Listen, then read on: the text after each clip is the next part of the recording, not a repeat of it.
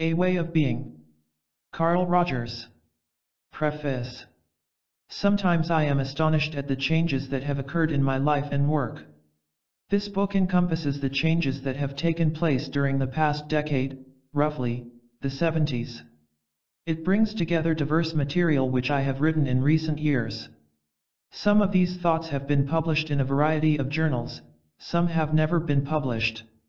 Before I endeavor to introduce you to the contents, I would like to look back at a few landmarks of my own change. In 1941, I wrote a book on counseling and psychotherapy, published the next year. It was spawned by my awareness that I was thinking and working with individuals in ways which were quite different from other counselors. The book was completely focused on verbal interchange between a helper and a person in need of help. It contained no suggestion of broader implications. A decade later, in 1951, this point of view was presented more fully and more confidently in a volume on client-centered therapy. In this book there was a recognition that the principles of therapy had application in other fields. In chapters written by others, or drawn largely from the experience of others, there was discussion of group therapy, group leadership and administration, and student-centered teaching. The field of application was widening. I cannot believe how slow I was in facing the ramifications of the work that I and my colleagues were doing. In 1961, I wrote a book to which I gave the title, A Therapist's View of Psychotherapy, indicating that the focus of all the papers was individual work, though actually various chapters dealt with the ever-broadening fields of application. Fortunately, the publisher was not impressed by the title and, modifying one of the chapter titles, suggested that I call it On Becoming a Person. I accepted the suggestion. I had thought I was writing for psychotherapists, but to my astonishment discovered I was writing for people, nurses, housewives, people in the business world, priests, ministers, teachers, youth, all manner of people. The book, in English and in its many translations, has now been read by millions of people all over the globe. Its impact forced me out of my parochial view that what I might say would be of interest only to therapists. The response broadened my life as well as my thinking. I believe that all of my writing since contains the realization that what is true in a relationship between therapist and client may well be true for a marriage, a family, a school, an administration, a relationship between cultures or countries. So now I wish to return to this book and what it holds. I have grouped together at the outset 5 papers which are very personal, revealing my experiences in relationships, my feelings as I grow older, the origins of my philosophy, my perspective on my career, a personal view of reality. Essentially these were written not only by me, but for me. Whether they will touch you and your experience, I cannot predict. In this section, and throughout the book, the writings can be partially dated by my handling of the he-she, him-her problem. Thanks to my daughter and to other friends with feminist leanings, I have become more and more sensitive to the linguistic inequality between the sexes. I have, I believe, treated women as equals, but only in more recent years have I been clearly aware of the put-down involved in the use of only masculine pronouns in statements with generic meaning.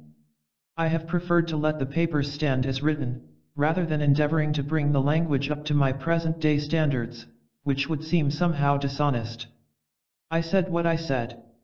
Some of the papers are also dated by the references to our, in my opinion, incredibly stupid, impersonal, and destructive war in Vietnam, as tragic for Americans as for the Vietnamese. The second part of the book centers on my professional thoughts and activities. The breadth of their application is indicated by the change in the terminology categorizing my views. The old concept of client-centered therapy has been transformed into the person-centered approach.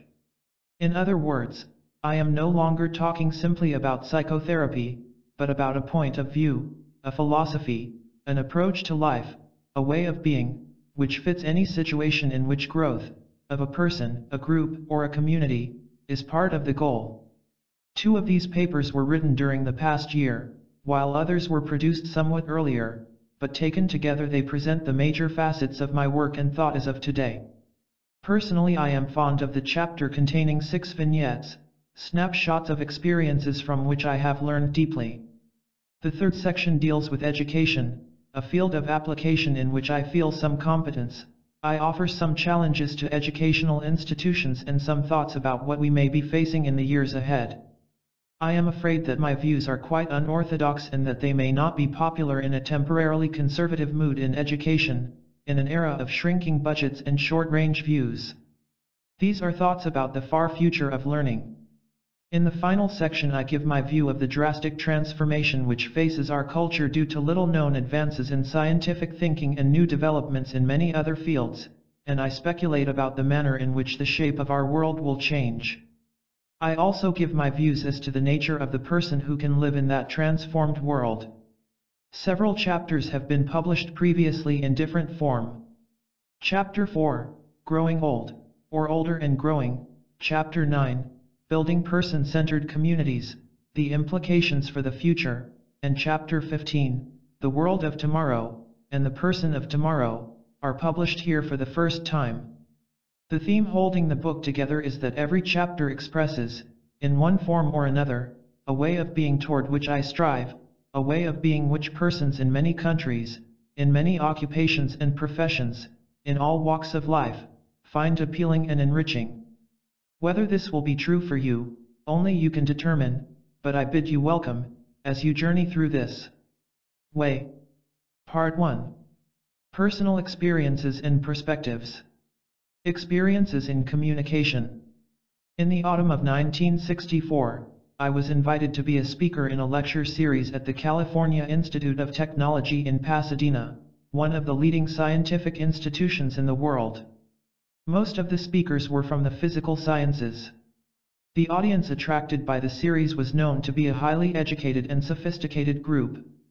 The speakers were encouraged to put on demonstrations, if possible, of their subjects, whether astronomy, microbiology, or theoretical physics.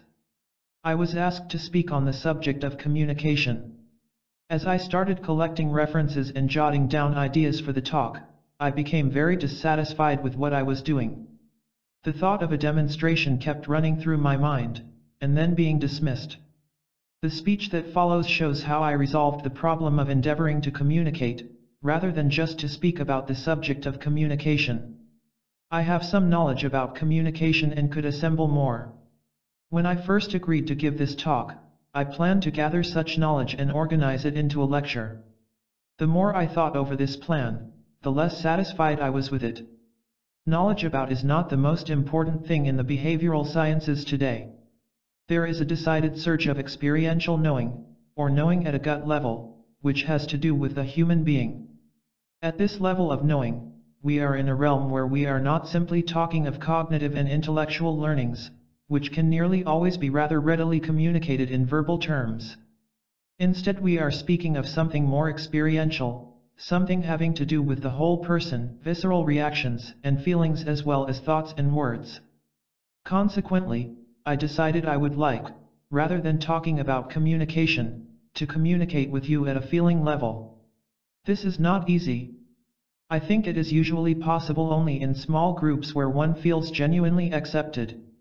I have been frightened at the thought of attempting it with a large group. Indeed, when I learned how large the group was to be, I gave up the whole idea. Since then, with encouragement from my wife, I have returned to it and decided to make such an attempt. One of the things which strengthened me in my decision is the knowledge that these Caltech lectures have a long tradition of being given as demonstrations. In any of the usual senses, what follows is not a demonstration. Yet I hope that in some sense this may be a demonstration of communication which is given, and also received, primarily at a feeling and experiential level. What I would like to do is very simple indeed. I would like to share with you some of the things I have learned for myself in regard to communication. These are personal learnings growing out of my own experience. I am not attempting at all to say that you should learn or do these same things, but I feel that if I can report my own experience honestly enough, perhaps you can check what I say against your own experience and decide as to its truth or falsity for you. In my own two-way communication with others, there have been experiences that have made me feel pleased and warm and good and satisfied. There have been other experiences that to some extent at the time, and even more so afterward, have made me feel dissatisfied and displeased and more distant and less contented with myself. I would like to convey some of these things. Another way of putting this is that some of my experiences in communicating with others have made me feel expanded, larger, enriched, and have accelerated my own growth. Very often in these experiences I feel that the other person has had similar reactions and that he too has been enriched, that his development and his functioning have moved forward. Then there have been other occasions in which the growth or development of each of us has been diminished or stopped or even reversed. I am sure it will be clear in what I have to say that I would prefer my experiences in communication to have a growth-promoting effect, both on me and on the other, and that I should like to avoid those communication experiences in which both I and the other person feel diminished. The first simple feeling I want to share with you is my enjoyment when I can really hear someone. I think perhaps this has been a long-standing characteristic of mine. I can remember this in my early grammar school days. A child would ask the teacher a question and the teacher would give a perfectly good answer to a completely different question. A feeling of pain and distress would always strike me. My reaction was, "But you didn't hear him." I felt a sort of childish despair at the lack of communication which was, and is, so common. I believe I know why it is satisfying to me to hear someone. When I can really hear someone, it puts me in touch with him, it enriches my life. It is through hearing people that I have learned all that I know about individuals, about personality, about interpersonal relationships. There is another peculiar satisfaction in really hearing someone. It is like listening to the music of the spheres, because beyond the immediate message of the person, no matter what that might be, there is the universal. Hidden in all of the personal communications which I really hear there seem to be orderly psychological laws, aspects of the same order we find in the universe as a whole. So there is both the satisfaction of hearing this person and also the satisfaction of feeling oneself in touch with what is universally true. When I say that I enjoy hearing someone, I mean, of course, hearing deeply. I mean that I hear the words, the thoughts, the feeling tones, the personal meaning, even the meaning that is below the conscious intent of the speaker. Sometimes too, in a message which superficially is not very important, I hear a deep human cry that lies buried and unknown far below the surface of the person. So I have learned to ask myself, can I hear the sounds and sense the shape of this other person's inner world? Can I resonate to what he is saying so deeply that I sense the meanings he is afraid of yet would like to communicate, as well as those he knows? I think, for example, of an interview I had with an adolescent boy. Like many an adolescent today, he was saying at the outset of the interview that he had no goals. When I questioned him on this, he insisted even more strongly that he had no goals whatsoever, not even one. I said, "There isn't anything you want to do?" "Nothing." "Well, yet, I want to keep on living." I remember distinctly my feeling at that moment. I resonated very deeply to this phrase. He might simply be telling me that, like everyone else, he wanted to live. On the other hand, he might be telling me, and this seemed to be a definite possibility, that at some point the question of whether or not to live had been a real issue with him. So I tried to resonate to him at all levels. I didn't know for certain what the message was. I simply wanted to be open to any of the meanings that this statement might have, including the possibility that he might at one time have considered suicide. My being willing and able to listen to him at all levels is perhaps one of the things that made it possible for him to tell me, before the end of the interview, that not long before he had been on the point of blowing his brains out. This little episode is an example of what I mean by wanting to really hear someone at all the levels at which he is endeavoring to communicate. Let me give another brief example. Not long ago a friend called me long distance about a certain matter.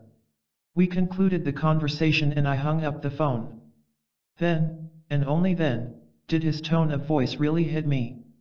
I said to myself that behind the subject matter we were discussing there seemed to be a note of distress, discouragement, even despair, which had nothing to do with the matter at hand. I felt this so sharply that I wrote him a letter saying something to this effect: "I may be all wrong in what I am going to say, and if so, you can toss this in the wastebasket, but I realized after I hung up the phone that you sounded as though you were in real distress and pain, perhaps in real despair. Then I attempted to share with him some of my own feelings about him and his situation in ways that I hoped might be helpful. I sent off the letter with some qualms, thinking that I might have been ridiculously mistaken.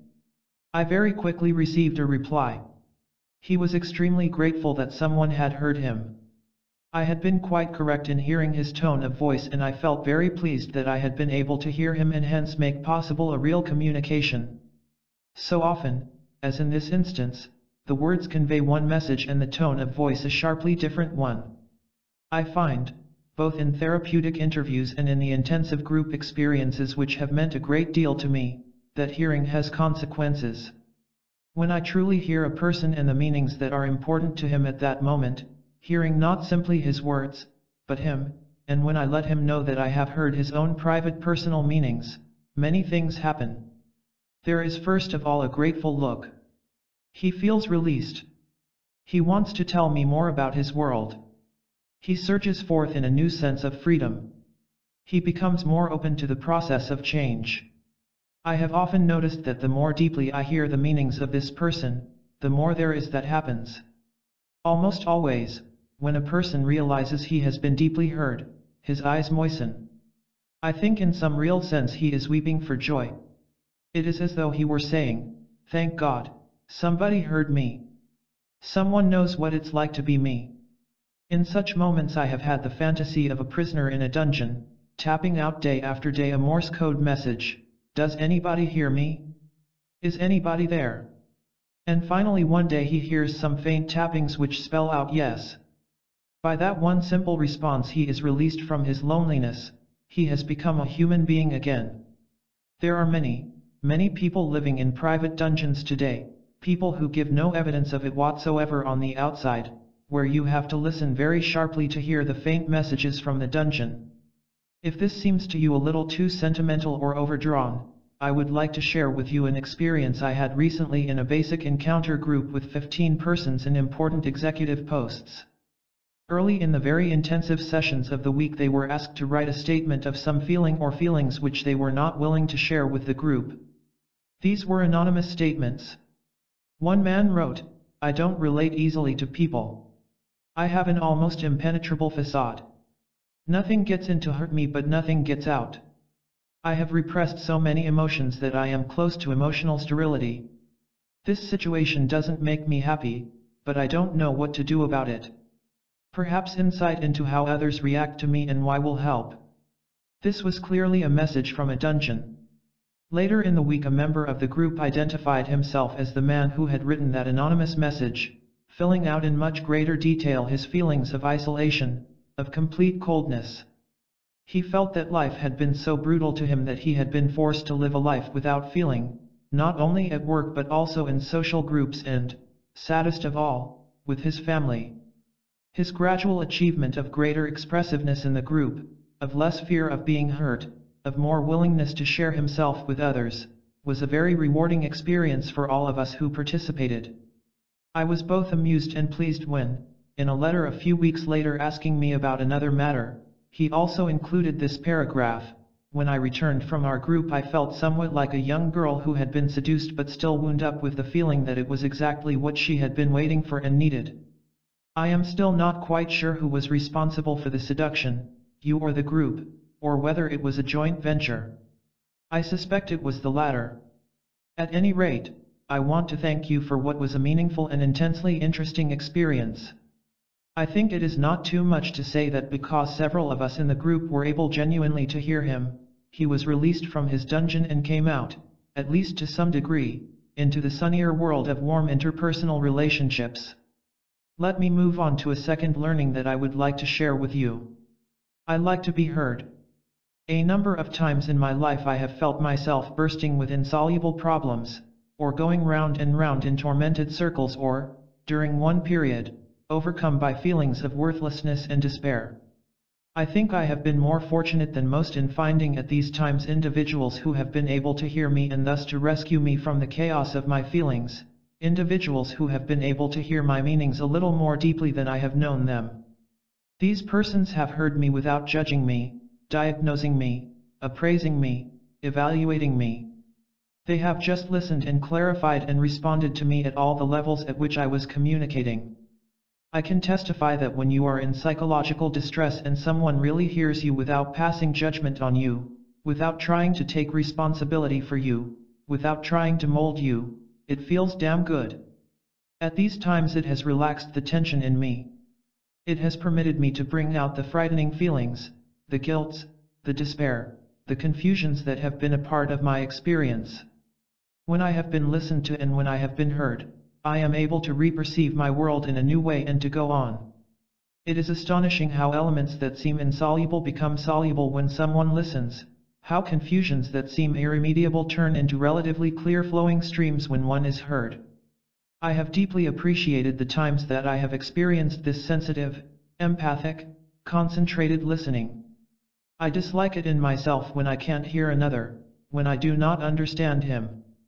If it is only a simple failure of comprehension or a failure to focus my attention on what he is saying or a difficulty in understanding his words, then I feel only a very mild dissatisfaction with myself. But what I really dislike in myself is not being able to hear the other person because I am so sure in advance of what he is about to say that I don't listen. It is only afterward that I realize that I have heard what I have already decided he is saying. I have failed really to listen. Or even worse are those times when I catch myself trying to twist his message to make it say what I want him to say, and then only hearing that. This can be a very subtle thing, and it is surprising how skillful I can be in doing it. Just by twisting his words a small amount, by distorting his meaning just a little, I can make it appear that he is not only saying the thing I want to hear, but that he is the person I want him to be. Only when I realize through his protest or through my own gradual recognition that I am subtly manipulating him, do I become disgusted with myself. I know too, from being on the receiving end of this, how frustrating it is to be received for what you are not, to be heard as saying something which you have not said. This creates anger and bafflement and disillusion. This last statement indeed leads into the next learning that I want to share with you. I am terribly frustrated and shut into myself when I try to express something which is deeply me, which is a part of my own private, inner world, and the other person does not understand. When I take the gamble, the risk, of trying to share something that is very personal with another individual and it is not received and not understood, this is a very deflating and a very lonely experience. I have come to believe that such an experience makes some individuals psychotic. It causes them to give up hoping that anyone can understand them. Once they have lost that hope, then their own inner world, which becomes more and more bizarre, is the only place where they can live.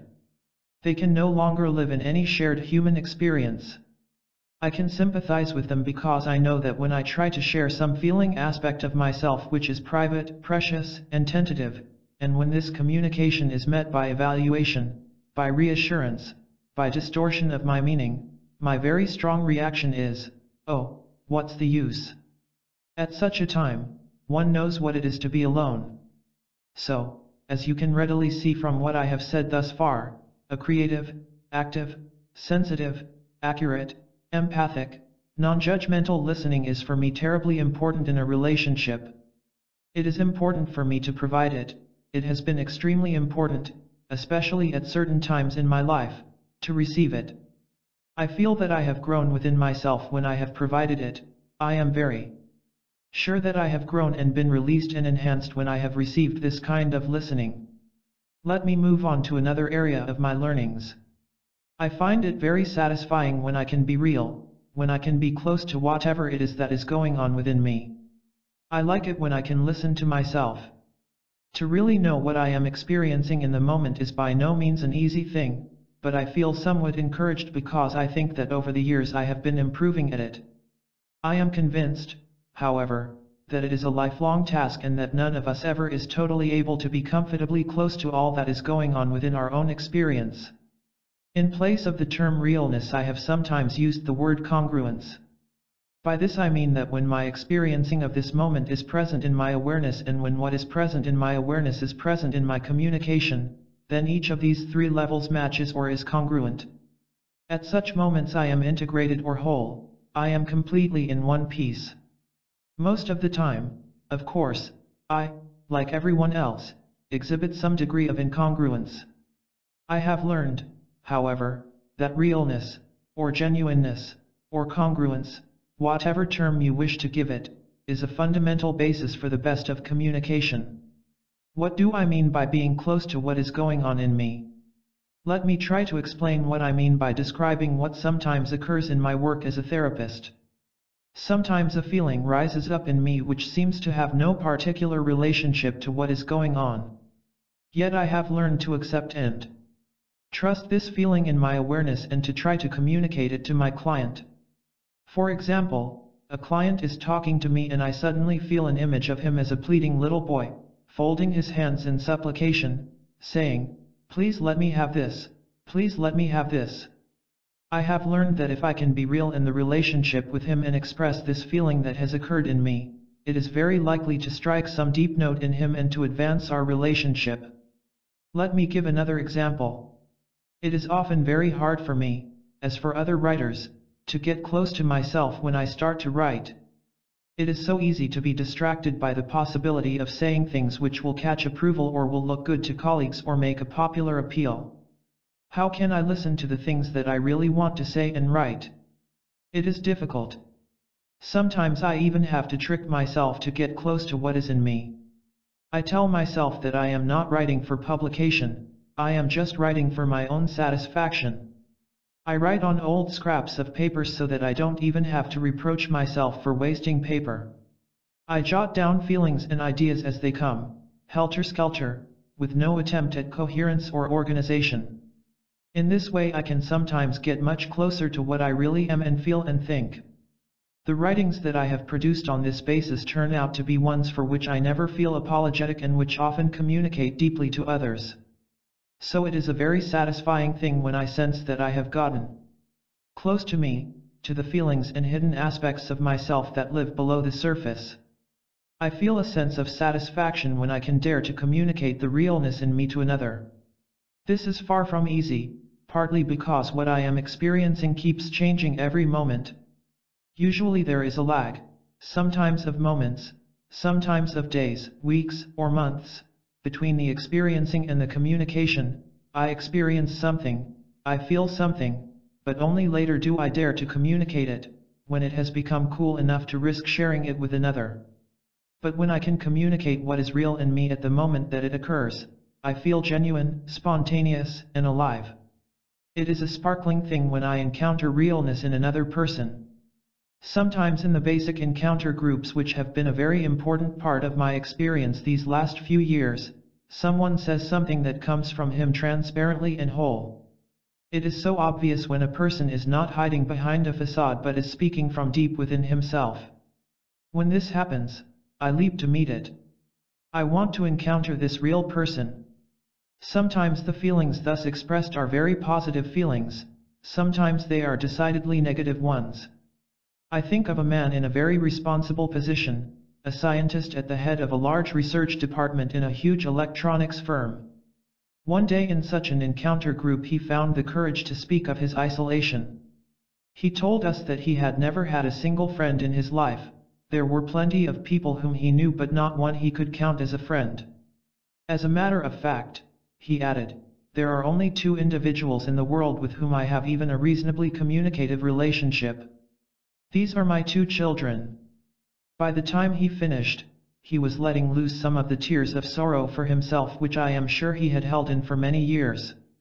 But it was the honesty and realness of his loneliness that caused every member of the group to reach out to him in some psychological sense.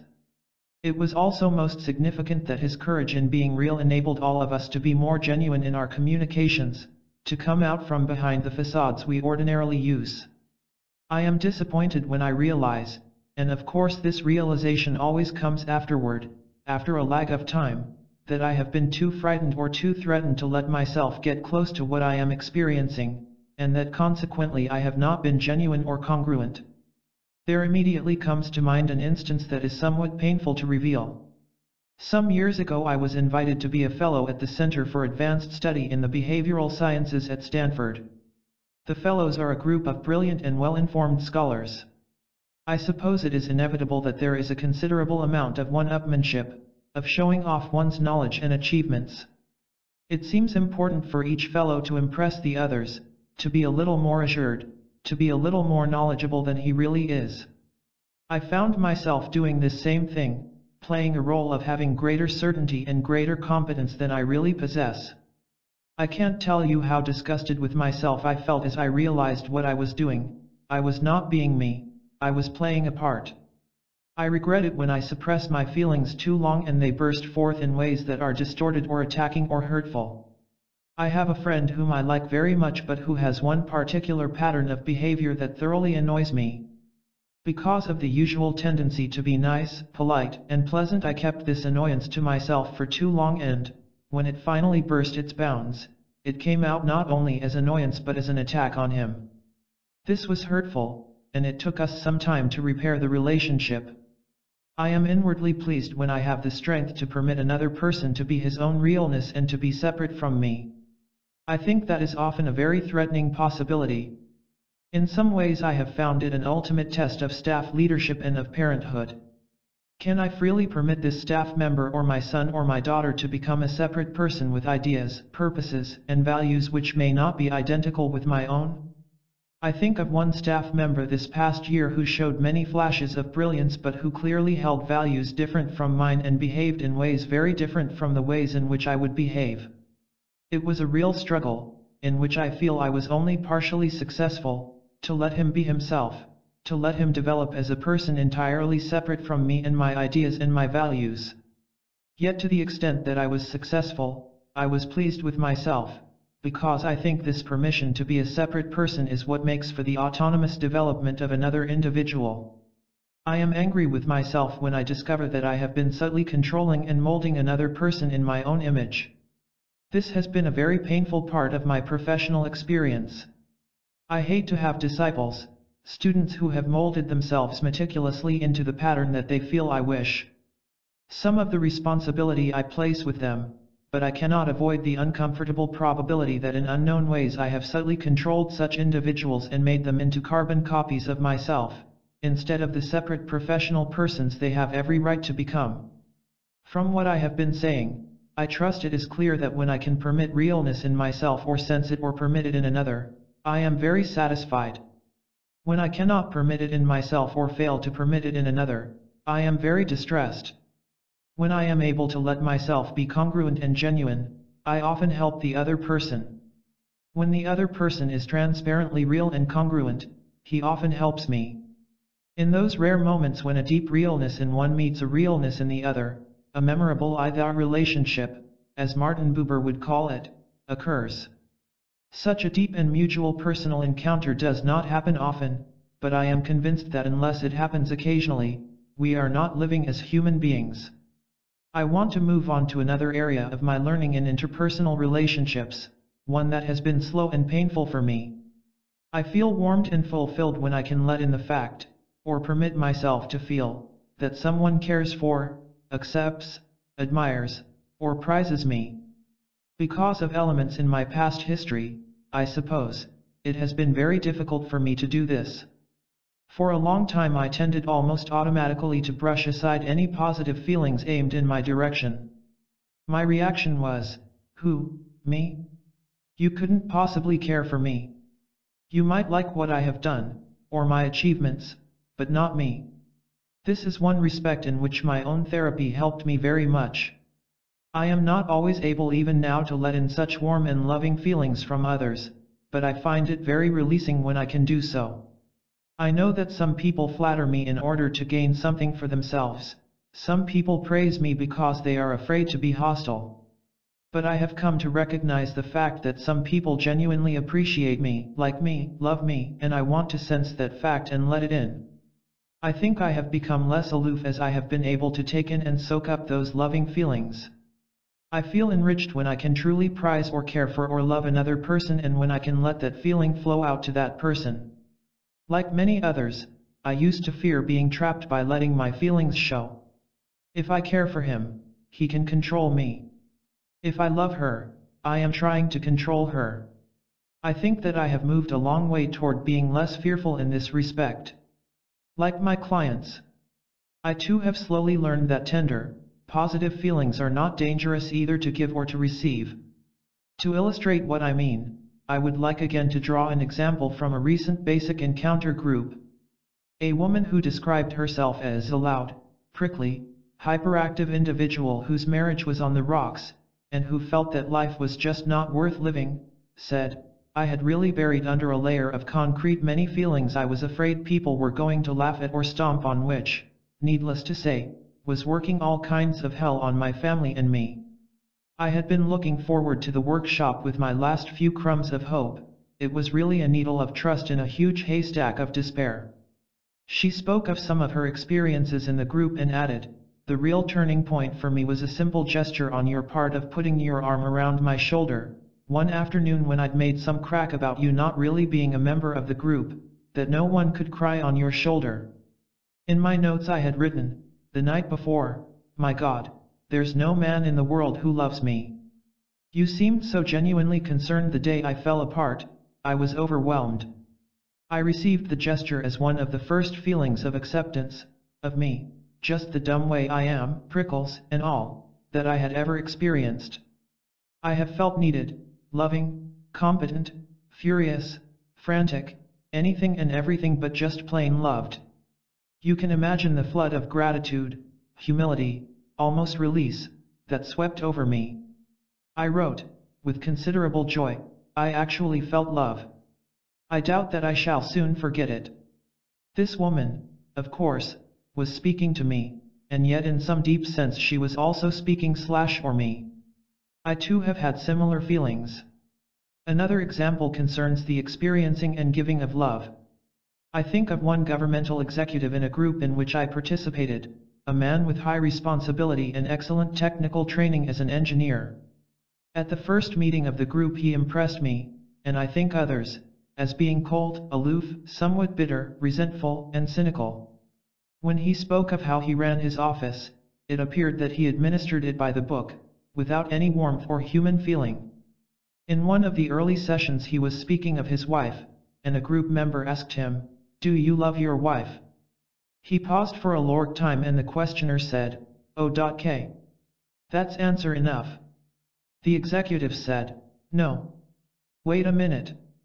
The reason I didn't respond was that I was wondering, have I ever loved anyone? I don't really think I have ever loved anyone." A few days later, he listened with great intensity as one member of the group revealed many personal feelings of isolation and loneliness and spoke of the extent to which he had been living behind a facade. The next morning the engineer said, "Last night I thought and thought about what he told us. I even wept quite a bit myself. I can't remember how long it has been since I have cried, and I really felt something. I think perhaps what I felt was love."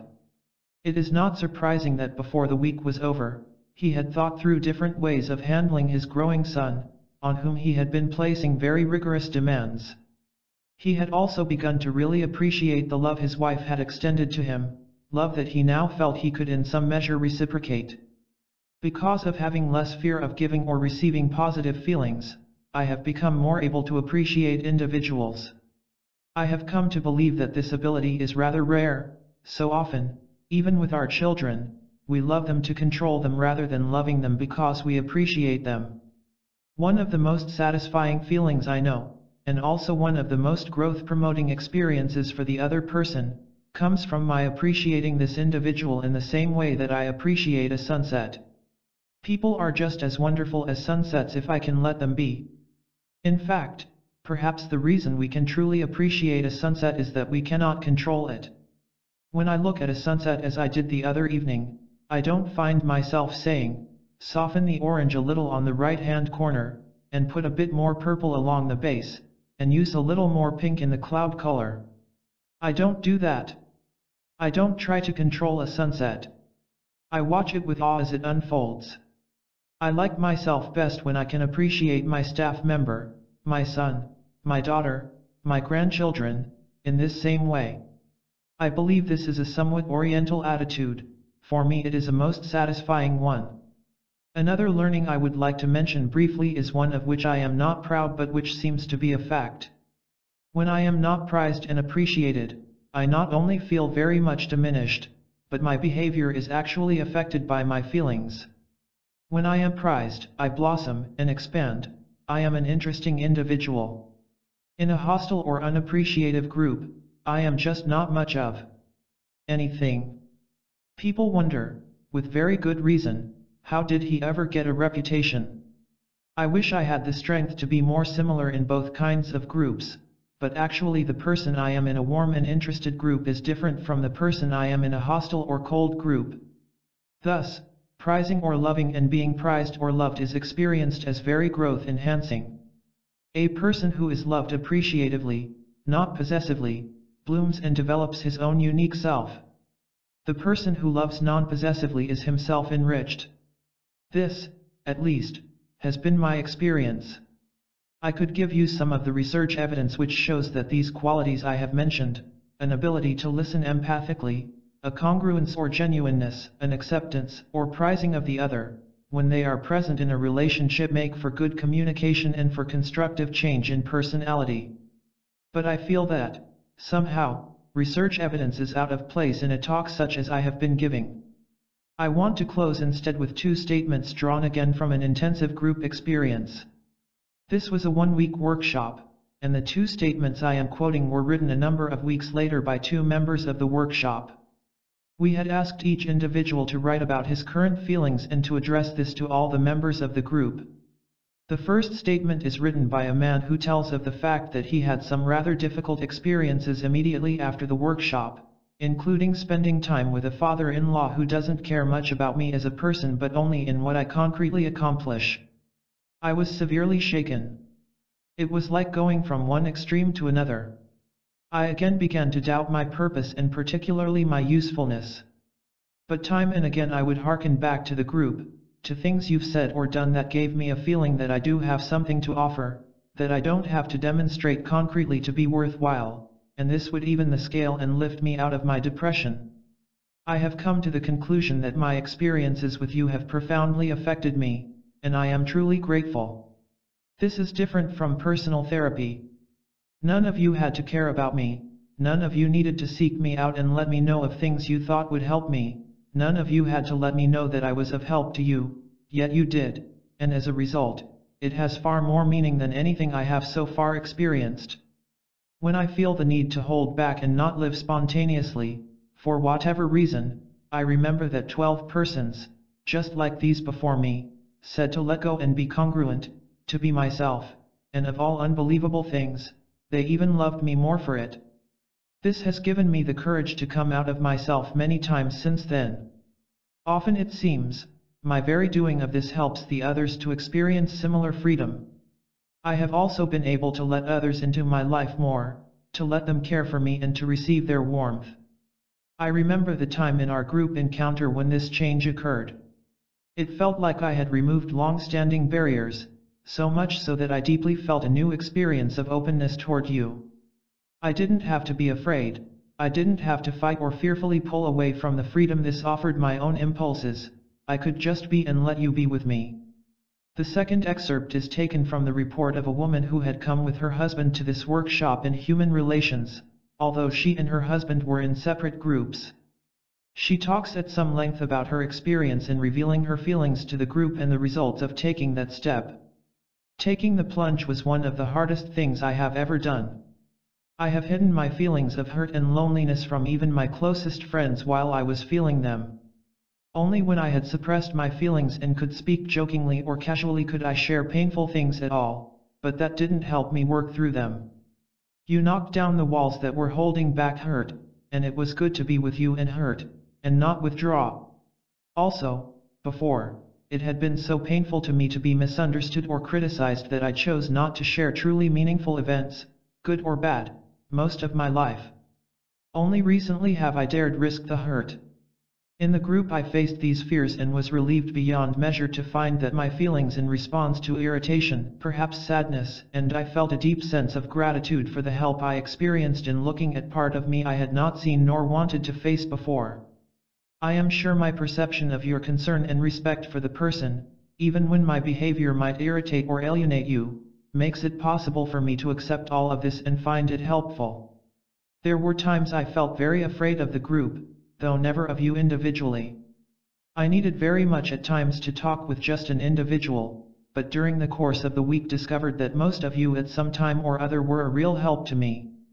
What a release to find so many instead of just the leaders. This experience opened me to a deeper trust in people, increased my ability to be open with others. One of the nicest results is that now I can completely relax. I didn't realize how much constant tension I was under until I suddenly wasn't. I am now much more sensitive to the times when my emotions or fatigue make me a poor listener, for I find that my own inner hurts and anxiety, even suppressed, interfered with my really listening to another. Since then I have been able to listen better and to respond more helpfully than ever before in my life. I have been far more aware of what I was feeling and experiencing myself, an openness to myself I never had before. Congruence was more an ideal than reality to me. Frankly, I found it disconcerting to experience and frightening to express. This was the first really safe place I had found to see what I was like, to experience and express myself.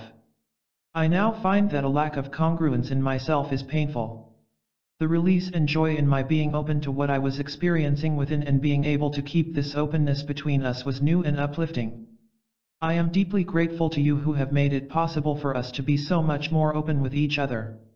I trust that you will see in these experiences some of the elements of growth-promoting interpersonal communication that have had meaning for me. A sensitive ability to hear, a deep satisfaction in being heard, an ability to be more real, which in turn brings forth more realness from others, and consequently a greater freedom to give and receive love. These, in my experience, are the elements that make interpersonal communication enriching and enhancing. My philosophy of interpersonal relationships, and how it grew. This is a strictly autobiographical paper.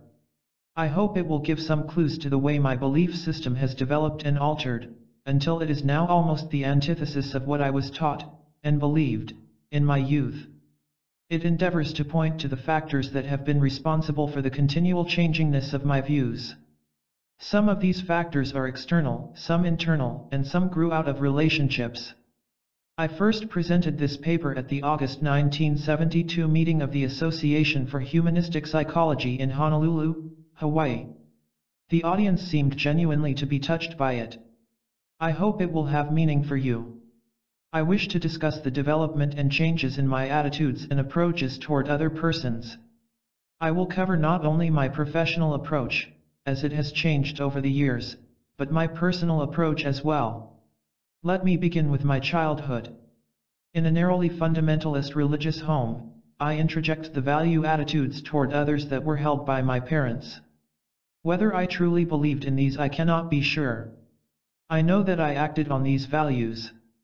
I think the attitudes toward persons outside our large family can be summed up schematically in this way: other persons behave in dubious ways which we do not approve in our family. Many of them play cards, go to movies, smoke, dance, drink, and engage in other activities, some unmentionable. So the best thing to do is to be tolerant of them, since they may not know better, but to keep away from any close communication with them and to live your life within the family. Come ye out from among them and be ye separate is a good biblical text to follow. To the best of my recollection, this unconsciously arrogant separateness characterized my behavior all through elementary school. I certainly had no close friends. There were a group of boys and girls my age who rode bicycles together on the street behind our house. But I never went to their homes, nor did they come to mine.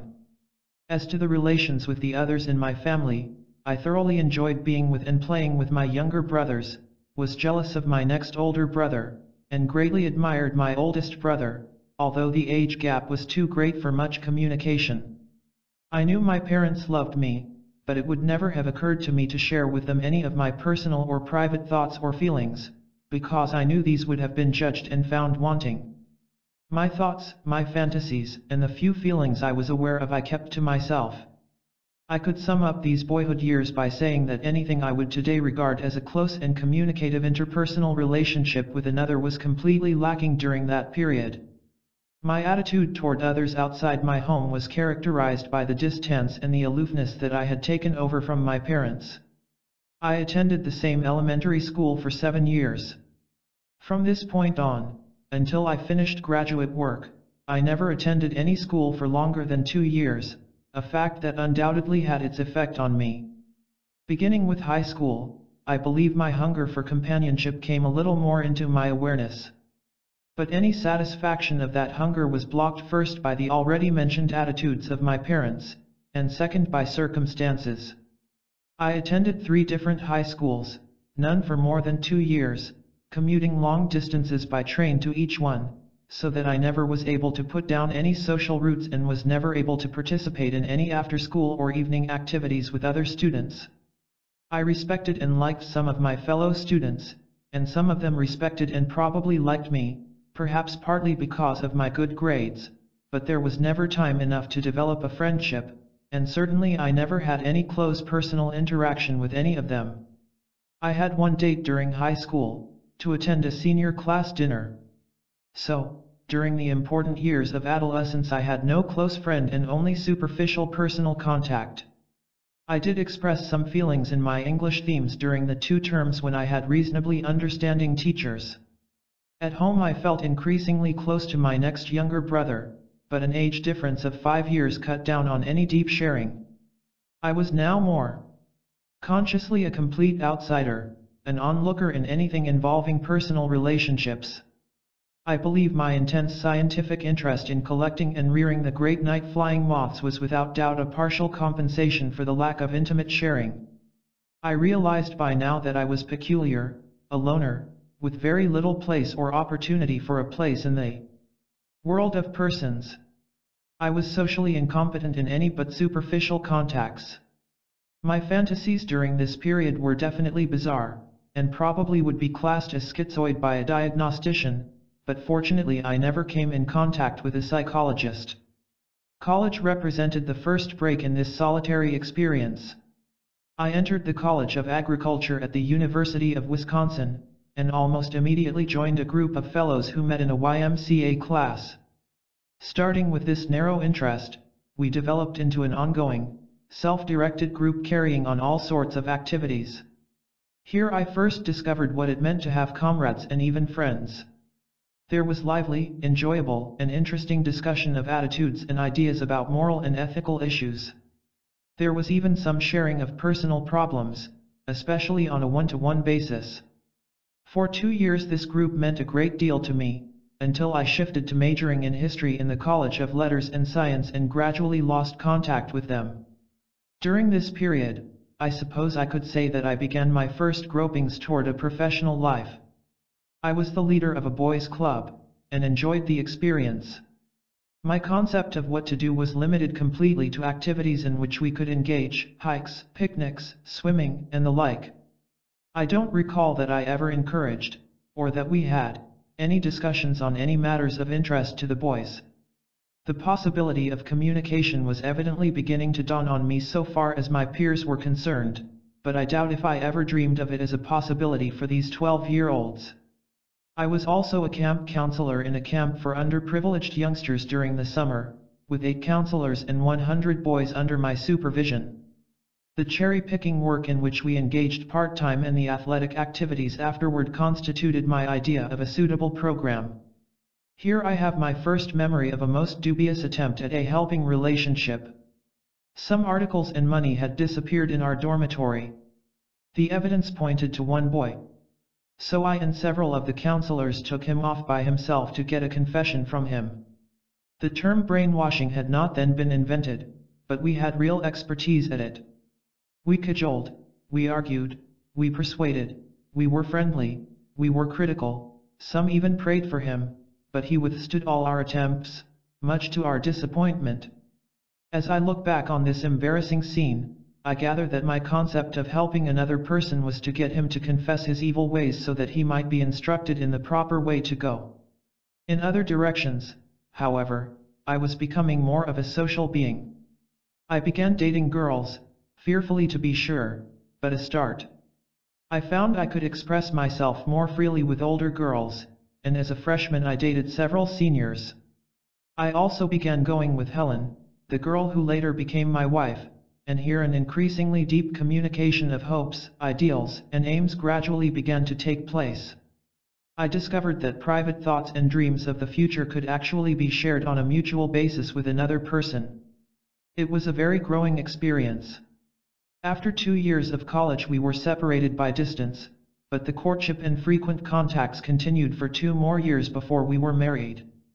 As I look back, I realize this was the first truly caring, close, sharing relationship I had ever formed with anyone. It meant the world to me. During the first 2 years of marriage we learned a vitally important lesson. We learned, through some chance help, that the elements in the relationship that seemed impossible to share, the secretly disturbing, dissatisfying elements, are the most rewarding to share. This was a hard, risky, frightening thing to learn, and we have relearned it many, many times since. It was a rich and developing experience for each of us. Meanwhile, in graduate school at Union Theological Seminary in New York, we were sharing in several courses as well as pursuing our own separate directions, she becoming more of an artist until motherhood occupied much of her time, while I continued my studies. Although I became more and more turned off by the academic courses in religion, there were 2 experiences that helped to shape my way of relating to others. The first was a self-organized, self-directed seminar of students with no faculty leader. Here we shared responsibility for the topics we considered and the way we wanted to conduct the course.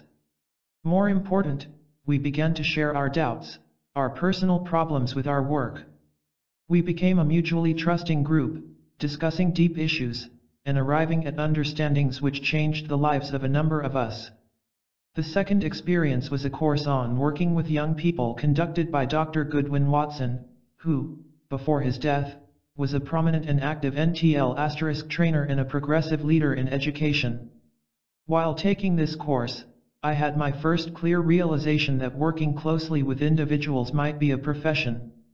This possibility offered me a way out of religious work, and as a result of these 2 experiences I shifted across the street, literally, to Teachers College, Columbia, where Goodwin Watson became my thesis supervisor, and I began taking work in clinical psychology. I was also exposed to the thinking of John Dewey, through William Herd Kilpatrick. I had by this time made tentative steps toward understanding relationships with others. My learnings were to be important to me later. I had learned that deep sharing with others was possible and enriching. I had learned that in a close relationship the elements that cannot be shared are those that are most important and rewarding to share. I had found that a group could be trusted to move in the direction of highly significant and relevant personal learnings. I was even beginning to learn that an individual faculty sponsor could trust the student he was supervising, with only growthful effects. I had discovered that persons in trouble could be helped, but that there were very divergent ideas as to how this could be done. In my graduate training in clinical psychology, I was learning 2 major ways of relating to individuals who come for help. At Teachers College the approach was to understand about the individual through testing, measurement, diagnostic interviews, and prescriptive advice as to treatment. This cold approach was, however, suffused with warmth by the personality of Dr. Lita Hollingworth, who taught us more by her person than by her lectures. Later, when I interned at the then new and affluent Institute for Child Guidance, I was exposed to a very different atmosphere. Dominated as it was by psychoanalysts, I learned more about the individual. I learned that he cannot be understood without an exhaustive case history 75 pages or more in length, going into all the personality dynamics of the grandparents, the parents, the aunts and uncles, and finally the patient himself, possible birth trauma, manner of weaning, degree of dependency, sibling relationships, and on and on. Then there was the elaborate testing, including the newly imported Rorschach, and finally many interviews with the child before deciding what sort of treatment he should have. It nearly always came out the same: the child was treated psychoanalytically by the psychiatrist, the mother was dealt with in the same fashion by the social worker, and occasionally, the psychologist was asked to tutor the child.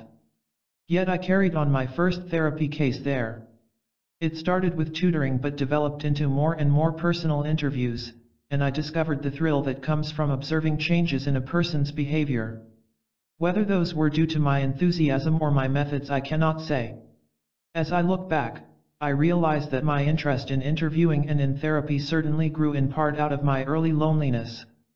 Here was a socially approved way of getting really close to individuals and thus filling some of the hungers I had undoubtedly felt.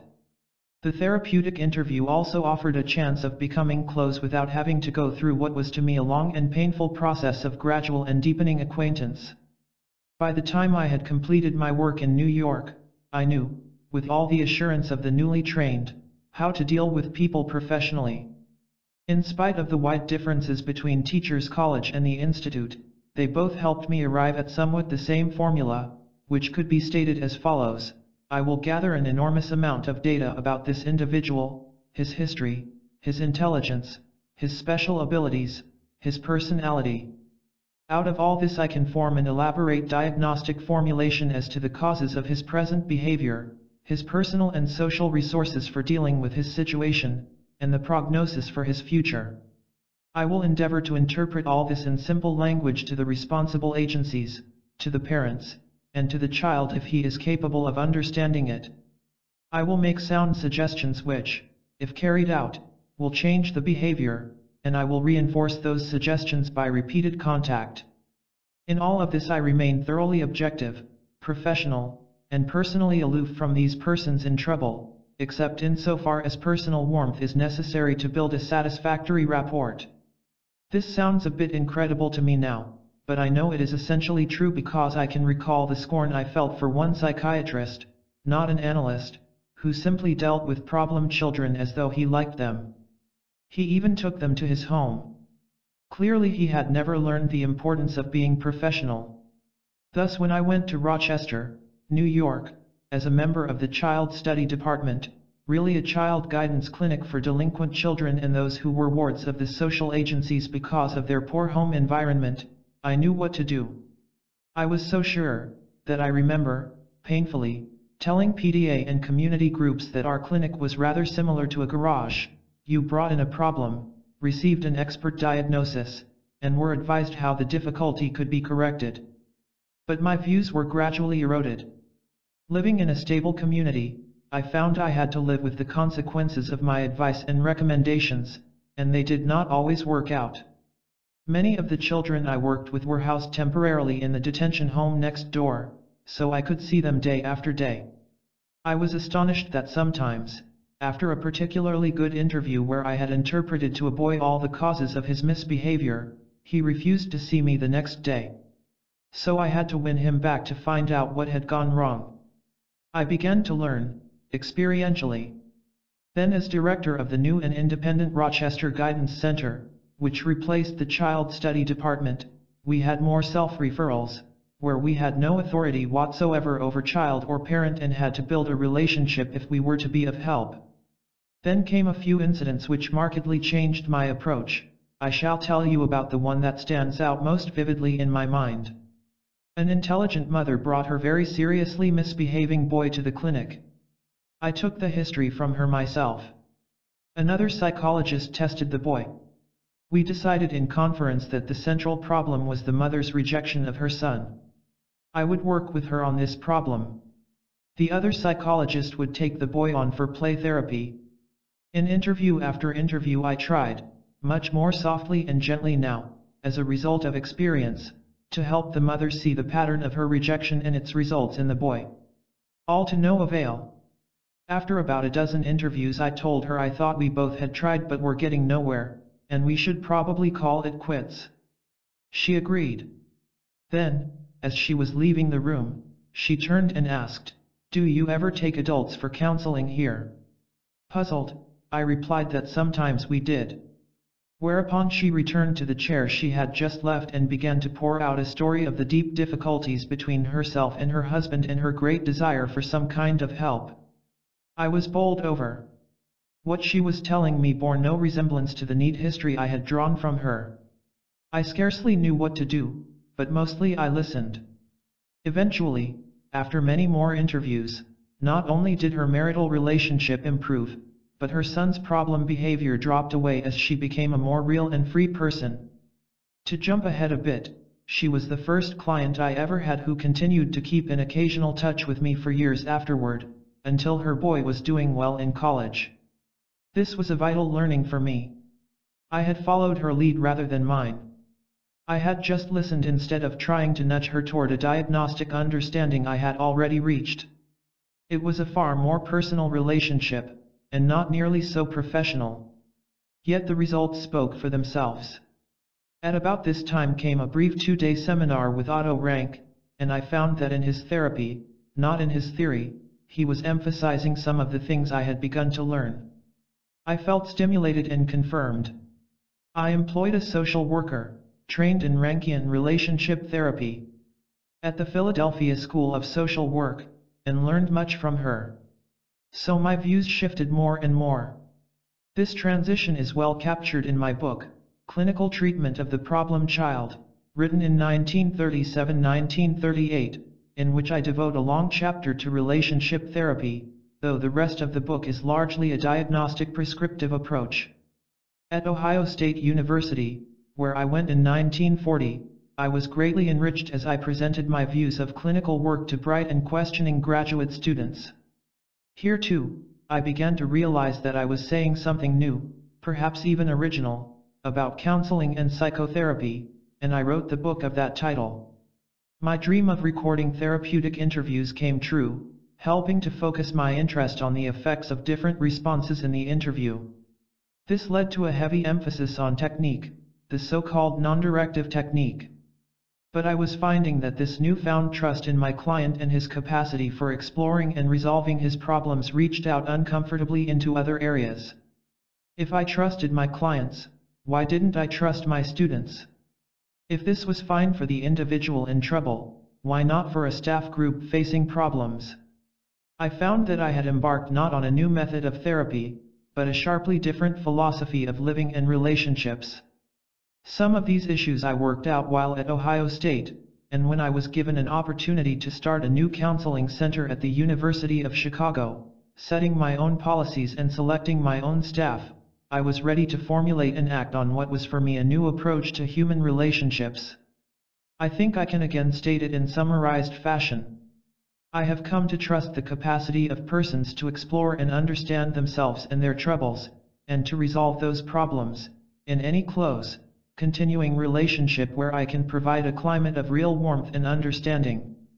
I am going to venture to put the same kind of trust in a staff group, endeavoring to build an atmosphere in which each is responsible for the actions of the group as a whole, and where the group has a responsibility to each individual. Authority has been given to me, and I am going to give it completely to the group. I am going to experiment with putting trust in students, in class groups, to choose their own directions and to evaluate their progress in terms of their own choosing. Chicago was a time of great learning for me. I had ample opportunity to test out the hypotheses I have just stated. I greatly expanded the empirical testing of our therapeutic hypotheses, which we had begun earlier. By 1957 I had developed a rigorous theory of therapy and the therapeutic relationship. I had set forth the necessary and sufficient conditions of therapeutic personality change, Rogers, 1957, all of them personal attitudes, not professional training.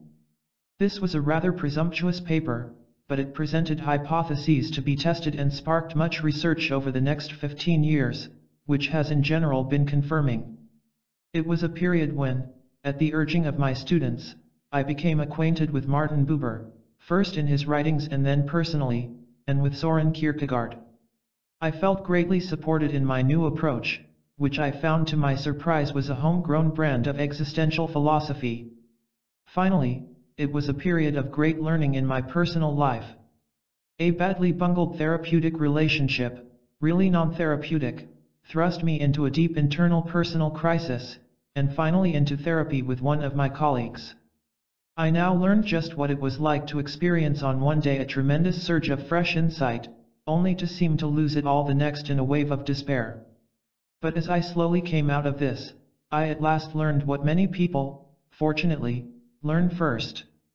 I learned that not only could I trust clients and staff and students, but I could also trust myself. Slowly I learned to trust the feelings, the ideas, the purposes that continually emerge in me. It was not an easy learning, but a most valuable and continuing one.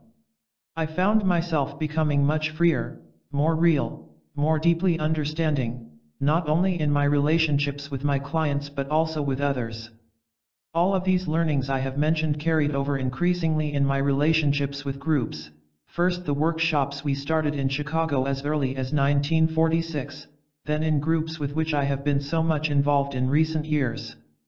They have all been encounter groups, long before the term was coined. I will quickly cover the years at the University of Wisconsin and in La Jolla. At Wisconsin I rediscovered what I had learned in Chicago, that by and large most psychologists are not open to new ideas. Perhaps this is true of me too, though I have struggled against that defensive tendency. But students, as before, were most responsive. In one experience at Wisconsin, I violated one of the learnings I had so painfully acquired, and discovered what disaster that can bring. In the large research team assembled for the task of studying psychotherapy with schizophrenics, I gave over the authority and responsibility to the group. But I did not go far enough in establishing the climate of close, open, interpersonal communication which is fundamental for carrying such responsibility. Then, as serious crises developed, I made the even more fatal mistake of trying to draw back into my own hands the authority I had given the group. Rebellion and chaos were the very understandable results. It was one of the most painful lessons I have ever learned, a lesson in how not to carry on participative management of an enterprise. In La Jolla, my experience has been much happier. A highly congenial group eventually formed the Center for Studies of the Person, a most unusual and exciting experiment. I will describe only its interpersonal aspects, because it would be impossible to describe all the activities of its members, which range from Kenya to Rome to Ireland, from New Jersey to Colorado to Seattle, from psychotherapy to writing to esoteric research, from consulting with organizations to leading groups of all kinds, from learning group facilitation to igniting revolutions in educational methods. Psychologically, we are a close community, supporting each other but criticizing each other just as openly. Although our director has routine responsibilities, no one is in authority over anyone else. Everyone can do as he wishes, alone or in concert with others. Everyone is responsible for his own support. Currently we have only one small grant, and that from a private foundation. We do not like the strings, often initially invisible, that are attached to large or government grants. There is absolutely nothing holding us together except a common interest in the dignity and capacity of persons and the continuing possibility of deep and real communication with each other. To me it is a great experiment in building a functioning group, a non-organization really, entirely based on the strength of interpersonal sharing. But I could easily go on too long in my enthusiasm. There has been one other input to my learning which I should like to mention. It was first brought to my attention many years ago by Leona Tyler, who, in a personal letter, pointed out to me that my thinking and action seemed to be something of a bridge between Eastern and Western thought. This was a surprising idea, but I find that in more recent years I have enjoyed some of the teachings of Buddhism, of Zen, and especially the sayings of Lao Tzu, the Chinese sage who lived some 25 centuries ago. Let me quote a few lines of his thoughts to which I resonate very deeply. It is as though he listened. And such listening as his enfolds us in a silence in which at last we begin to hear what we are meant to be. One statement combines two of my favorite thinkers.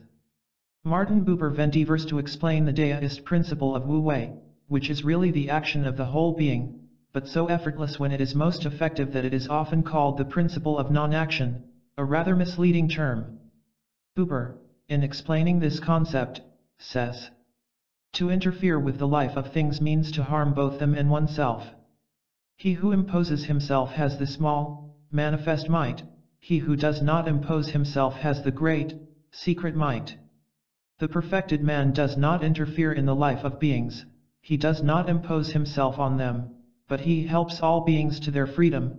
Lao Tzu. Through his unity, he leads them to unity, he liberates their nature and their destiny, he releases Tao in them. Buber, 1957. I suppose that my effort with people has increasingly been to liberate their nature and their destiny.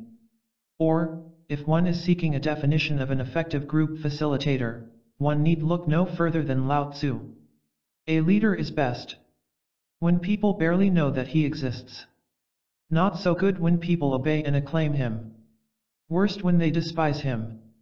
But of a good leader, who talks little, when his work is done, his aim fulfilled, they will all say, "We did this ourselves." Binner, 1962. But perhaps my favorite saying, which sums up many of my deeper beliefs, is another from Lao Tzu. If I keep from meddling with people, they take care of themselves. If I keep from commanding people, they behave themselves. If I keep from preaching at people, they improve themselves. If I keep from imposing on people, they become themselves. Friedman, 1972. I will admit that this saying is an oversimplification, yet for me it contains the sort of truth which we have not yet appreciated in our Western culture. Conclusion. I trust I have made it clear that over the years I have moved a long way from some of the beliefs with which I started, that man was essentially evil, that professionally he was best treated as an object, that help was based on expertise, that the expert could advise, manipulate, and mold the individual to produce the desired result. Let me, in contrast, try to summarize the learnings in which I currently believe and by which I would like to live. As I have indicated, I frequently fail to profit by these learnings, failing many times in small ways and occasionally in enormous blunders. I will list the learnings, not in the order in which they occurred in me but in what appears to be a more natural order. I have come to prize each emerging facet of my experience, of myself. I would like to treasure the feelings of anger and tenderness and shame and hurt and love and anxiety and giving and fear, all the positive and negative reactions that crop up. I would like to treasure the ideas that emerge, foolish, creative, bizarre, sound, trivial, all part of me. I like the behavioral impulses, appropriate, crazy, achievement-oriented, sexual, murderous. I want to accept all of these feelings, ideas, and impulses as an enriching part of me. I don't expect to act on all of them, but when I accept them all, I can be more real. My behavior, therefore, will be much more appropriate to the immediate situation. On the basis of my experience, I have found that if I can help bring about a climate marked by genuineness, prizing, and understanding, then exciting things happen.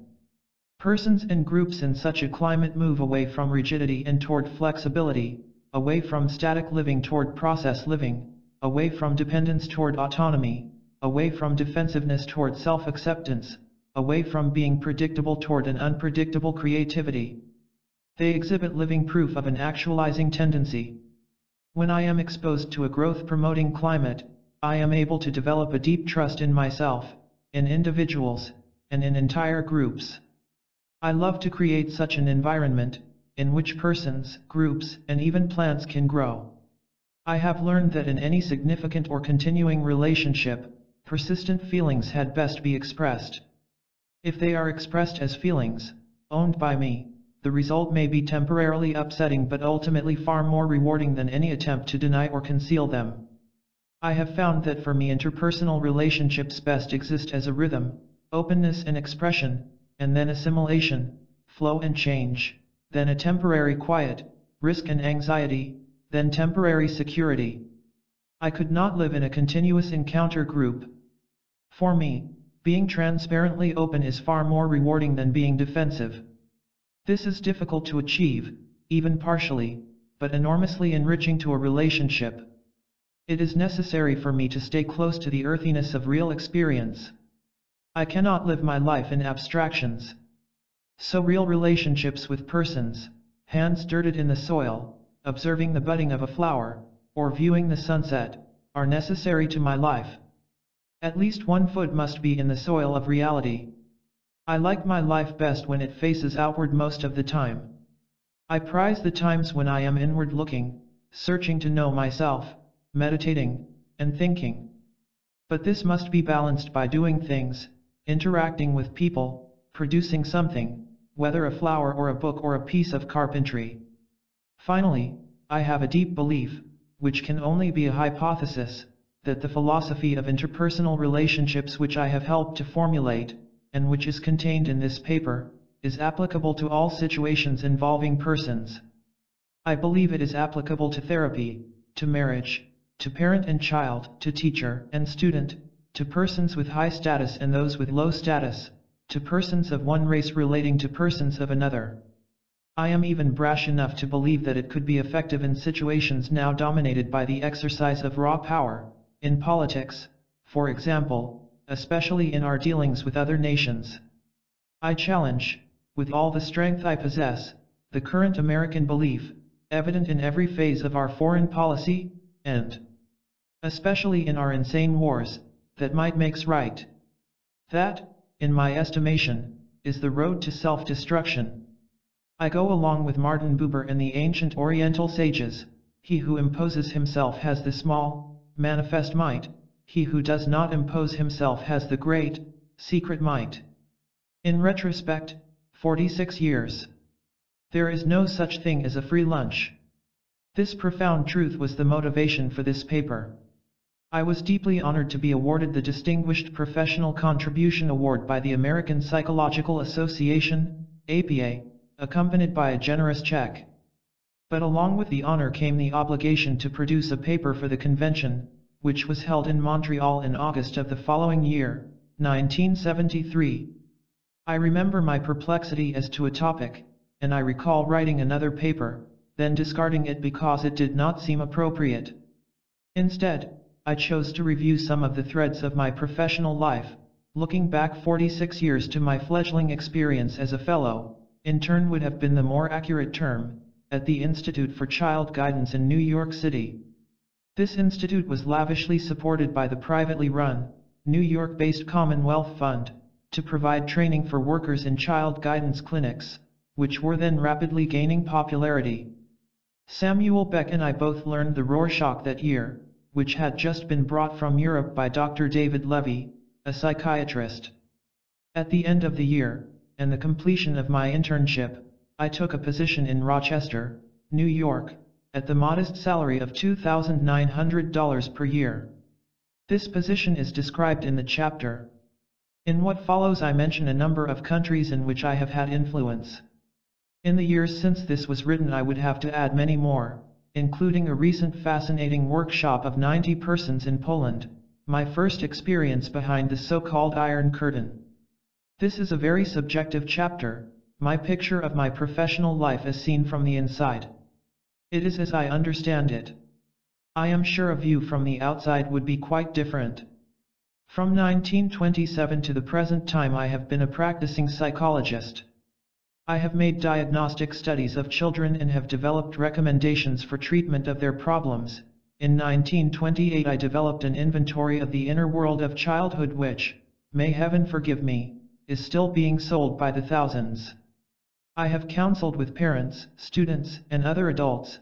I have carried on intensive psychotherapy with troubled individuals, normal, neurotic, and psychotic. I have engaged in and sponsored research in psychotherapy and personality change. I have formulated a rigorous theory of therapy. I have had 40 years of teaching experience, fostering learning through both cognitive and experiential channels. I have engaged in facilitating personal development through the intensive group experience. I have tried to make clear the processes of both individual therapy and the group experience through recordings, demonstrations, and films. I have tried to communicate my experience through what now seem to me to be countless writings, tapes, and cassettes. I have played my part as a worker in professional associations of psychologists. I have had a continuous, varied, controversial, and richly rewarding professional life.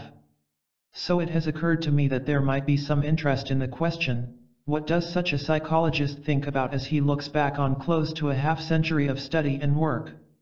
It is to that question that I will address my remarks.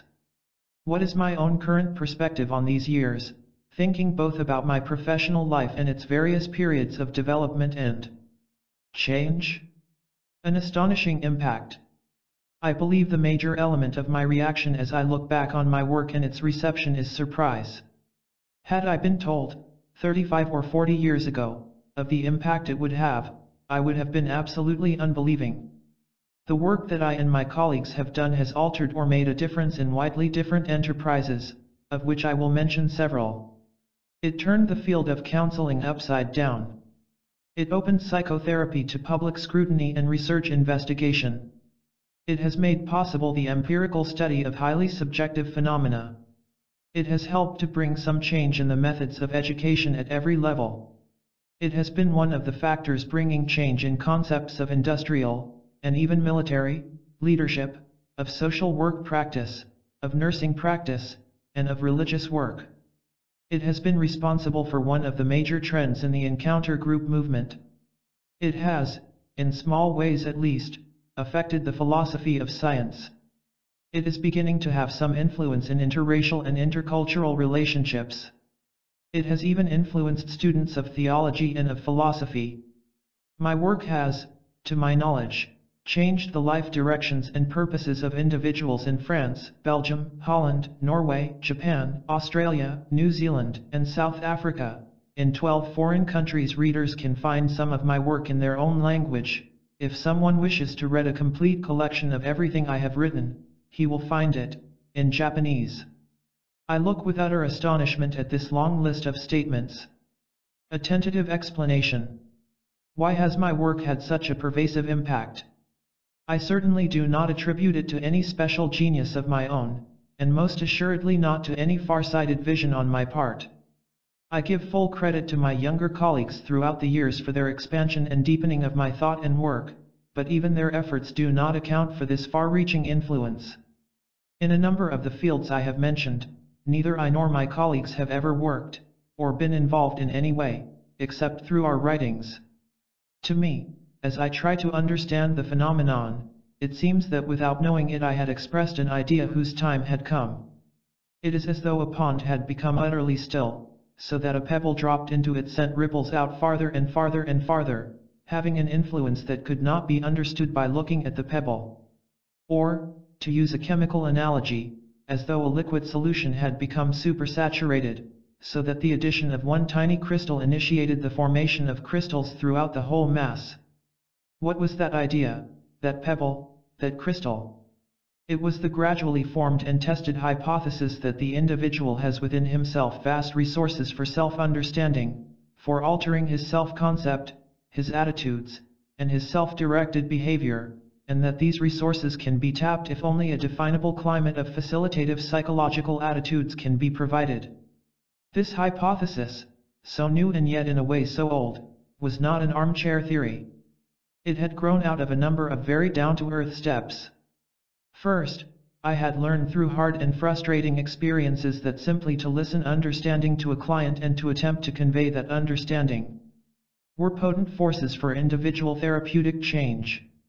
Second, I and my colleagues realized that this empathic listening provided one of the least clouded windows into the workings of the human psyche, in all its complex mystery. Third, from our observations we made only low-level inferences and formulated testable hypotheses. We might have chosen to draw high-level inferences and to have developed abstract, untestable, high-level theory, but I think my own earthy agricultural background deterred me from that. Freudian thinkers chose this second course, and this marks, in my estimation, one of the most fundamental differences between their approach and the client-centered approach. Fourth, in testing our hypotheses, we uncovered findings regarding persons and relationships between persons. These findings and the theory that embraced them were continually changing as new discoveries emerged, and this process continues to the present day. Fifth, because our findings have to do with basic aspects of the way in which the person's own capacities for change can be released and with the way in which relationships can foster or defeat such self-directed change, it was discovered that they had wide applicability. Sixth, situations involving persons, change in the behavior of persons, and the effects of different qualities of interpersonal relationships exist in almost every human undertaking. Hence, others began realizing that perhaps the testable hypotheses of this approach might have almost universal application, or might be retested or reformulated for use in an almost infinite variety of human situations. Such is my attempt to explain an awesome and otherwise incomprehensible spread of ideas which began with a very simple question: can I, by carefully observing and evaluating my experience with my clients, learn to be more effective in helping them to resolve their problems of personal distress, self-defeating behavior, and destructive interpersonal relationships? Who could have guessed that the groping and tentative answers would spread so far? Psychology's ambivalence. You may have noticed an omission in the listing of the areas of impact of my work. I did not say that I and my colleagues have affected academic, or so-called scientific, psychology. This was not an oversight. I believe an accurate statement would be that we have had very little influence on academic psychology, in the lecture hall, the textbook, or the laboratory. There is some passing mention of my thinking, my theories, or my approach to therapy, but, by and large, I think I have been a painfully embarrassing phenomenon to the academic psychologist. I do not fit. Increasingly I have come to agree with that assessment. Let me amplify. The science and profession of psychology have, I believe, profoundly ambivalent feelings about me and my work. I am seen, and here I must rely mostly on hearsay, as soft-headed, unscientific, cultish, too easy on students, full of strange and upsetting enthusiasms about ephemeral things like the self, therapist attitudes, and encounter groups. I have defamed the most holy mysteries of the academic, the professional lecture and the whole evaluation system. From the ABCs of course grades to the coveted hood of the doctor's degree. I can best be handled by most writers on psychology in one paragraph as the developer of a technique, the non-directive technique. I am definitely not one of the in-group of psychological academia. The other side of the ambivalence is, however, even more striking.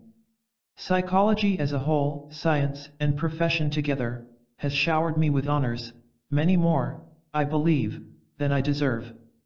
To my amazement I was awarded one of the first 3 awards for scientific contribution, and this was back in 1956 when I was much more controversial than I am at present. I had been chosen president of the American Association for Applied Psychology. I had been elected president of the American Psychological Association. I had been appointed or elected chairman of important committees and divisions, and these honors often touched me. Yet, never have I been so emotionally affected as I was by the Scientific Contribution Award and its accompanying citation. When I was elected to an office it could have been partly due to my ambition, for I was ambitious to get ahead in my profession. But this award was to me, in some sense, the purest recognition I had ever received. For years I had been struggling to objectify knowledge in a potential field of science that no one else seemed to be concerned about. It was not ambition or hope of any reward that pushed me on. In the empirical research itself there was more than a little desire to prove something to others, clearly not a scientific goal.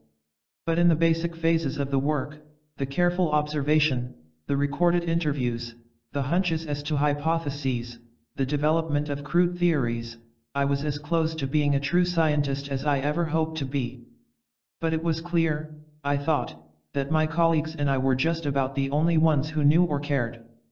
So my voice choked and the tears flowed when I was called forth, at the 1956 APA convention, to receive, with Wolfgang Kohler and Kenneth Spence, the first of the awards for a scientific contribution to psychology. It was a vivid proof that psychologists were not only embarrassed by me, but were to some extent proud of me. It had a greater personal meaning than all the honors that have followed, including the first award for professional contribution, given last year. I did enjoy last year's citation, especially the honesty of the statement that I was a gadfly to the profession, only now that statement promotes me to the status of respected gadfly. I liked that expression of the ambivalence. 2 struggles. As I look back over the years, I realize I have engaged in 2 struggles that have professional significance. Struggle with psychiatry. The first struggle has to do with the determination of many members of the psychiatric profession that psychologists should not be allowed to practice psychotherapy, nor to have administrative responsibility over mental health work, especially if this involved psychiatrists. I first met this opposition in Rochester, New York, when our highly successful child study department, a branch of a social agency, was being reorganized in 1939 into a new and independent Rochester Guidance Center. A vigorous campaign, partly above board and partly behind the scenes, was made to discontinue my services as director and to substitute a psychiatrist. There seemed to be no question about the quality of my work. The argument was simply based on the view that a psychologist could not head up a mental health operation. It was simply not done. Although the child study department had employed psychiatrists on a part-time basis for years, the psychiatrists had now decided it was out of the question for psychologists to have the power to employ them. I could not point to any important precedent, nor could I claim the support of any professional group. It was a lonely battle. I am very grateful to the board of directors, who were almost all laymen, for eventually deciding the dispute in my favor. It had been a life and death struggle for me because it was the thing I was doing well and the work I very much wanted to continue. After an interim lull of 5 years at Ohio State University, the struggle was renewed with even more vigor at the University of Chicago, where I went in 1945. Not one of the rapid succession of chairmen of the Department of Psychiatry was willing to cooperate with the unorthodox fledgling counseling center. Finally, one of these men demanded of the university administration that the counseling center be closed, since its members were practicing medicine, namely, psychotherapy, without a license. There was still no professional support for our activities from the APA or any other psychological organization. I mounted a blistering counterattack, with all the evidence I could muster. Again I am grateful, this time to the Chancellor of the University, for his fair-minded consideration and his suggestion to the Department of Psychiatry that they drop their demand, which they did. These are the only 2 times I engaged in open combat with psychiatrists. For the most part, my strategy has been twofold. I have endeavored to reconcile the 2 professions in their pursuit of a common goal. I have also tried to move ahead so rapidly and so far that the right of psychologists to practice in a field in which they were preeminent in research, and fully equal in practice and in theory building, could not be challenged. But when pushed into a corner, as on these 2 occasions, I can fight with all the effectiveness that one develops in a family of 6 children. People who know only my thoughtful or gentle side are astonished at my attitude and behavior in a situation of all-out war. I should, in warning, have raised the banner of the early colonies, on which was emblazoned a rattlesnake and the motto, "Don't tread on me." In 1957 I went to the University of Wisconsin, where, I am happy to say, my joint appointment in psychology and psychiatry was a pleasant resolution of these struggles. Indeed, I initiated the formation of a group of psychologists and psychiatrists who gradually defused an incipient legal and legislative battle which was splitting the 2 professions in that state. Struggle with behavioristic psychology.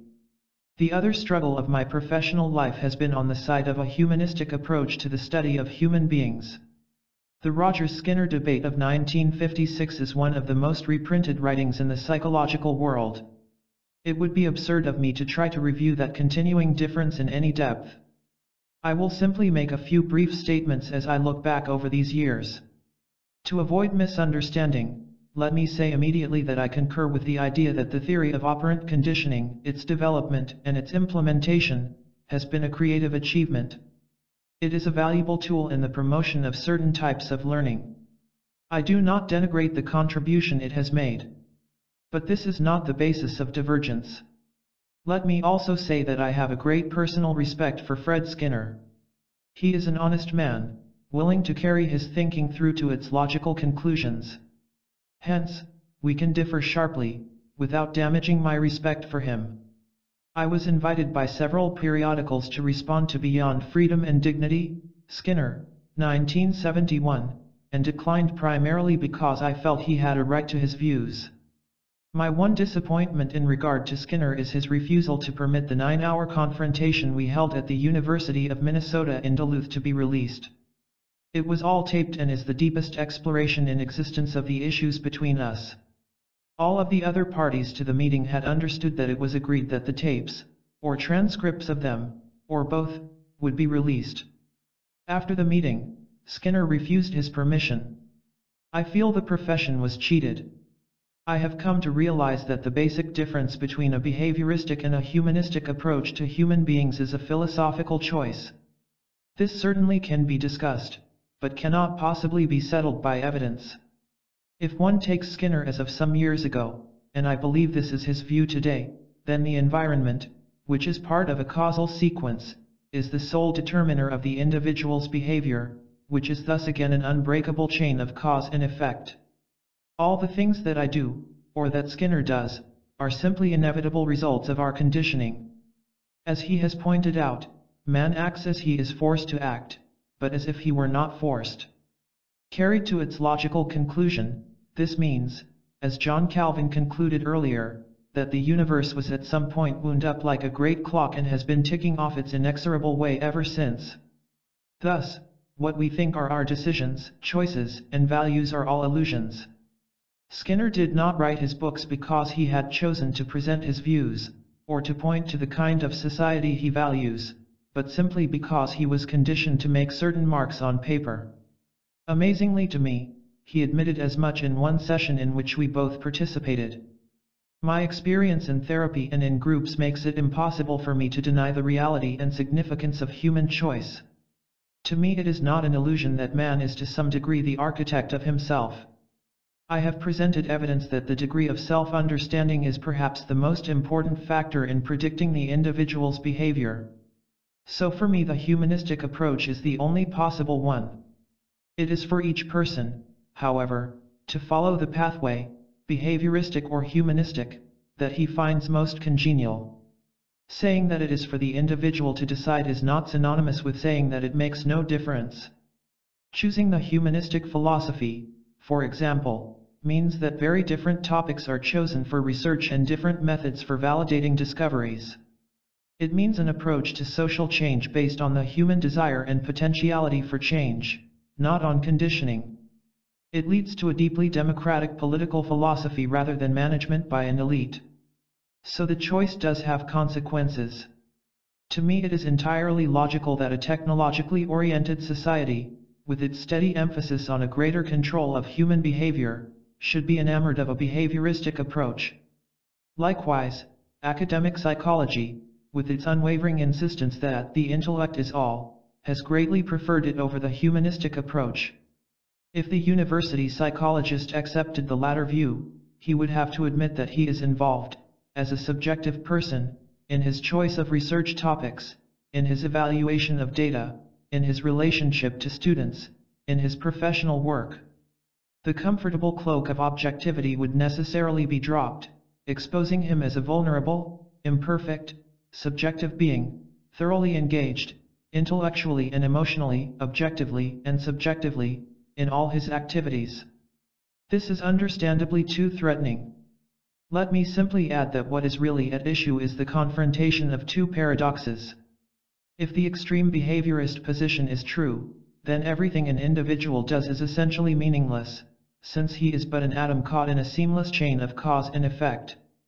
On the other hand, if the thoroughgoing humanistic position is true, then choice enters in, and this individual subjective choice has some influence on the cause and effect chain.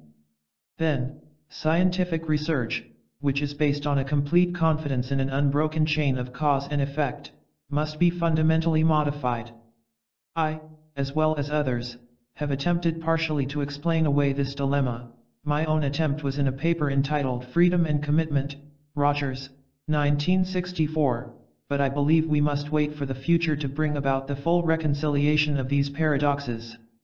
In all candor I must say that I believe that the humanistic view will, in the long run, take precedence. I believe that Americans are, as a people, beginning to refuse to allow technology to dominate our lives. Our culture, increasingly based on the conquest of nature and the control of man, is in decline. Emerging through the ruins is the new person, highly aware, self-directing, an explorer of inner, perhaps more than outer, space, scornful of the conformity of institutions and the dogma of authority. He does not believe in being behaviorally shaped, or in shaping the behavior of others. He is most assuredly humanistic rather than technological. In my judgment, he has a high probability of survival. Yet, this belief of mine is open to one exception.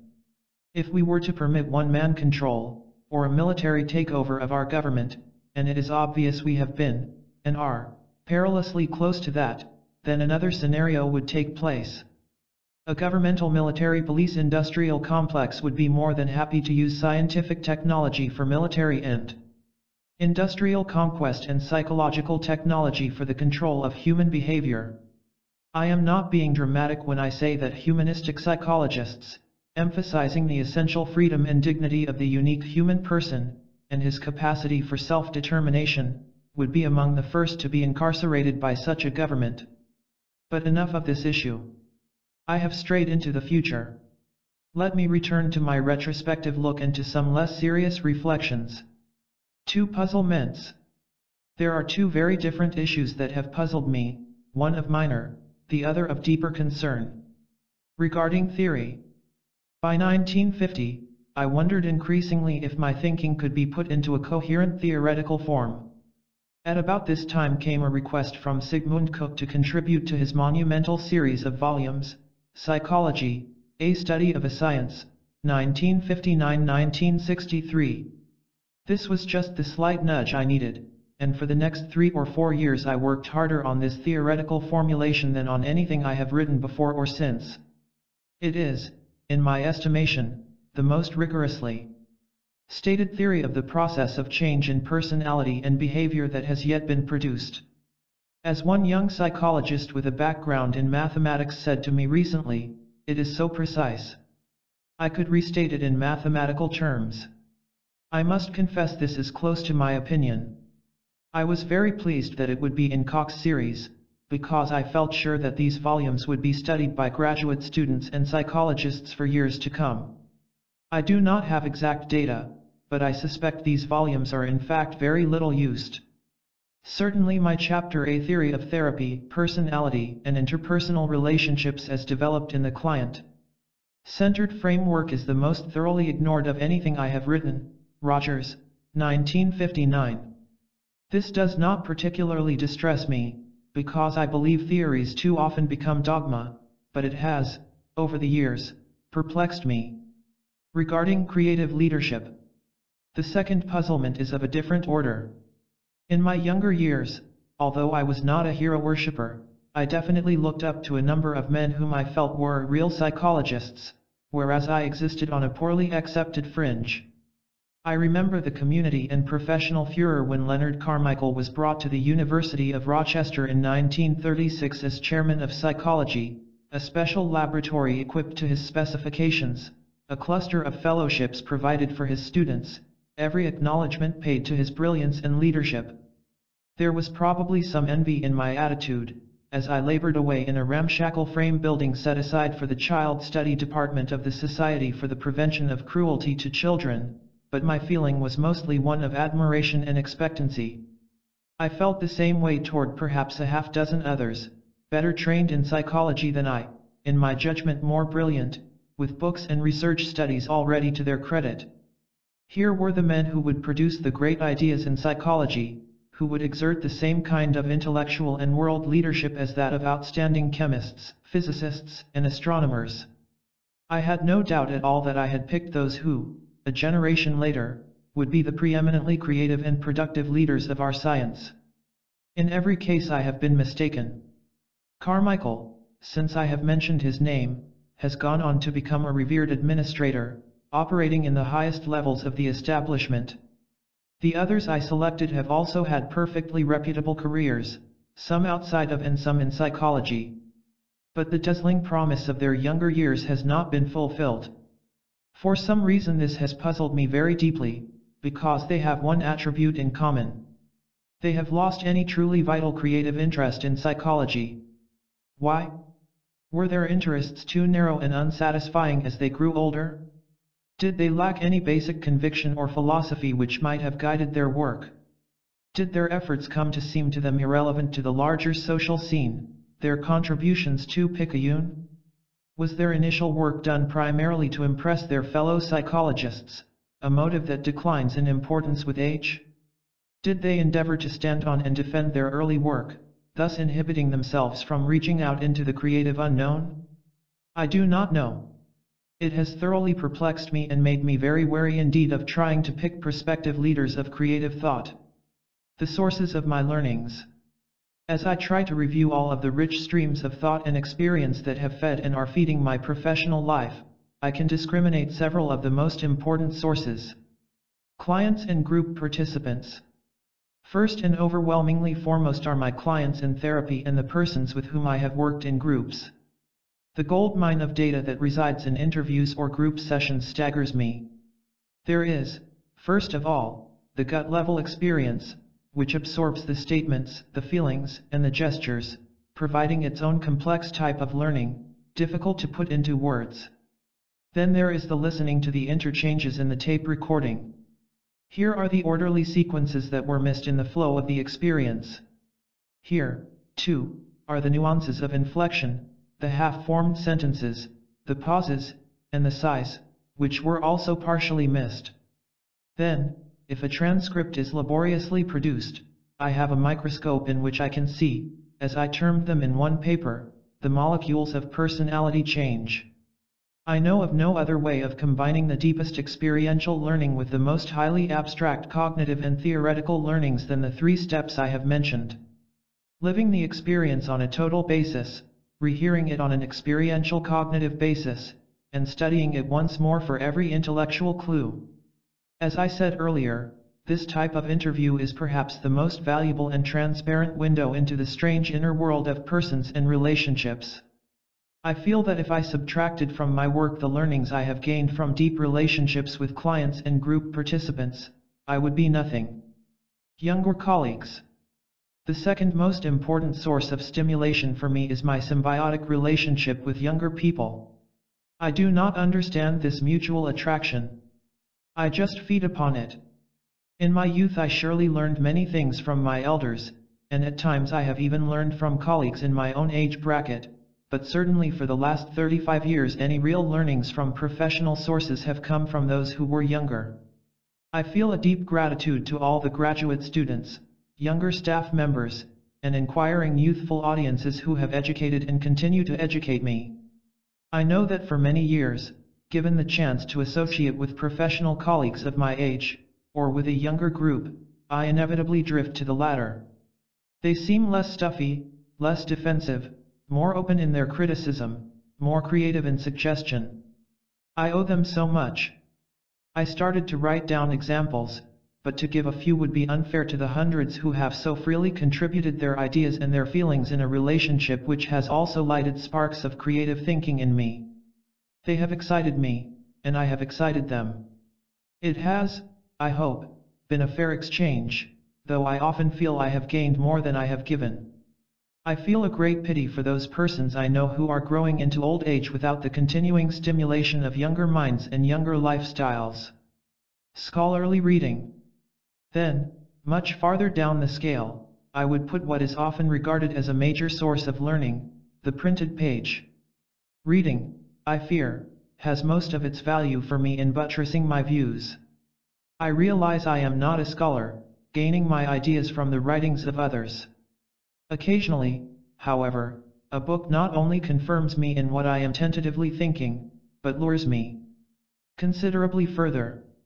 Soren Kierkegaard, Martin Buber, and Michael Polanyi, for example, would fall in that category.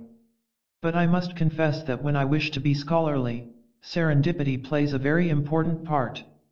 Serendipity, in case you have forgotten, is the faculty of making fortunate and unexpected discoveries by accident. I have an eerie feeling that I have that faculty. Let me give you the latest example. In preparing a current paper, The Emerging Person, A New Revolution, I was aware of a few of the writers who were presenting similar views. But then Fred and Ann Richards, 1973, sent me a copy of their book Homo Novus, just off the press. It was most timely. John D. Rockefeller III, 1973, likewise sent me a copy of his book The Second American Revolution, which was also highly pertinent. Then I was talking with a friend from Northern California about my fantasies for my APA paper, and he said, "Did you read the article by Joyce Carol Oates in the Saturday Review?" I had to confess complete ignorance not only of the article but of the author. His Xerox copy of the essay not only gave support to my view, but opened my eyes to a whole new facet of modem fiction. So, while one section of that paper may make it appear that I spent days or weeks researching in the library, at least half of that impression is due to serendipity. It has been a very frequent aid in my life. My concern with communication. Still peering back, though my neck is getting stiff from that posture, I can see what is perhaps one overriding theme in my professional life. It is my caring about communication. From my very earliest years it has, for some reason, been a passionate concern of mine. I have been pained when I have seen others communicating past one another. I have wanted to communicate myself so that I could not be misunderstood. I have wanted to understand, as profoundly as possible, the communication of the other, be he a client or friend or family member. I have wanted to be understood. I have tried to facilitate clarity of communication between individuals of the most diverse points of view. I have worked for better communication between groups whose perceptions and experiences are poles apart, strangers, members of different cultures, representatives of different strata of society. To give adequate examples would compass the length of my career. I will cite only one. The filmed experience of a group involved in the drug scene included straight individuals, such as a narcotics agent, and stoned individuals, including a convicted drug pusher. There were blacks and whites, the young and middle-aged, people from the ghetto and members of the middle class.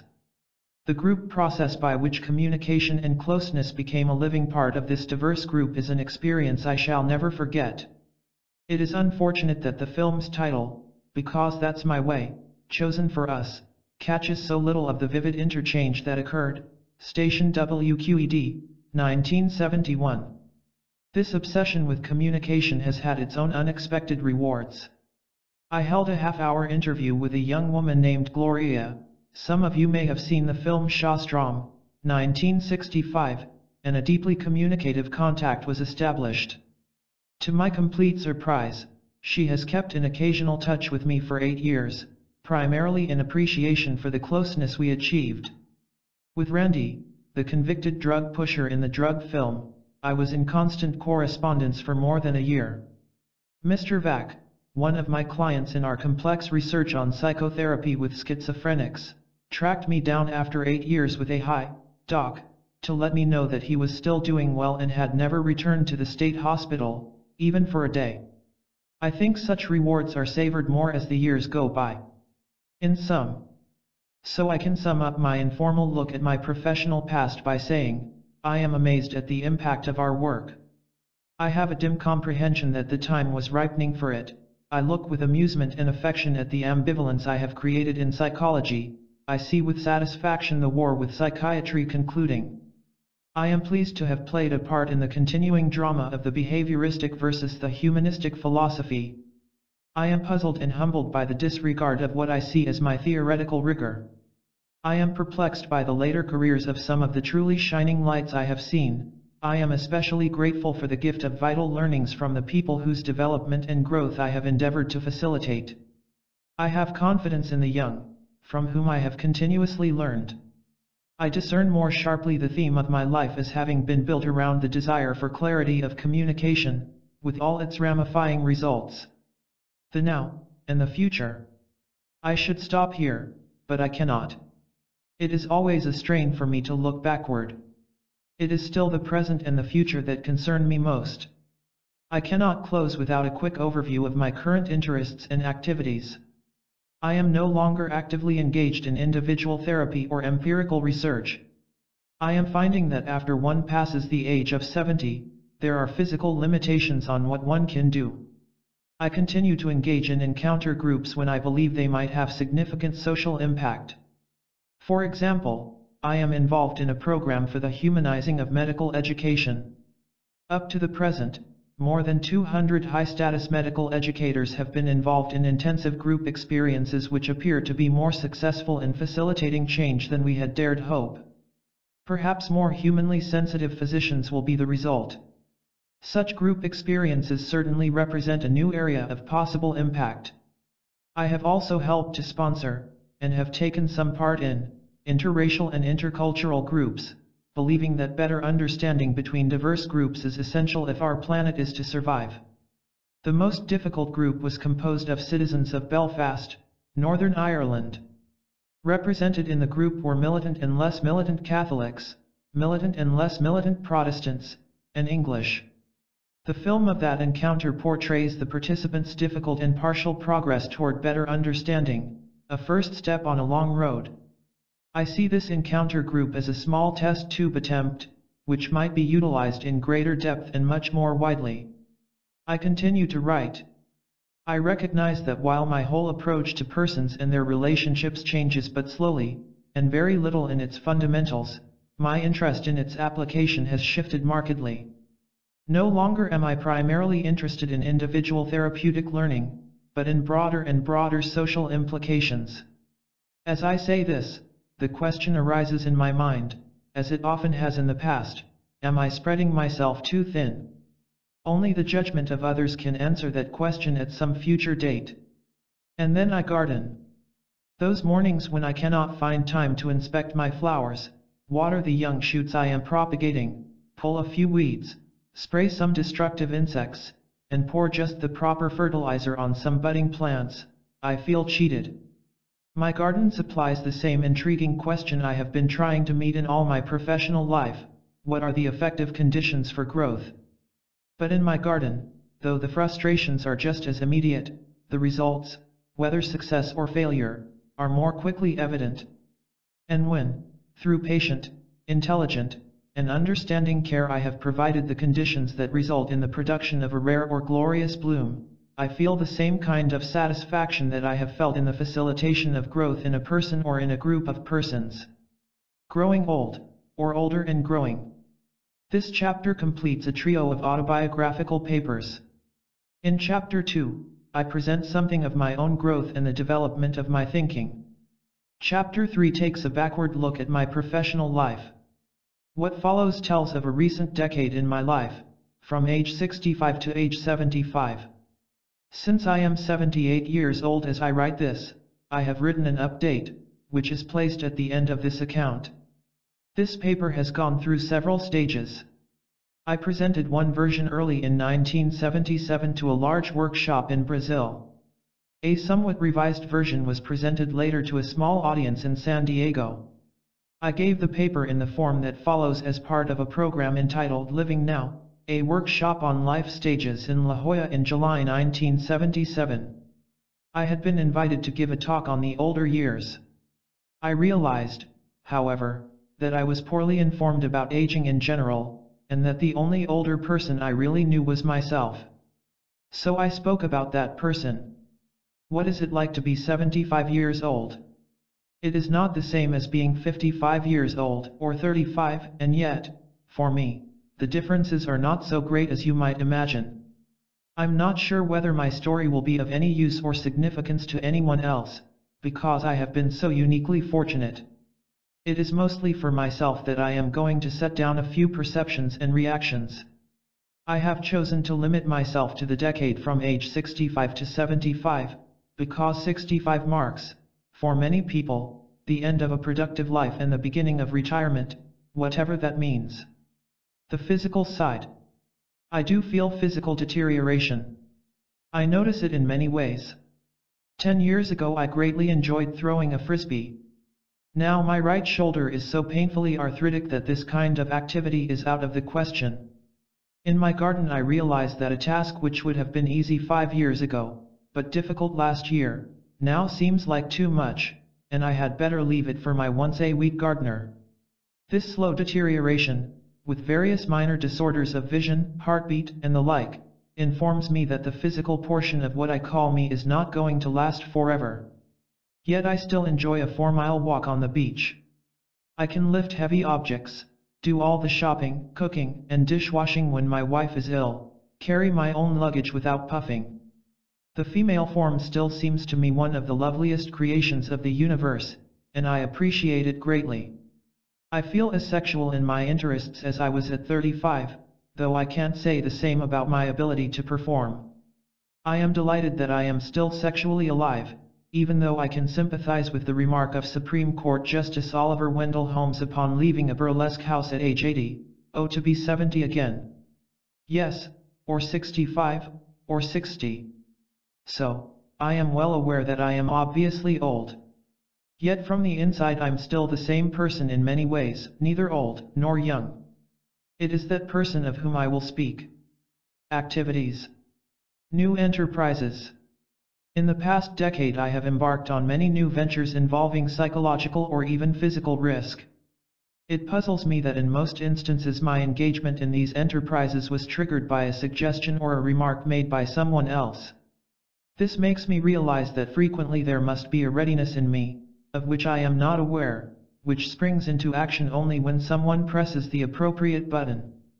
Let me illustrate. My colleague Bill Cowlson, along with a few others, said to me in 1968, our group should form a new and separate organization. Out of that suggestion came the Center for Studies of the Person, the zaniest, most improbable, and most influential non-organization imaginable. Once the idea of the center had been suggested, I was very active in the group that brought it into being. I helped nurture it, and ourselves, during the first difficult years. A niece of mine, Ruth Cornell, an elementary school teacher, asked, "Why is there no book of yours on our reading lists in education?" This sparked the initial thinking that led to my book, Freedom to Learn. I never would have considered trying to influence the status-conscious medical profession, had it not been for my colleague Oriane Strode's dream of having a humanizing impact on physicians through intensive group experiences. Skeptical but hopeful, I devoted energy to helping start the program. We ran a great risk of failure. Instead, the program has become widely influential. 900 medical educators have participated in the encounter groups, along with many spouses and some physicians in training, who bring in the worm's eye view of medical education. It has been an exciting and rewarding development, now completely independent of any but the most minor assistance from me. This summer we held our 5th 16-day intensive workshop in the person-centered approach. These workshops have taught me more than any other one venture in the past decade. I have learned and put into practice new ways of being myself. I have learned cognitively and intuitively about the group process and about group-initiated ways of forming a community. These have been tremendous experiences, involving a strong staff which has become a close professional family. We have done more and more risking as we try out new ways of being with a group. And how did I become involved in this large and time-consuming enterprise? 4 years ago my daughter Natalie said to me, "Why don't we do a workshop together, perhaps around a client-centered approach?" Neither of us could have possibly guessed all that would grow out of that conversation. My book Carl Rogers on Personal Power, 1977, likewise found its initial spark in a conversation. Alan Nelson, a graduate student at the time, challenged me on my statement that there was no politics in client-centered therapy. This led me into a line of thought that I must have been very ready to pursue, because portions of the book simply wrote themselves. Foolhardy or wise? The most recent and perhaps most risky venture was the trip that I and 4 other CSP members took to Brazil. In this case, the organizing efforts, the vision, and the persuasiveness of Eduardo Bandeira were the factors that caused me to agree to go. Some people believed the trip would be too long and hard for me at my age, and I had a few of these qualms myself about 15-hour plane flights and the like. And some felt it was arrogant to think that our efforts could in any way influence a vast country.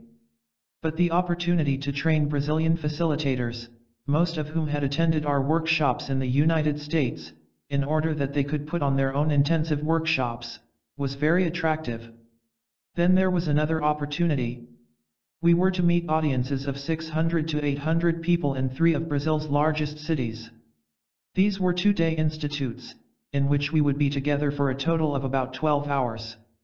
Before we left the United States, we agreed that with meetings of such a large size and such a short duration, we would necessarily have to rely on giving talks. Yet, as the time approached, we felt more and more strongly that to talk about a person-centered approach, without sharing the control and direction of the sessions, without giving the participants a chance to express themselves and experience their own power, was inconsistent with our principles. So we took some extremely far-out gambles. In addition to very short talks, we tried leaderless small groups, special interest groups, a demonstration encounter group, dialogue between staff and audience. But the most daring thing was to form a large circle of 800 people, 10 to 12 deep, and permit feelings and attitudes to be expressed.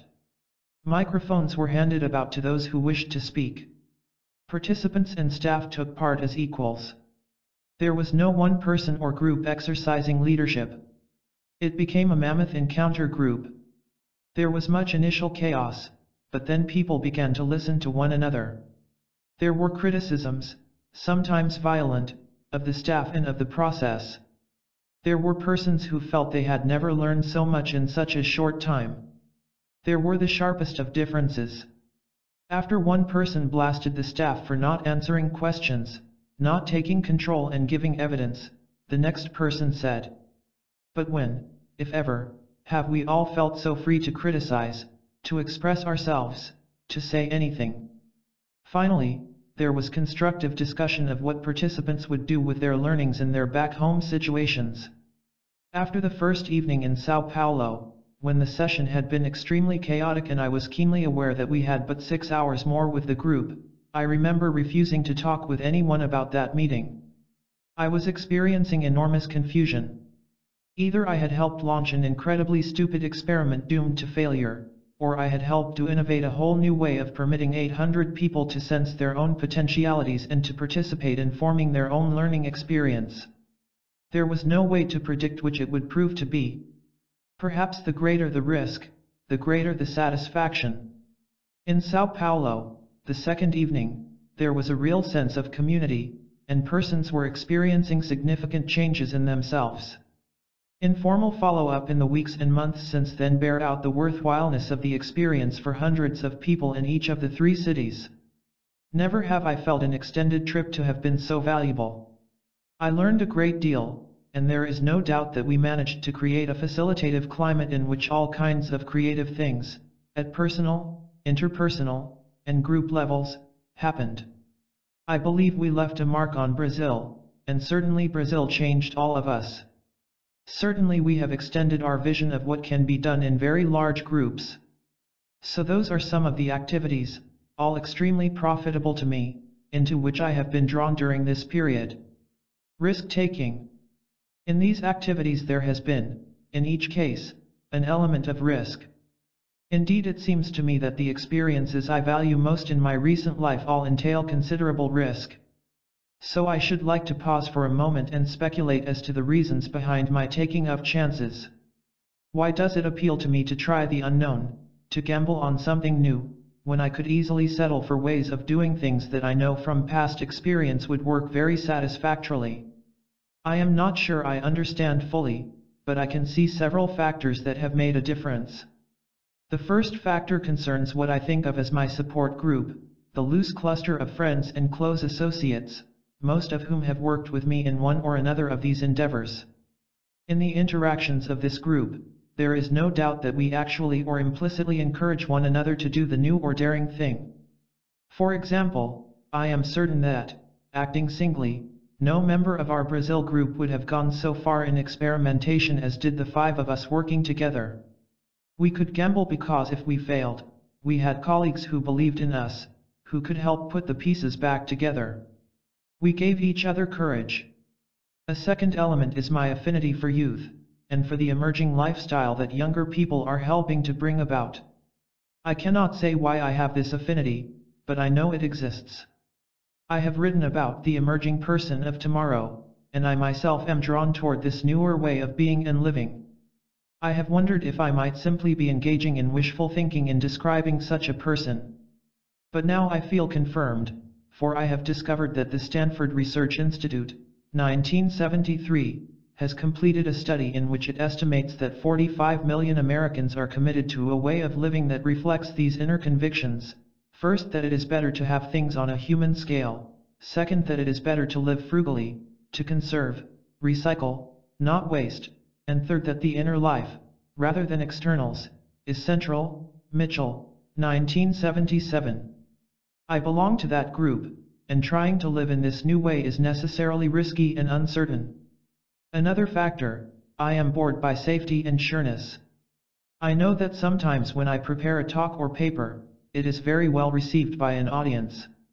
This tells me that I could give the talk 20 times to 20 different audiences and I would be assured of a good reception. I simply cannot do this. If I give the same talk 3 or 4 times, I become bored with myself.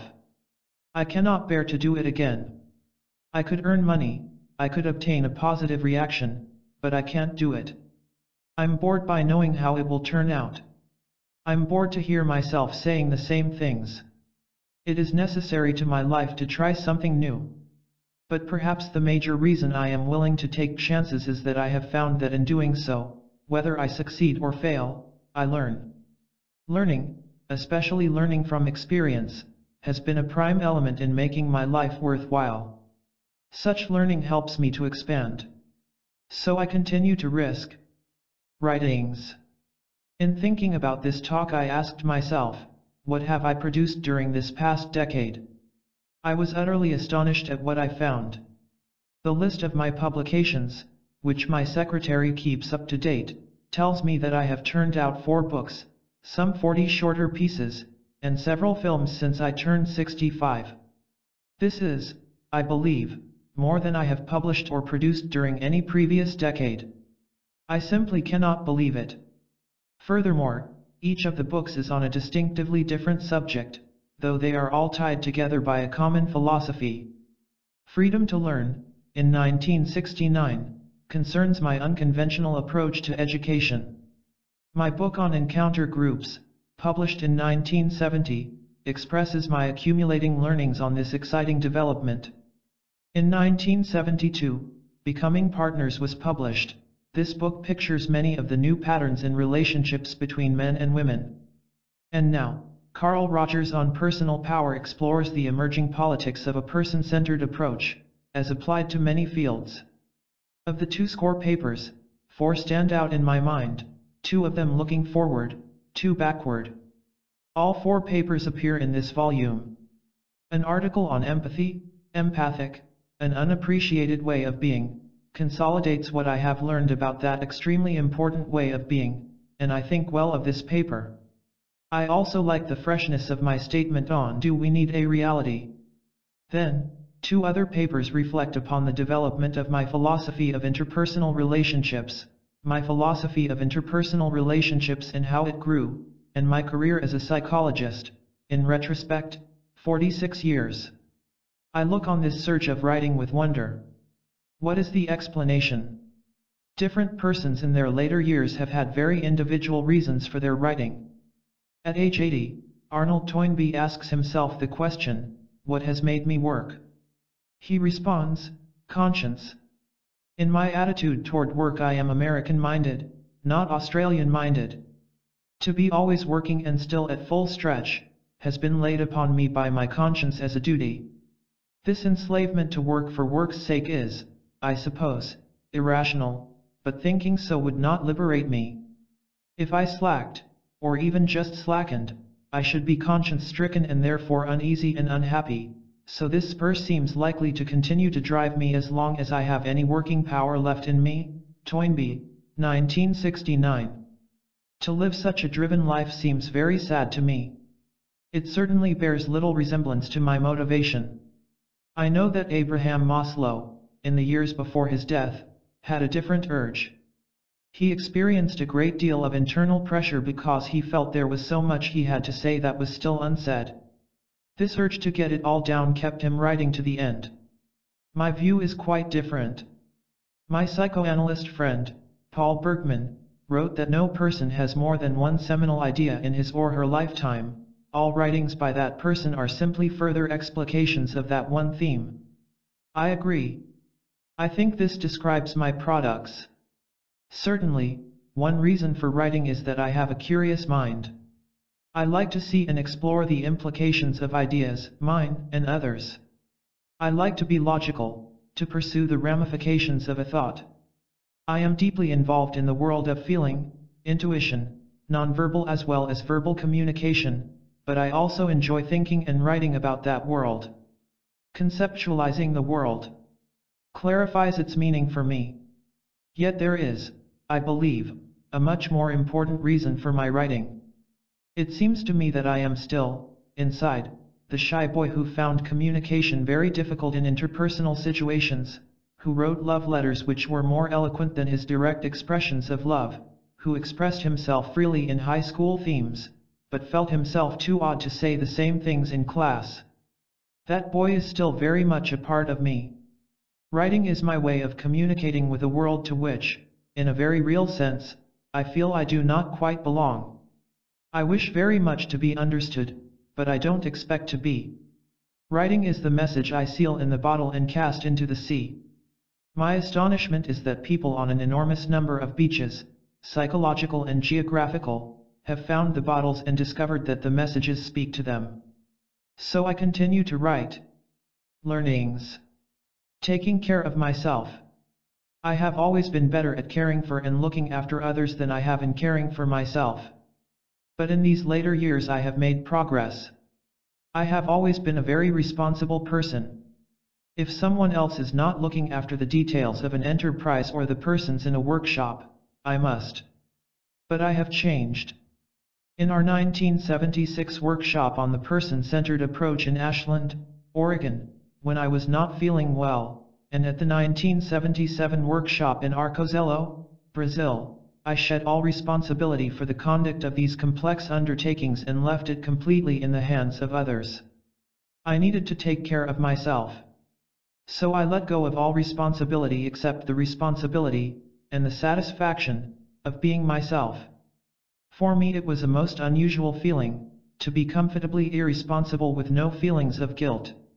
And, to my surprise, I found I was more effective that way. I have taken better care of myself physically, in a variety of ways. I have also learned to respect my psychological needs. 3 years ago a workshop group helped me to realize how harried and driven I felt by outside demands. Nibbled to death by ducks was the way one person put it, and the expression captured my feelings exactly. So I did what I have never done before. I spent 10 days absolutely alone in a beach cottage which had been offered me, and I refreshed myself immensely. I found I thoroughly enjoyed being with me. I like me. I have been more able to ask for help. I ask others to carry things for me, to do things for me, instead of proving that I can do it myself. I can also ask for personal help. When Helen, my wife, was very ill, and I was close to the breaking point from being on call as a 24-hour nurse, a housekeeper, a professional person in much demand, and a writer, I asked for help, and got it, from a therapist friend. I explored and tried to meet my own needs. I explored the strain that this period was putting on our marriage. I realized that it was necessary for my survival to live my life, and that this must come first, even though Helen was so ill. I am not quick to turn to others, but I am much more aware of the fact that I can't handle everything by myself. In these varied ways, I do a better job of prizing and looking after the person that is me. Serenity. It is often said or assumed that the older years are years of calm and serenity. I have found this attitude misleading. I believe I do have a longer perspective on events outside of myself, and hence I am often more of an objective observer than I once was. Yet, in contrast to this, events that touch me personally often evoke a stronger reaction than they would have years ago. When I am excited, I get very high. When I am concerned, I am more deeply disturbed. Hurt seems sharper, pain is more intense, tears come more easily, joy reaches higher peaks, even anger, with which I have always had trouble, is felt more keenly. Emotionally, I am more volatile than I used to be. The range from feeling depressed to feeling elated seems greater, and either state is more easily triggered. Perhaps this volatility is due to my risk-taking style of living. Perhaps it comes from the greater sensitivity acquired in encounter groups. Perhaps it is a characteristic of the older years that has been overlooked. I do not know. I simply know that my feelings are more easily stirred, are sharper. I am more intimately acquainted with them all. Opening up to new ideas. During these years I have been, I think, more open to new ideas. The ones of most importance to me have to do with inner space, the realm of the psychological powers and the psychic capabilities of the human person. In my estimation, this area constitutes the new frontier of knowledge, the cutting edge of discovery. 10 years ago I would not have made such a statement. But reading, experience, and conversation with some who are working in these fields have changed my view. Human beings have potentially available a tremendous range of intuitive powers. We are indeed wiser than our intellects. There is much evidence. We are learning how sadly we have neglected the capacities of the non-rational, creative, metaphoric mind, the right half of our brain.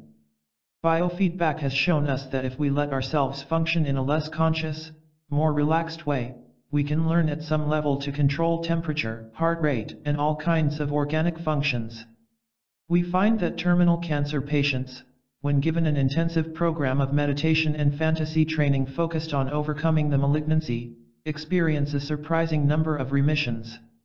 I am open to even more mysterious phenomena, precognition, thought transference, clairvoyance, human auras, Kirlian photography, even out-of-the-body experiences. These phenomena may not fit with known scientific laws, but perhaps we are on the verge of discovering new types of lawful order. I feel I am learning a great deal in a new area, and I find the experience enjoyable and exciting. Intimacy. In the past few years, I have found myself opening up to much greater intimacy in relationships. I see this development as definitely the result of workshop experiences. I am more ready to touch and be touched, physically. I do more hugging and kissing of both men and women. I am more aware of the sensuous side of my life. I also realize how much I desire close psychological contact with others.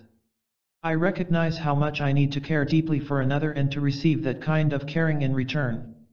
I can say openly what I have always recognized dimly, that my deep involvement in psychotherapy was a cautious way of meeting this need for intimacy without risking too much of my person.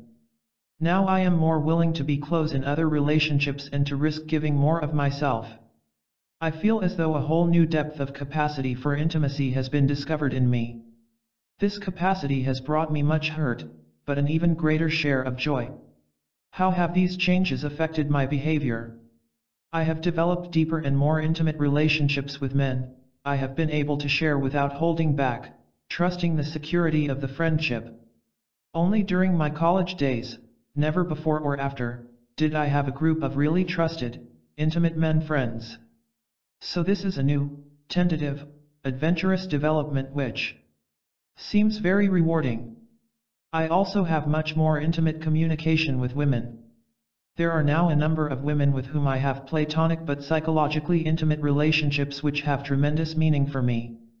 With these close friends, men and women, I can share any aspect of myself, the painful, joyful, frightening, crazy, insecure, egotistical, self-deprecating feelings I have.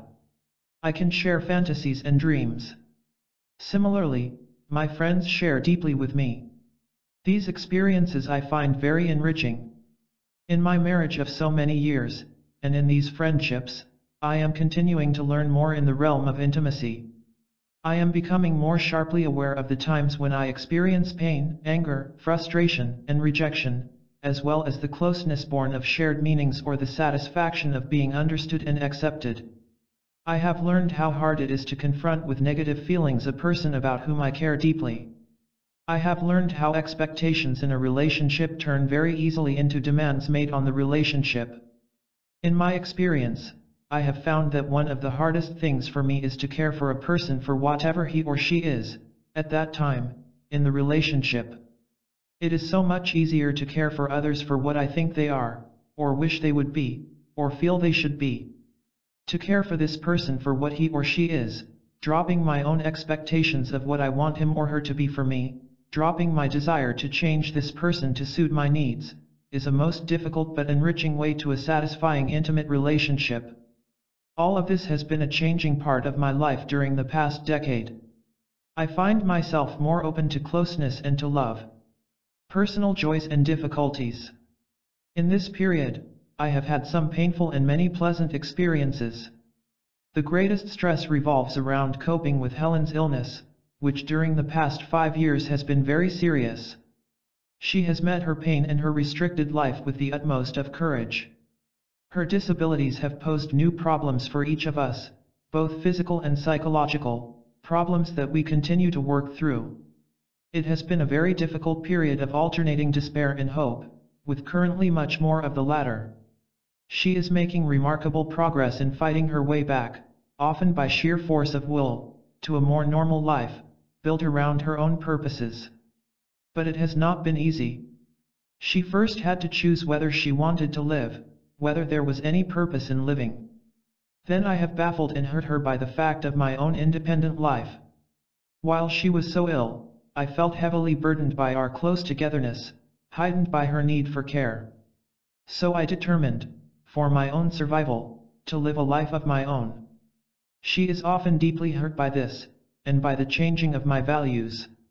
On her side, she is giving up the old model of being the supportive wife. This change brings her in touch with her anger at me and at society for giving her that socially approved role. On my part, I am angered at any move that would put us back in the old complete togetherness. I stubbornly resist anything that seems like control.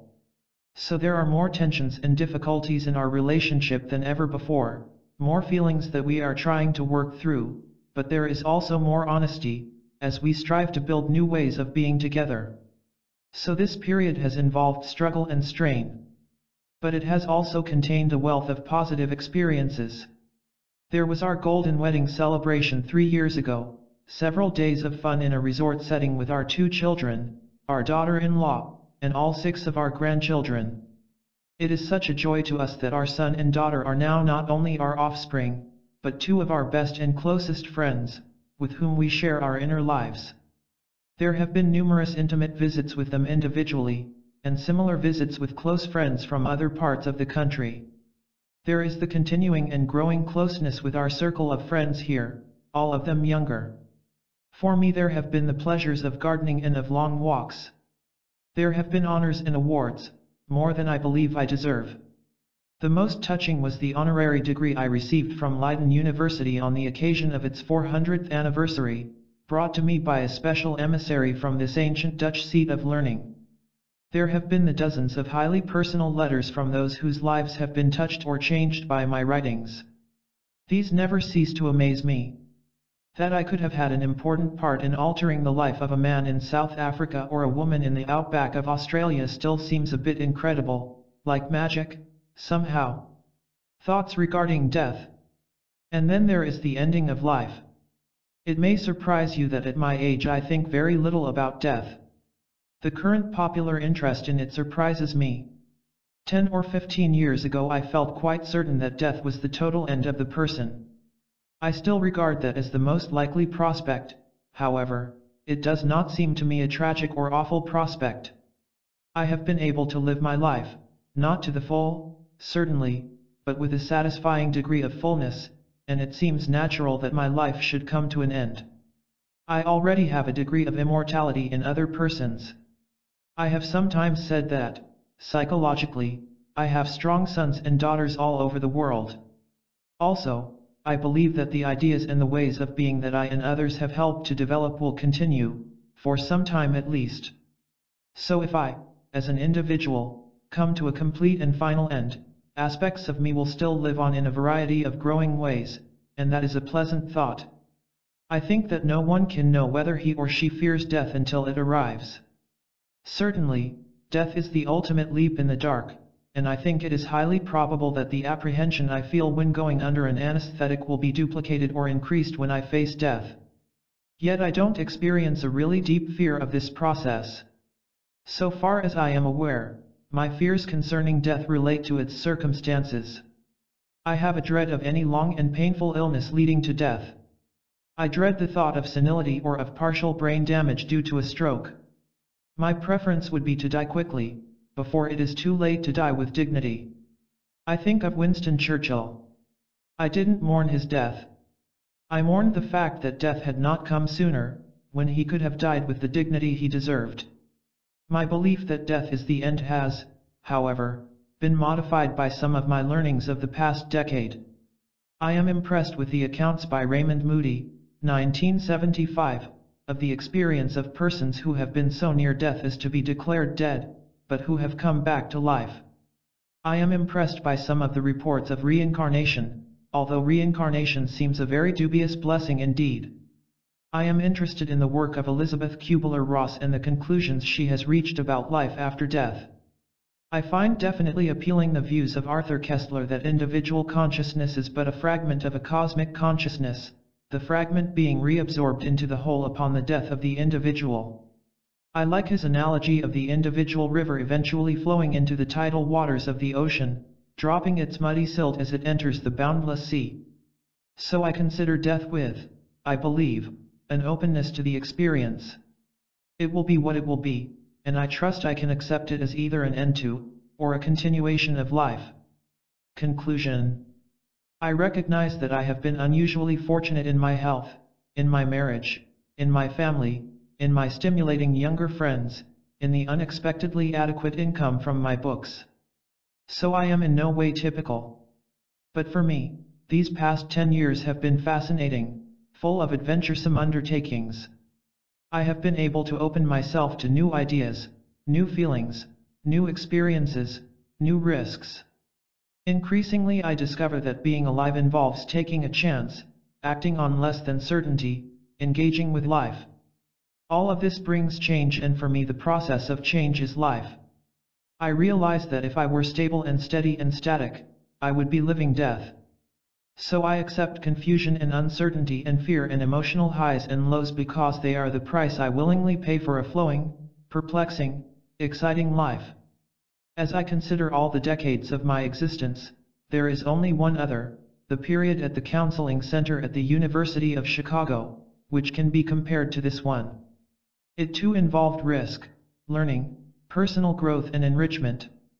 But it was also a period of deep personal insecurity and strenuous professional struggle, much more difficult than these past years.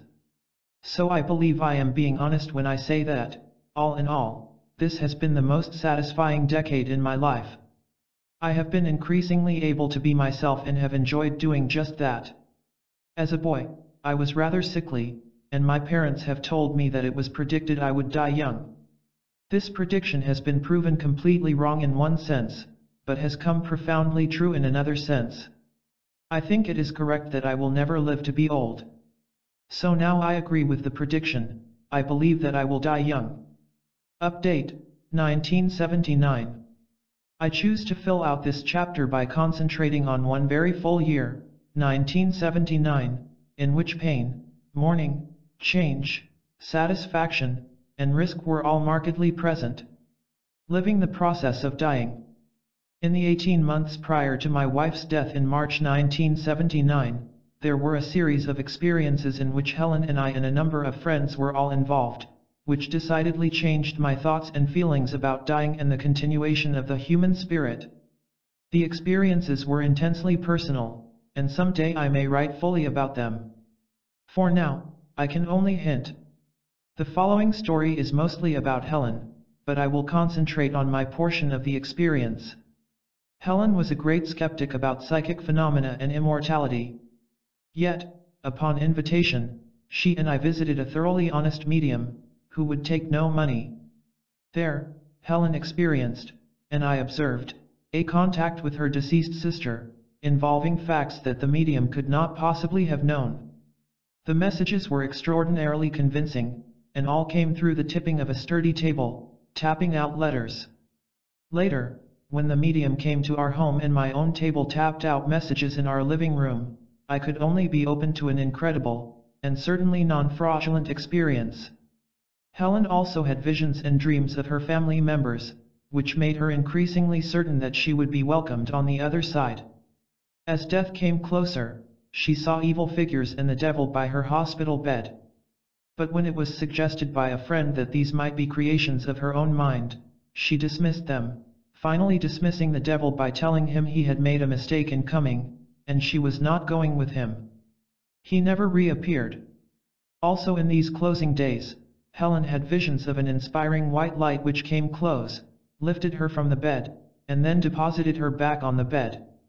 In this chapter, I mentioned that in these last years the distance between us had grown increasingly great. I wanted to care for her, but I was not at all sure that I loved her. One day, when she was very near death, I was in an internal frenzy which I could not understand at all. When I went to the hospital as usual to feed her supper, I found myself pouring out to her how much I had loved her, how much she had meant in my life, how many positive initiatives she had contributed to our long partnership. I felt I had told her all these things before, but that night they had an intensity and sincerity they had not had before. I told her she should not feel obligated to live, that all was well with her family, and that she should feel free to live or die, as she wished. I also said I hoped the white light would come again that night. Evidently I had released her from feeling that she had to live, for others. I later learned that when I left, she called together the nurses on the floor, thanked them for all they had done for her, and told them she was going to die. By morning she was in a coma, and the following morning she died very peacefully, with her daughter holding her hand, several friends and I present. That evening, friends of mine who had a long-standing appointment with the medium previously mentioned held a session with this woman. They were very soon in contact with Helen, who answered many questions. She had heard everything that was said while she was in a coma. She had experienced the white light and spirits coming for her. She was in contact with her family. She had the form of a young woman. Her dying had been very peaceful and without pain. All these experiences, so briefly suggested rather than described, have made me much more open to the possibility of the continuation of the individual human spirit, something I had never before believed possible. These experiences have left me very much interested in all types of paranormal phenomena. They have quite changed my understanding of the process of dying. I now consider it possible that each of us is a continuing spiritual essence lasting over time, and occasionally incarnated in a human body. That all of these thoughts contrast sharply with some of the closing portions of the chapter, written only 2 years earlier, is obvious. Activity and risk. Perhaps partly in spite of, and partly because of, Helen's death, I have recently accepted more invitations than usual to participate with other staff members in workshops at home and abroad. The list includes a workshop for educators in Venezuela, a large, turbulent workshop near Rome, with an international staff, a brief but deep experience with a Paris program for training group facilitators, a very rewarding regional person-centered workshop on Long Island, the second year with the same Eastern staff, a person-centered workshop at Princeton, with many foreign participants, a fascinating workshop in Poland, held at a resort near Warsaw, and a beautifully flowing 4-day workshop on life transitions in Pawling, New York. In addition to these activities, I have written some of the papers included in this volume. I would like to comment on 2 of the programs mentioned above. The Princeton workshop, consisting of 90 persons, was probably the most difficult for me of any of the workshops in which I have participated. Yet, at least one of the staff feels it was the best such program we have ever conducted. For me, it was very painful, and the group only reached the edge, I felt, of becoming a community. I perceive a number of factors as having made the workshop a painful experience. The staff had decided that this 7th annual person-centered workshop would be our last in this series. We felt very close to one another, but we were moving in different directions individually and we did not want these person-centered workshops to become a routine experience. The staff, from its long experience together, was probably more acceptant of negative, hostile, critical feelings than ever before, and they were expressed in abundance by participants, directed toward one another and toward the staff. There were a large number from foreign countries, and their scorn, contempt, and anger at the United States and at the American participants was freely voiced. There were two persons who knew exactly how the workshop should be conducted. The two views were very different, but they both were strongly against our unstructured approach, and each attracted quite a following, though not enough to change the general direction of the workshop. There were also several participants who showed evidence of deep personal disturbance. When all these factors were added to the usual chaos of a large group trying to develop its own program and find its own way, the result was horrendous. Frustration and anger were very frequently expressed. When some members endeavored to move in creative and positive ways, they were blocked by others. It seemed genuinely uncertain whether the trust placed in these individuals to sense and use their own power constructively would be justified. We were all our own worst enemies. Only toward the end of the 10 days did the faint beginnings of a unity in divergence, and a community built on diversity, show themselves. Yet, to my surprise, many participants wrote later to tell of their very positive learnings and changes, which emerged from the pain, the turbulence, and the closeness. I too learned, but it was difficult learning. The Polish workshop was unusual for a number of reasons.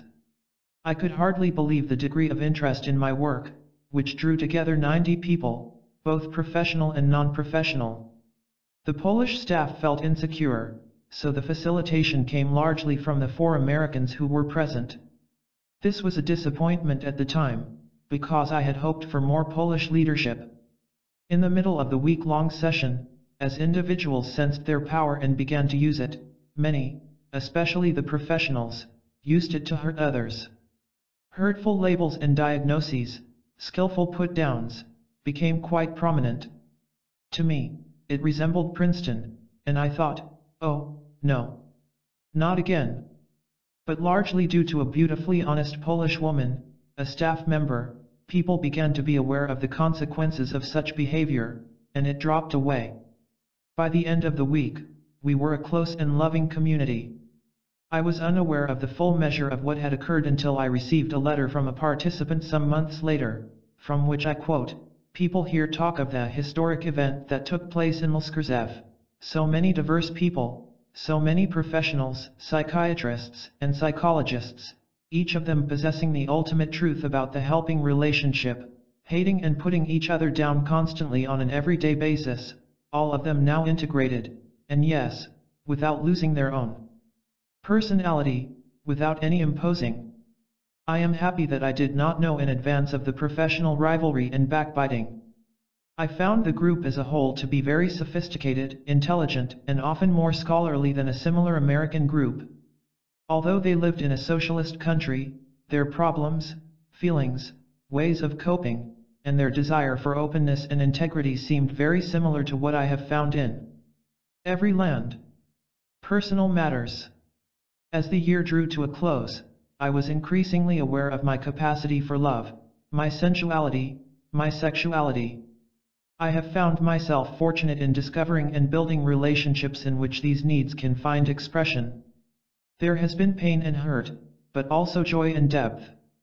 The year was capped on January 8, 1980, when a large group of friends came to my home, bringing food, drink, songs, and surprises to celebrate my 78th birthday. It was a wild, wonderful, hilarious party, full of love, caring, fellowship, and happiness, which I will never forget. So I still feel I fit the second part of the title of this chapter. I sense myself as older and growing. Do we need a reality? The paper that follows is one I enjoy because it brings back pleasant memories of the beach cottage, mentioned in the third paragraph, loaned me by a friend for a short while during the autumn of 1974. For 10 precious days, I was completely alone. No phone or other contacts with persons, except for a few visits to the local grocery store. I promised myself that I would not attempt to achieve or produce anything during that period. I took with me some books I had wanted to read. I took long walks on the beach, made the acquaintance of a great blue heron, kept a journal, recorded my dreams, read, and let my mind wander where it would. It was while I was sitting on the deck of the cottage one night that the germ of this paper arose in my mind. The paper turned out quite differently from anything I had written up to that time. It has a sort of dreamy quality that I like. None of the facts in it are new, but the implications of those facts are startling if taken seriously. This is not a personal paper in the sense that the previous ones have been, but I include it in this section because it expresses a new and different facet of myself. I believe most educators would agree that a high priority in education is to help individuals to acquire the learning, the information, and the personal growth that will enable them to deal more constructively with the real world. This is often the theme of commencement addresses, in which one expresses hopes or fears concerning how the new graduates will face and cope with the real world. It is often a topic in the final hours of intensive encounter groups, when individuals who have learned a great deal about themselves and about their interpersonal relationships are concerned about how they will behave when they return to their real lives outside. What is this real world? It is this question that I want to explore, and I believe that the direction in which my thinking has inexorably led me will be best portrayed by giving a number of personal and commonplace examples. A few weeks ago, I was sitting alone, late at night, on the deck of a beach cottage in Northern California. As I sat there for several hours, a bright star on the horizon moved upward into clear view. A brilliant planet moved with the same slow, majestic speed from directly above me to a point well on my right. The star and the planet were accompanied in their movement by the Milky Way and all the other constellations. Obviously, I was the center of the universe, and the heavens were slowly revolving about me. It was a humbling experience, how small I am, and an uplifting one. How marvelous to be such a focal point. I was looking at the real world. Yet, in another corner of my mind, I knew that I, and the earth beneath me, and the atmosphere surrounding me were moving at a breathless speed, faster than a modern jet plane, in the direction I called east, and that the stars and planets were, relative to the earth, comparatively motionless. Although I could not see what I've just described, I knew that this, not the more obvious perception, was really the real world.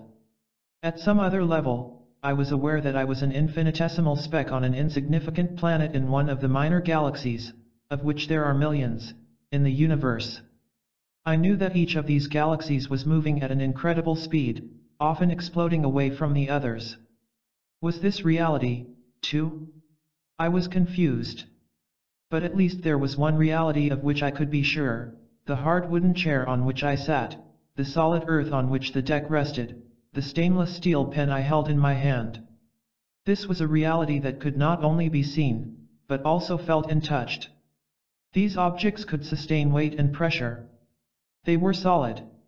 But no, I knew enough of science to challenge all this.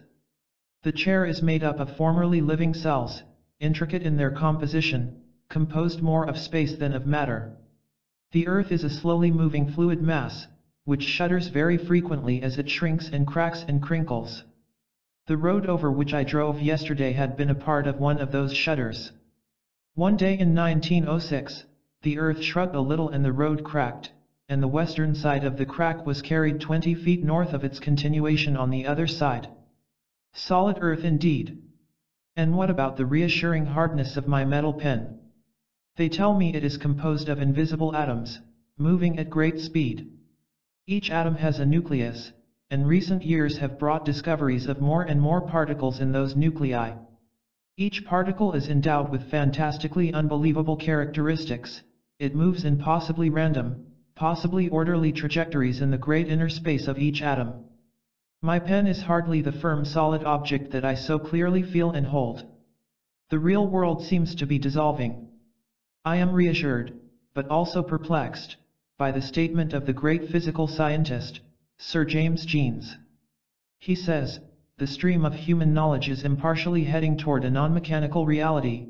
The universe begins to look more like a great thought than a great machine. Try that on your practical friend, or your plumber, or your stockbroker. Tell them, the real world is just a great thought. At any rate, the conception of a real world, obvious to anyone, is rapidly slipping completely out of my grasp. But at least in the interpersonal world, I know my family and my friends. This knowledge is surely a solid basis on which I can act. But then my memories trip me up. One needs only the simple occasion of a softly facilitated encounter group, where permission is given to express oneself, to discover how shaky our interpersonal knowledge is. Individuals have discovered in their closest friends and family members great realms of hidden feelings. There are previously unknown fears, feelings of inadequacy, suppressed rages and resentments, bizarre sexual desires and fantasies, hidden pools of hopes and dreams, of joys and dreads, of creative urges and unbidden loves. This reality, too, seems as unsure, as full of unknowns, as any yet considered in this chapter. So the individual is driven back to self. At least I know who I am. I decide what I want to do, and I do it. That's for real. But is it? If I talk to the behaviorist, he tells me, you are nothing but the sum of your stimulus inputs and the conditioned responses you emit. All the rest is illusion. Well, finally we have reality. I am nothing but a mechanical robot. Or is that all? Where do my dreams come from? Perhaps that can be explained too. Then I think of Jean, the woman who told me that her identical twin sister was driving back to her own home at night by a familiar route when Jean awoke in a panic of certainty. She phoned the highway police and told them, there's been an accident on such and such a highway. It's a white car with this license and a lone woman driver. There was a pause, and then the officer said, in a puzzled and slightly suspicious voice, but how did you know about that, lady? We only got the report of the accident 2 minutes ago. What do we make of that kind of reality? That little episode opens up a whole train of thought about inner worlds and separate realities. What do we make of the vision or dream that Carl Jung, 1961, had at the age of 3? He saw a large mysterious underground cavern, with all the light focused on a great pillar of flesh with something like a head on top, enthroned on a royal chair. 50 years passed before he fully understood this experience, when he rediscovered this same vision in the phallic rituals of some primitive tribes. How had that vision come to him at the age of 3? In what real world does this phenomenon belong? Read the story of Robert Monroe, 1971, a hard-headed businessman and engineer, who, after some puzzling experiences, found himself one night floating up to the ceiling of his room, looking down on his own body and that of his wife. His account of these experiences, in which he tells of his initial fright, then his increasing willingness to take journeys out of his body, is startling indeed, and often very convincing. One cannot help but ponder the question, what reality can encompass such experiences, as well as the real experiences I know? How about Don Juan, the ageless Yaqui Indian, who opened whole new worlds to the stubbornly skeptical anthropologist, Carlos Castaneda? Worlds of magical events, of flights through the air, of a non-ordinary reality where death is not different from life, where the man of knowledge has a spirit ally, where the impossible is experienced. Rubbish, you say? His own experiences were enough to force Castaneda, 1969, 1971, to recognize that there exist separate realities completely alien to the thinking of the modern scientific mind. I think of John Lilly, 1973, a scientist trained at the California Institute of Technology, who went on to study neuroanatomy, medicine, and psychiatry, and who is perhaps best known for his 12 years of work with dolphins, trying to communicate with these animals, who he believes are at least as intelligent as human beings. To trace his path from his beginnings as a scientist who believed only in mechanical models of reality, to his present view that there are various levels of altered consciousness, which he has achieved and helped others to achieve, is mind-boggling. Along the way, he became convinced that the dolphins could read his thoughts. Lilly's experiences in a sensory deprivation tank, where he floated in warm water with absolutely minimal input of sight, sound, touch, or taste, were fascinating. He discovered that the inner world, without any external stimuli, was incredibly rich, sometimes frightening, often bizarre. In trying to understand this inner world, he experimented with LSD, with both illuminating and terrifying results. This led to meditation, unbidden thought transmission, and higher states of consciousness in which he, like many before him, who were called mystics, experienced the universe as a unity based on love. quite a distance from his Caltech training. These and other accounts cannot simply be dismissed with contempt or ridicule. The witnesses are too honest, their experience is too real. All these accounts indicate that a vast and mysterious universe, perhaps an inner reality, or perhaps a spirit world of which we are all unknowingly a part, seems to exist. Such a universe delivers a final crushing blow to our comfortable belief that we all know what the real world is. Where have my thoughts led me in relation to an objective world of reality? It clearly does not exist in the objects we can see and feel and hold. It does not exist in the technology we admire so greatly. It is not found in the solid earth or the twinkling stars. It does not lie in a solid knowledge of those around us. It is not found in the organizations or customs or rituals of any one culture. It is not even in our own known personal worlds. It must take into account mysterious and currently unfathomable separate realities, incredibly different from an objective world. I, and many others, have come to a new realization. It is this: the only reality I can possibly know is the world as I perceive and experience it at this moment. The only reality you can possibly know is the world as you perceive and experience it at this moment. And the only certainty is that those perceived realities are different. There are as many real worlds as there are people. This creates a most burdensome dilemma, one never before experienced in history. From time immemorial, the tribe or the community or the nation or the culture has agreed upon what constitutes the real world. To be sure, different tribes or different cultures might have held sharply different world views, but at least there was a large, relatively unified group which felt assured in its knowledge of the world and the universe, and knew that this perception was true. So the community frowned upon, condemned, persecuted, even killed those who did not agree, who perceived reality differently. Copernicus, even though he kept his findings secret for many years, was eventually declared a heretic. Galileo established proof of Copernicus's views, but in his 70s he was forced to recant his teachings. Giordano Bruno was burned at the stake in 1600 for teaching that there were many worlds in our universe. Individuals who deviated in their perception of religious reality were tortured and killed.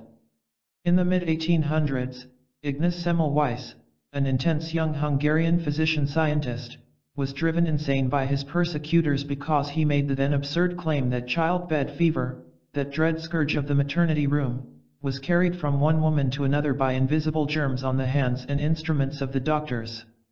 Obvious nonsense, in terms of the reality of his day.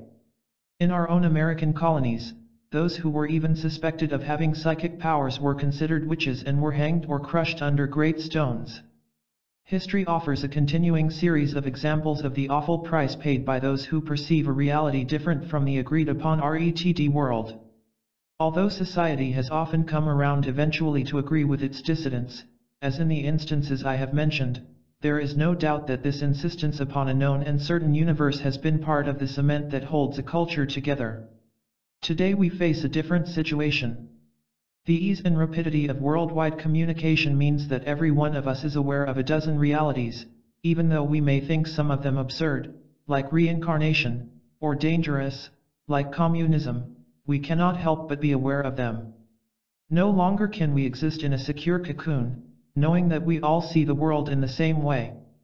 Because of this change, I want to raise a very serious question: can we today afford the luxury of having a reality? Can we still preserve the belief that there is a real world upon whose definition we all agree? I am convinced that this is a luxury we cannot afford, a myth we dare not maintain. Only once in recent history has this been fully and successfully achieved. Millions of people were in complete agreement as to the nature of social and cultural reality, an agreement brought about by the mesmerizing influence of Hitler. This agreement about reality nearly marked the destruction of Western culture. I do not see it as something to be emulated. In Western culture during this century, especially in the United States, there has also been an agreed-upon reality of values. This gospel can be stated very briefly: more is better, bigger is better, faster is better, and modern technology will achieve all three of these eminently desirable goals. But now that credo is a crumbling disaster in which few believe. It is dissolving in the smog of pollution, the famine of overpopulation, the Damocles sword of the nuclear bomb. We have so successfully achieved the goal of a bigger bang for a buck that we are in danger of destroying all life on this planet. Our attempts, then, to live in the real world which all perceive in the same way have, in my opinion, led us to the brink of annihilation as a species. I will be so bold as to suggest an alternative. It appears to me that the way of the future must be to base our lives and our education on the assumption that there are as many realities as there are persons, and that our highest priority is to accept that hypothesis and proceed from there. Proceed where? Proceed, each of us, to explore open-mindedly the many, many perceptions of reality that exist. We would, I believe, enrich our own lives in the process. We would also become more able to cope with the reality in which each one of us exists, because we would be aware of many more options. This might well be a life full of perplexity and difficult choices, demanding greater maturity, but it would be an exciting and adventurous life. The question may well be raised, however, whether we could have a community or a society based on this hypothesis of multiple realities. Might not such a society be a completely individualistic anarchy? That is not my opinion. Suppose my grudging tolerance of your separate worldview became a full acceptance of you and your right to have such a view. Suppose that instead of shutting out the realities of others as absurd or dangerous or heretical or stupid, I was willing to explore and learn about those realities. Suppose you were willing to do the same. What would be the social result? I think that our society would be based not on a blind commitment to a cause or creed or view of reality, but on a common commitment to each other as rightfully separate persons, with separate realities. The natural human tendency to care for another would no longer be I care for you because you are the same as I, but, instead, I prize and treasure you because you are different from me. Idealistic, you say? It surely is. How can I be so utterly naive and unrealistic as to have any hope that such a drastic change could conceivably come about? I base my hope partly on the view of world history so aptly stated by Charles Beard: when the skies grow dark, the stars begin to shine. So we may see the emergence of leaders who are moving in this new direction. I base my hope, even more solidly, on the view enunciated by Lancelot White, the historian of ideas, in his final book before his death. It is his theory, in which he is not alone, that great steps in human history are anticipated, and probably brought about, by changes in the unconscious thinking of thousands and millions of individuals during the period preceding the change. Then, in a relatively short space of time, a new idea, a new perspective, seems to burst upon the world scene, and change occurs. He gives the example that before 1914, patriotism and nationalism were unquestioned virtues. Then began the faint unconscious questioning which built an unconscious tradition reversing a whole pattern of thought. This new perspective burst into the open between 1950 and 1970. My country, right or wrong, is no longer a belief to live by. Nationalistic wars are out of date and out of favor, and even though they continue, world opinion is deeply opposed. White, 1974, points out that at any moment the unconscious levels are ahead of the conscious in the task of unifying emotion, thought and action. For me, this line of thought is entirely congenial. I have stated that we are wiser than our intellects, that our organisms as a whole have a wisdom and purposiveness which goes well beyond our conscious thought. I believe that this idea applies to the concepts I have been presenting in this chapter. I think that men and women, individually and collectively, are inwardly and organismically rejecting the view of one single, culture-approved reality. I believe they are moving inevitably toward the acceptance of millions of separate, challenging, exciting, informative, individual perceptions of reality. I regard it as possible that this view, like the sudden and separate discovery of the principles of quantum mechanics by scientists in different countries, may begin to come into effective existence in many parts of the world at once. If so, we will be living in a totally new universe, different from any in history. Is it conceivable that such a change can come about? Here lies the challenge to educators, probably the most insecure and frightened among any of the professions, battered by public pressures, limited by legislative restrictions, essentially conservative in their reactions. Can they possibly espouse such a view of multiple realities as I have been describing? Can they begin to bring into being the changes in attitudes, behaviors, and values that such a worldview would demand? Certainly, by themselves they cannot. But with the underlying change in what White calls the unconscious tradition, and with the aid of the new person whom I and many others see emerging in our culture, it is just conceivable that they might succeed. I conclude that if nations follow their past ways, then, because of the speed of world communication of separate views, each society will have to exert more and more coercion to bring about a forced agreement as to what constitutes the real world and its values. Those coerced agreements will differ from nation to nation, from culture to culture. The coercion will destroy individual freedom. We will bring about our own destruction through the clashes caused by differing worldviews. But I have suggested an alternative. If we accept as a basic fact of still human life that we live in separate realities, if we can see those differing realities as the most promising resource for learning in all the history of the world, if we can live together in order to learn from one another without fear, if we can do all this, then a new age could be dawning. And perhaps, just perhaps, humankind's deep organic sensings are paving the way for just such a change. Part 2. Aspects of a person-centered approach. The foundations of a person-centered approach. This is a very basic chapter, which has roots in both the past and the present. In writing it, I have utilized a paper, 1963, that marked an important clarification of my thinking at that time. The second source can be traced to a seed of thought that germinated at a conference on the theory of humanistic psychology, in the early 1970s, culminating in a paper on the formative tendency. 1978, although I acknowledged my indebtedness to the British historian of ideas, Lancelot White, I was surprised to learn later that almost identical ideas are found in a much earlier book, 1926, by Jan Christian Smuts, the legendary South African warrior, scholar, and Prime Minister. After a political defeat which ended his first term as Prime Minister, he wrote this book, whose theme was the whole-making, holistic tendency, seen at all stages of existence, something fundamental in the universe. Alfred Adler later, 1933, used Smuts' concept of the holistic tendency in support of his view that there can no longer be any doubt that everything we call a body shows a striving to become a whole.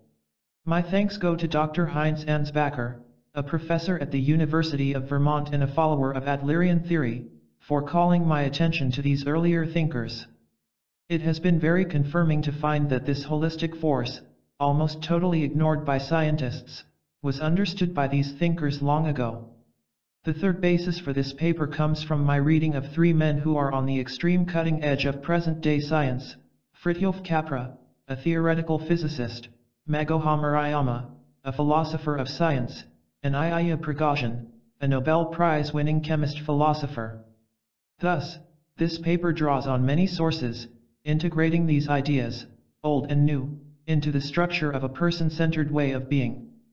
What I have tried to do is put into simple language some profound concepts for which I am much indebted to others, whose generative thoughts come both from the past and from the immediate present. I found real satisfaction in writing this chapter, and I am pleased to present it. I wish to point to two related tendencies which have acquired more and more importance in my thinking as the years have gone by. One of these is an actualizing tendency, a characteristic of organic life. One is a formative tendency in the universe as a whole. Taken together, they are the foundation blocks of the person-centered approach. Characteristics of the person-centered approach. What do I mean by a person-centered approach? It expresses the primary theme of my whole professional life, as that theme has become clarified through experience, interaction with others, and research. I smile as I think of the various labels I have given to this theme during the course of my career: non-directive counseling, client-centered therapy, student-centered teaching, group-centered leadership. Because the fields of application have grown in number and variety, the label person-centered approach seems the most descriptive. The central hypothesis of this approach can be briefly stated. See Rogers, 1959, for a complete statement. Individuals have within themselves vast resources for self-understanding and for altering their self-concepts, basic attitudes, and self-directed behavior.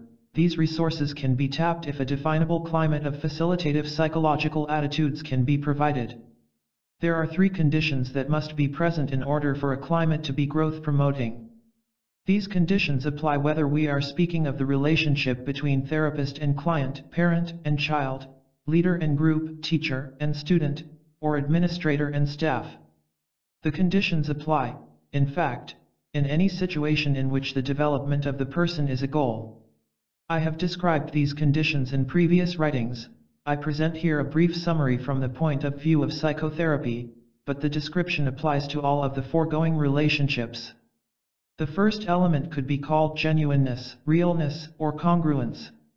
The more the therapist is himself or herself in the relationship, putting up no professional front or personal facade, the greater is the likelihood that the client will change and grow in a constructive manner. This means that the therapist is openly being the feelings and attitudes that are flowing within at the moment. The term transparent catches the flavor of this condition. The therapist makes himself or herself transparent to the client. The client can see right through what the therapist is in the relationship. The client experiences no holding back on the part of the therapist. As for the therapist, what he or she is experiencing is available to awareness, can be lived in the relationship, and can be communicated, if appropriate. Thus, there is a close matching, or congruence, between what is being experienced at the gut level, what is present in awareness, and what is expressed to the client. The second attitude of importance in creating a climate for change is acceptance, or caring, or prizing, what I have called unconditional positive regard. When the therapist is experiencing a positive, acceptant attitude toward whatever the client is at that moment, therapeutic movement or change is more likely to occur. The therapist is willing for the client to be whatever immediate feeling is going on: confusion, resentment, fear, anger, courage, love, or pride. Such caring on the part of the therapist is non-possessive. The therapist prizes the client in a total rather than a conditional way. The third facilitative aspect of the relationship is empathic understanding.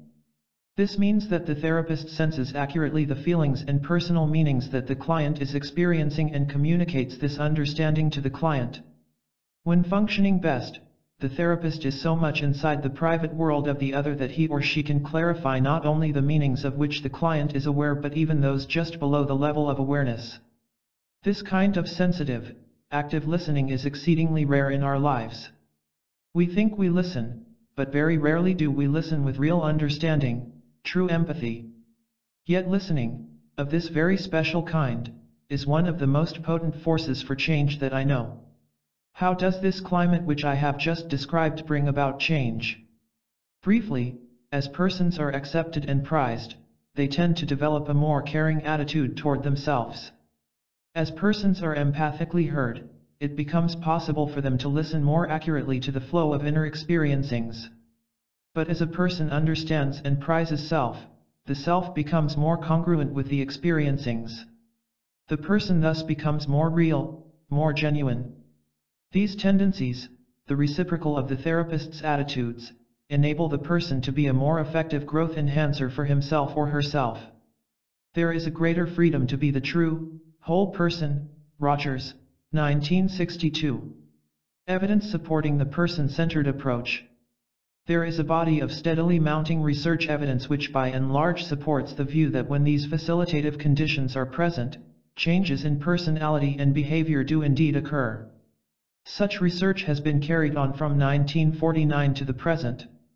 Studies have been made of the benefits of person-centered psychotherapy with troubled individuals and with schizophrenics, of the facilitation of learning in the schools, of the improvement in other interpersonal relationships. Some excellent and little-known research has been done by Aspie, 1972, Aspie and Roebuck, 1976, and others in the field of education, and by Tausch and colleagues in Germany in many different fields. Tausch, 1978, Summary. A directional process in life. Practice, theory, and research make it clear that the person-centered approach rests on a basic trust in human beings, and in all organisms. There is evidence from many disciplines to support an even broader statement. We can say that there is in every organism, at whatever level, an underlying flow of movement toward constructive fulfillment of its inherent possibilities. In human beings, too, there is a natural tendency toward a more complex and complete development. The term that has most often been used for this is the actualizing tendency, and it is present in all living organisms. Whether we are speaking of a flower or an oak tree, of an earthworm or a beautiful bird, of an ape or a person, we will do well, I believe, to recognize that life is an active process, not a passive one. Whether the stimulus arises from within or without, whether the environment is favorable or unfavorable, the behaviors of an organism can be counted on to be in the direction of maintaining, enhancing, and reproducing itself. This is the very nature of the process we call life. This tendency is operative at all times. Indeed, only the presence or absence of this total directional process enables us to tell whether a given organism is alive or dead. The actualizing tendency can, of course, be thwarted or warped, but it cannot be destroyed without destroying the organism. I remember that in my boyhood, the bin in which we stored our winter's supply of potatoes was in the basement, several feet below a small window. The conditions were unfavorable, but the potatoes would begin to sprout, pale white sprouts, so unlike the healthy green shoots they sent up when planted in the soil in the spring. But these sad, spindly sprouts would grow 2 or 3 feet in length as they reached toward the distant light of the window. The sprouts were, in their bizarre, futile growth, a sort of desperate expression of the directional tendency I have been describing. They would never become plants, never mature, never fulfill their real potential. But under the most adverse circumstances, they were striving to become. Life would not give up, even if it could not flourish. In dealing with clients whose lives have been terribly warped, in working with men and women on the back wards of state hospitals, I often think of those potato sprouts. So unfavorable have been the conditions in which these people have developed that their lives often seem abnormal, twisted, scarcely human. Yet, the directional tendency in them can be trusted. The clue to understanding their behavior is that they are striving, in the only ways that they perceive as available to them, to move toward growth, toward becoming. To healthy persons, the results may seem bizarre and futile, but they are life's desperate attempt to become itself. This potent constructive tendency is an underlying basis of the person-centered approach. Some confirming examples of the directional process. I am not alone in seeing such an actualizing tendency as the fundamental answer to the question of what makes an organism tick. Goldstein, 1947, Maslow, 1954, Angeal, 1941, 1965, St. Georgi, 1974, and others have held similar views and have influenced my own thinking. I, 1963, have pointed out that this tendency involves a development toward the differentiation of organs and functions. It involves enhancement through reproduction. St. Georgi says that he cannot explain the mysteries of biological development without supposing an innate drive in living matter to perfect itself. The organism, in its normal state, moves toward its own fulfillment, toward self-regulation and an independence from external control. But is this view confirmed by other evidence? Let me point to some of the work in biology that supports the concept of the actualizing tendency. One example, replicated with different species, is the work of Hans Driesch with sea urchins many years ago. Driesch learned how to tease apart the 2 cells that are formed after the first division of the fertilized egg. Had they been left to develop normally, it is clear that each of these 2 cells would have grown into a portion of a sea urchin larva, the contributions of both being needed to form a whole creature. So it seems equally obvious that when the 2 cells are skillfully separated, each, if it grows, will simply develop into some portion of a sea urchin. But this assumption overlooks the directional and actualizing tendency characteristic of all organic growth. It is found that each cell, if it can be kept alive, now develops into a whole sea urchin larva, a bit smaller than usual, but normal and complete. I have chosen this example because it seems so closely analogous to my experience in dealing with individuals in one-to-one therapeutic relationships, in facilitating intensive groups, in providing freedom to learn for students in classes.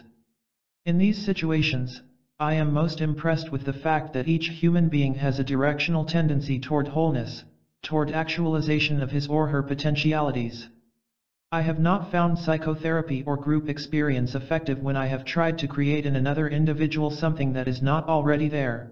I have found, however, that if I can provide the conditions that allow growth to occur, then this positive directional tendency brings about constructive results. The scientist with the divided sea urchin egg was in the same situation. He could not cause the cell to develop in one way or another, but when he focused his skill on providing the conditions that permitted the cell to survive and grow, the tendency for growth and the direction of growth were evident, and came from within the organism. I cannot think of a better analogy for therapy or the group experience, where, if I can supply a psychological amniotic fluid, forward movement of a constructive sort will occur. I would like to add one comment which may be clarifying. Sometimes this growth tendency is spoken of as though it involved the development of all the potentialities of the organism. This is clearly not true. As one of my colleagues pointed out, the organism does not tend toward developing its capacity for nausea, nor does it actualize its potentiality for self-destruction, nor its ability to bear pain. Only under unusual or perverse circumstances do these potentialities become actualized. It is clear that the actualizing tendency is selective and directional, a constructive tendency, if you will. Support from modern theory and experience. Pentony, unpublished paper, 1978, points out forcefully that those who favor the view of an actualizing tendency do not need to be inhibited by the belief that it is in conflict with modern science or theories of knowledge, p. 20. He describes the differing recent epistemologies, particularly that of Murayama, 1977. It is now theorized that the genetic code does not contain all the information necessary to specify the characteristics of the mature organism. Instead, it contains a set of rules determining the interactions of the dividing cells. Much less information is needed to codify the rules than to guide every aspect of maturing development. Thus information can be generated within the organism system. Information can grow, Pentony. Hence, Drisha sea urchin cells are doubtless following the coded rules and, consequently, are able to develop in original, not previously or rigidly specified ways. All this goes deeply against the current, and possibly outdated, epistemology of the social sciences, which holds that a cause is followed in a one-way direction by an effect. In contrast, Murayama and others believe that there are mutual cause-effect interactions, which amplify deviations and permit new information and new forms to develop. This morphogenetic epistemology appears to be basic to an understanding of all living systems, including all growth processes in organisms. Murayama, 1977, states that an understanding of biology lies in the recognition that the biological processes are reciprocal causal processes, not random processes. On the other hand, as he points out elsewhere, an understanding of biology does not emerge from an epistemology based on one-way cause-effect systems. Thus, there is great need to rethink the stimulus-response, cause-effect basis on which most of social science rests. The work in the field of sensory deprivation shows how strong is the organismic tendency to amplify diversities and create new information and new forms. Certainly, tension reduction, or the absence of stimulation, is a far cry from being the desired state of the organism. Freud, 1953, could not have been more wrong in his postulate that the nervous system is an apparatus which would even, if this were feasible, maintain itself in an altogether unstimulated condition. On the contrary, when deprived of external stimuli, the human organism produces a flood of internal stimuli, sometimes of the most bizarre sort. Lilly, 1972, was one of the first to tell of his experiences when suspended weightless in a soundproof tank of water. He speaks of trance-like states, mystical experiences, the sense of being tuned in on communication networks not available to ordinary consciousness, and even experiences that can only be called hallucinatory. It is very clear that when a person is receiving an absolute minimum of external stimuli, he or she is open to a flood of experiencing at a level far beyond that of everyday living. The individual most certainly does not lapse into homeostasis, into a passive equilibrium. This occurs only in diseased organisms. A trustworthy base. Thus, to me it is meaningful to say that the substratum of all motivation is the organismic tendency toward fulfillment. This tendency may express itself in the widest range of behaviors and in response to a wide variety of needs. To be sure, certain basic wants must be at least partially met before other needs become urgent.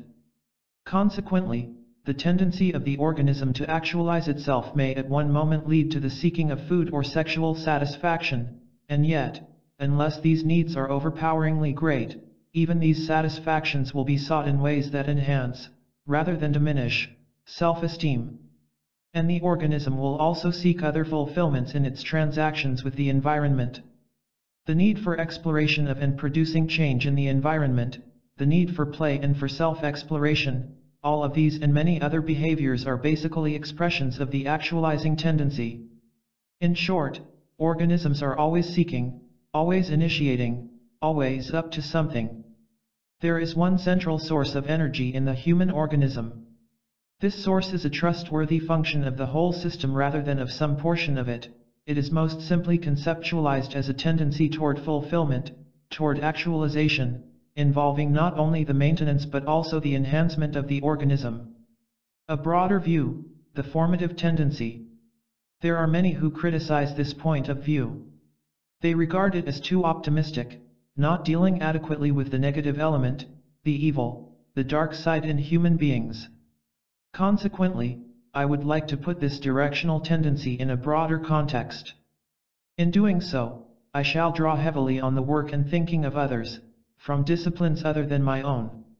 I have learned from many scientists, but I wish to mention a special indebtedness to the works of Albert Szent-Györgyi, 1974, a Nobel Prize-winning biologist, and Lancelot White, 1974, a historian of ideas.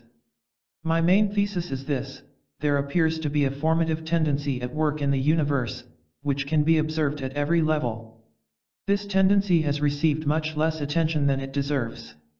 Physical scientists up to now have focused primarily on entropy, the tendency toward deterioration, or disorder. They know a great deal about this tendency. Studying closed systems, they can give it a clear mathematical description. They know that order tends to deteriorate into randomness, each stage less organized than the last. We are also very familiar with deterioration in organic life. The system, whether plant, animal, or human, eventually deteriorates into a lesser and lesser degree of functioning organization, or order, until decay reaches a stasis.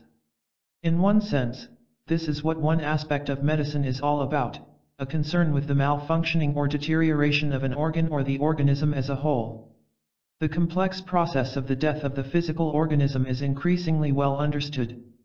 So a great deal is known of the universal tendency of systems at all levels to deteriorate in the direction of less and less orderliness, more and more randomness. When this system operates, it is a one-way street. The world seems to be a great machine, running down and wearing out. But there is far less recognition of, or emphasis on, the even more important formative tendency which can be equally well observed at every level of the universe. After all, every form that we see or know emerged from a simpler, less complex form. This a phenomenon which is at least as significant as entropy. Examples could be given from every form of inorganic or organic being. Let me illustrate with just a few. It appears that every galaxy, every star, every planet, including our own, was formed from a less organized whirling storm of particles. Many of these stellar objects are themselves formative. In the atmosphere of our Sun, hydrogen nuclei collide to form molecules of helium, which are more complex in nature. It is hypothesized that in other stars, even heavier molecules are formed by such interactions. I understand that when the simple materials of the Earth's atmosphere which were present before life began, hydrogen, oxygen, and nitrogen, in the form of water and ammonia, are infused by electrical charges or by radiation, heavier molecules begin to form first, followed by the more complex amino acids. We seem only a step away from the formation of viruses and the even more complex living organisms. A creative, not a disintegrative process, is at work. Another fascinating example is the formation of crystals. In every case, from less ordered and less symmetrical fluid matter there emerges the startlingly unique, ordered, symmetrical, and often beautiful crystalline form. All of us have marveled at the perfection and complexity of the snowflake. Yet it emerged from formless vapor. When we consider the single living cell, we discover that it often forms more complex colonies, as in coral reefs. Even more order enters the picture as the cell emerges into an organism of many cells with specialized functions. I do not need to portray the whole gradual process of organic evolution. We are all familiar with the steadily increasing complexity of organisms. They are not always successful in their ability to cope with the changing environment, but the trend toward complexity is always evident. Perhaps, for most of us, the process of organic evolution is best recognized as we consider the development of the single fertilized human ovum through the simplest stages of cell division, then the aquatic gill stage, and on to the vastly complex, highly organized human infant. As Jonas Salk has said, there is a manifest and increasing order in evolution. Thus, without ignoring the tendency toward deterioration, we need to recognize fully what St. Georgi terms syntropy and what White calls the amorphic tendency, the ever-operating trend toward increased order and interrelated complexity evident at both the inorganic and the organic level. The universe is always building and creating as well as deteriorating. This process is evident in the human being, too. The function of consciousness in human beings. What part does our awareness have in this formative function? I believe that consciousness has a small but very important part. The ability to focus conscious attention seems to be one of the latest evolutionary developments in our species. This ability can be described as a tiny peak of awareness, of symbolizing capacity, topping a vast pyramid of non-conscious organismic functioning. Perhaps a better analogy, more indicative of the continual change going on, is to think of the pyramid as a large fountain of the same shape. The very tip of the fountain is intermittently illuminated with the flickering light of consciousness, but the constant flow of life goes on in the darkness as well, in non-conscious as well as conscious ways. It seems that the human organism has been moving toward the more complete development of awareness. It is at this level that new forms are invented, perhaps even new directions for the human species. It is here that the reciprocal relationship between cause and effect is most demonstrably evident. It is here that choices are made, spontaneous forms created. We see here perhaps the highest of the human functions. Some of my colleagues have said that organismic choice, the nonverbal, subconscious choice of way of being, is guided by the evolutionary flow. I agree. I will even go one step further. I would point out that in psychotherapy we have learned something about the psychological conditions that are most conducive to increasing this highly important self-awareness. With greater self-awareness, a more informed choice is possible, a choice more free from introjects, a conscious choice that is even more in tune with the evolutionary flow. Such a person is more potentially aware, not only of the stimuli from outside, but of ideas and dreams, and of the ongoing flow of feelings, emotions, and physiological reactions that he or she senses from within. The greater this awareness, the more surely the person will float in a direction consonant with the directional evolutionary flow.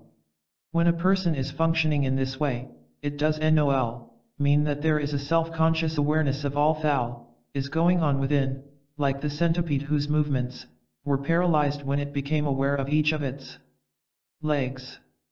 On the contrary, such a person is free to live a feeling subjectively, as well as be aware of it.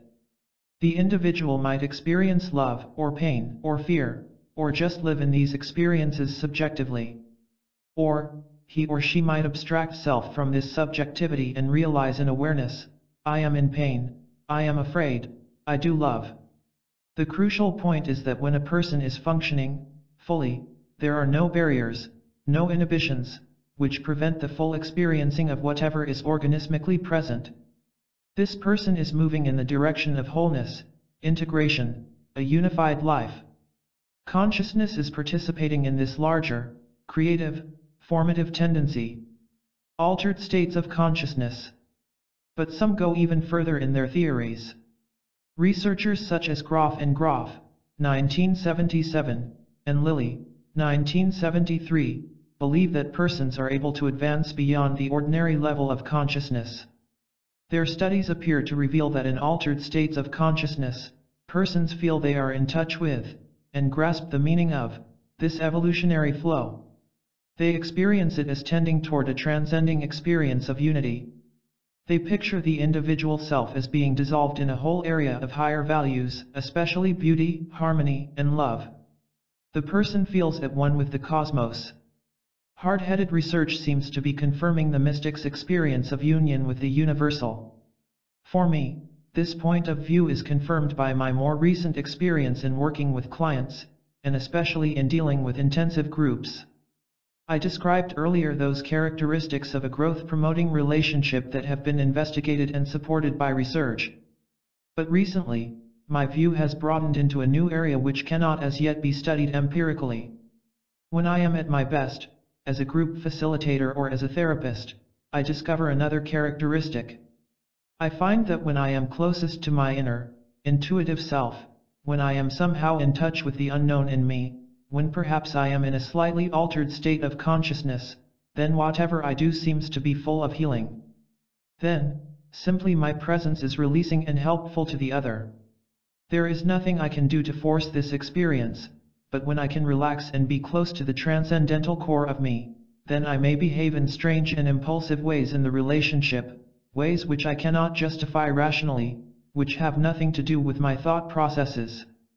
But these strange behaviors turn out to be right. In some odd way, it seems that my inner spirit has reached out and touched the inner spirit of the other. Our relationship transcends itself and becomes a part of something larger. Profound growth and healing and energy are present. This kind of transcendent phenomenon has certainly been experienced at times in groups in which I have worked, changing the lives of some of those involved. One participant in a workshop put it eloquently, "I found it to be a profound spiritual experience. I felt the oneness of spirit in the community. We breathed together, felt together, even spoke for one another. I felt the power of the life force that infuses each of us, whatever that is. I felt its presence without the usual barricades of me-ness or you-ness. It was like a meditative experience when I feel myself as a center of consciousness, very much a part of the broader, universal consciousness. And yet with that extraordinary sense of oneness, the separateness of each person present has never been more clearly preserved." Again, as in the description of altered states of consciousness, this account partakes of the mystical. Our experiences in therapy and in groups, it is clear, involve the transcendent, the indescribable, the spiritual. I am compelled to believe that I, like many others, have underestimated the importance of this mystical, spiritual dimension. Science and the mystical. Here many readers, I am sure, will part company with me. What, they will wish to know, has become of logic, of science, of hard-headedness. But before they leave me entirely, I would like to adduce some surprising support for such views, from the most unexpected quarters. Fritjof Capra, 1975, a well-known theoretical physicist, has shown how present-day physics has almost completely abolished any solid concepts of our world, with the exception of energy. In a summarizing statement, he says, "In modern physics the universe is thus experienced as a dynamic, inseparable whole which always includes the observer in an essential way. In this experience the traditional concepts of space and time, of isolated objects, and of cause and effect lose their meaning. Such an experience, however, is very similar to that of the Eastern mystics." He then goes on to point out the astonishing parallels of Zen, Daoism, Buddhism, and other Oriental views. His own conviction is that physics and Eastern mysticism are separate but complementary roads to the same knowledge, supplementing each other in providing a fuller understanding of the universe. Recently, the work of chemist-philosopher Ilya Prigogine, Ferguson, 1979, offers a different perspective, which also throws new light on what I have been discussing. In trying to answer the basic question of how order and complexity emerge from the process of entropy, he has originated an entirely new theoretical system. He has developed mathematical formulas and proofs which demonstrate that the world of living nature is probabilistic, rather than solely deterministic. His views apply to all open systems in which energy is exchanged with the environment.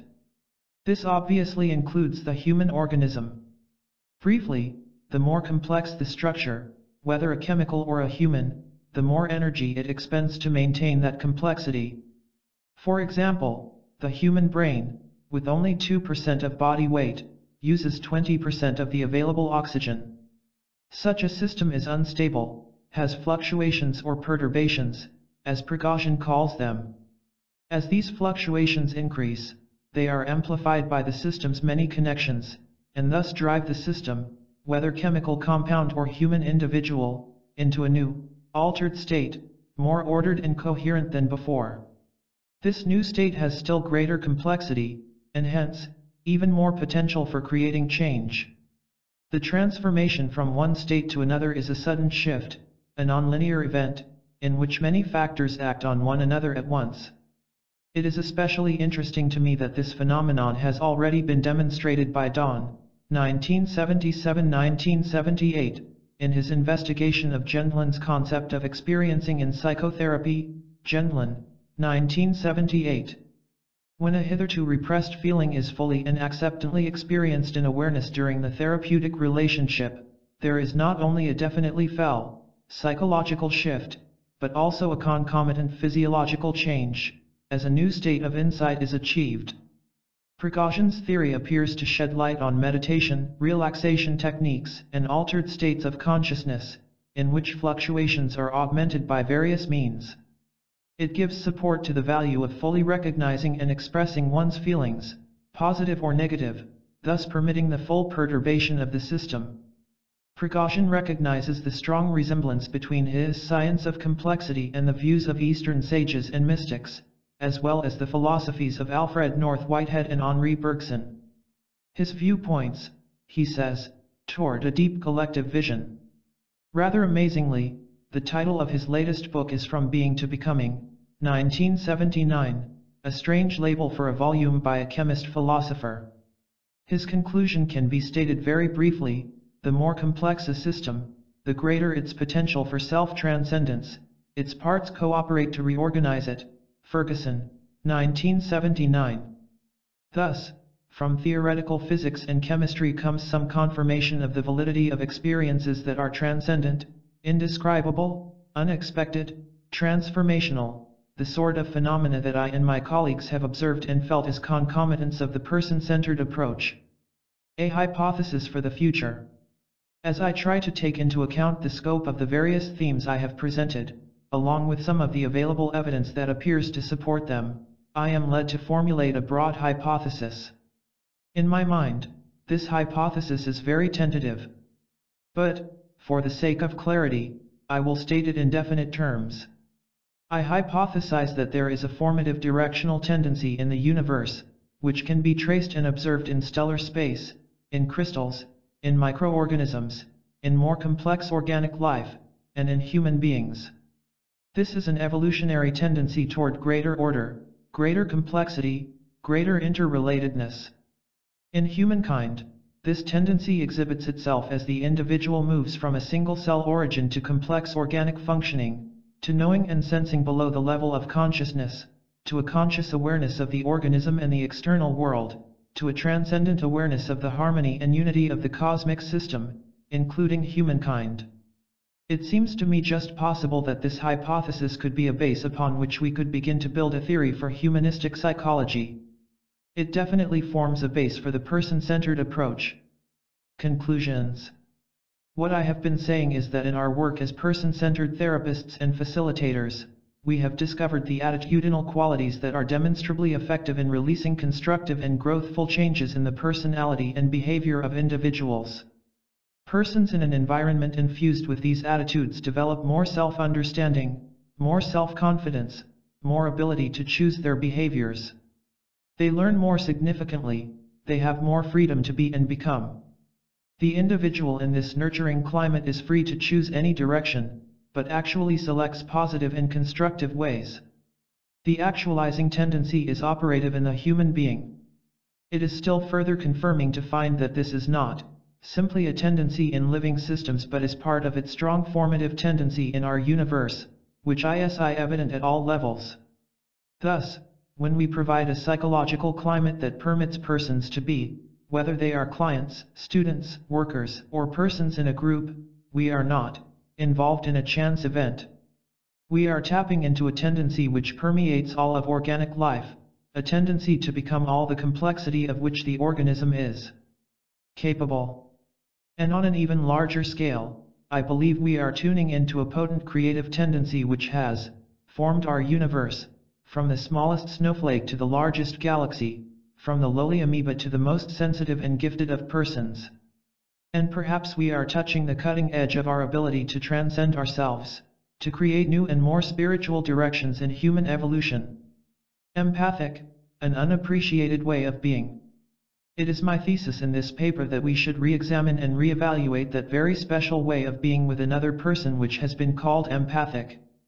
I believe we tend to give too little consideration to an element that is extremely important both for the understanding of personality dynamics and for affecting changes in personality and behavior.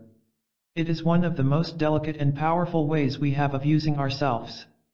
In spite of all that has been said and written on this topic, it is a way of being that is rarely seen in full bloom in a relationship.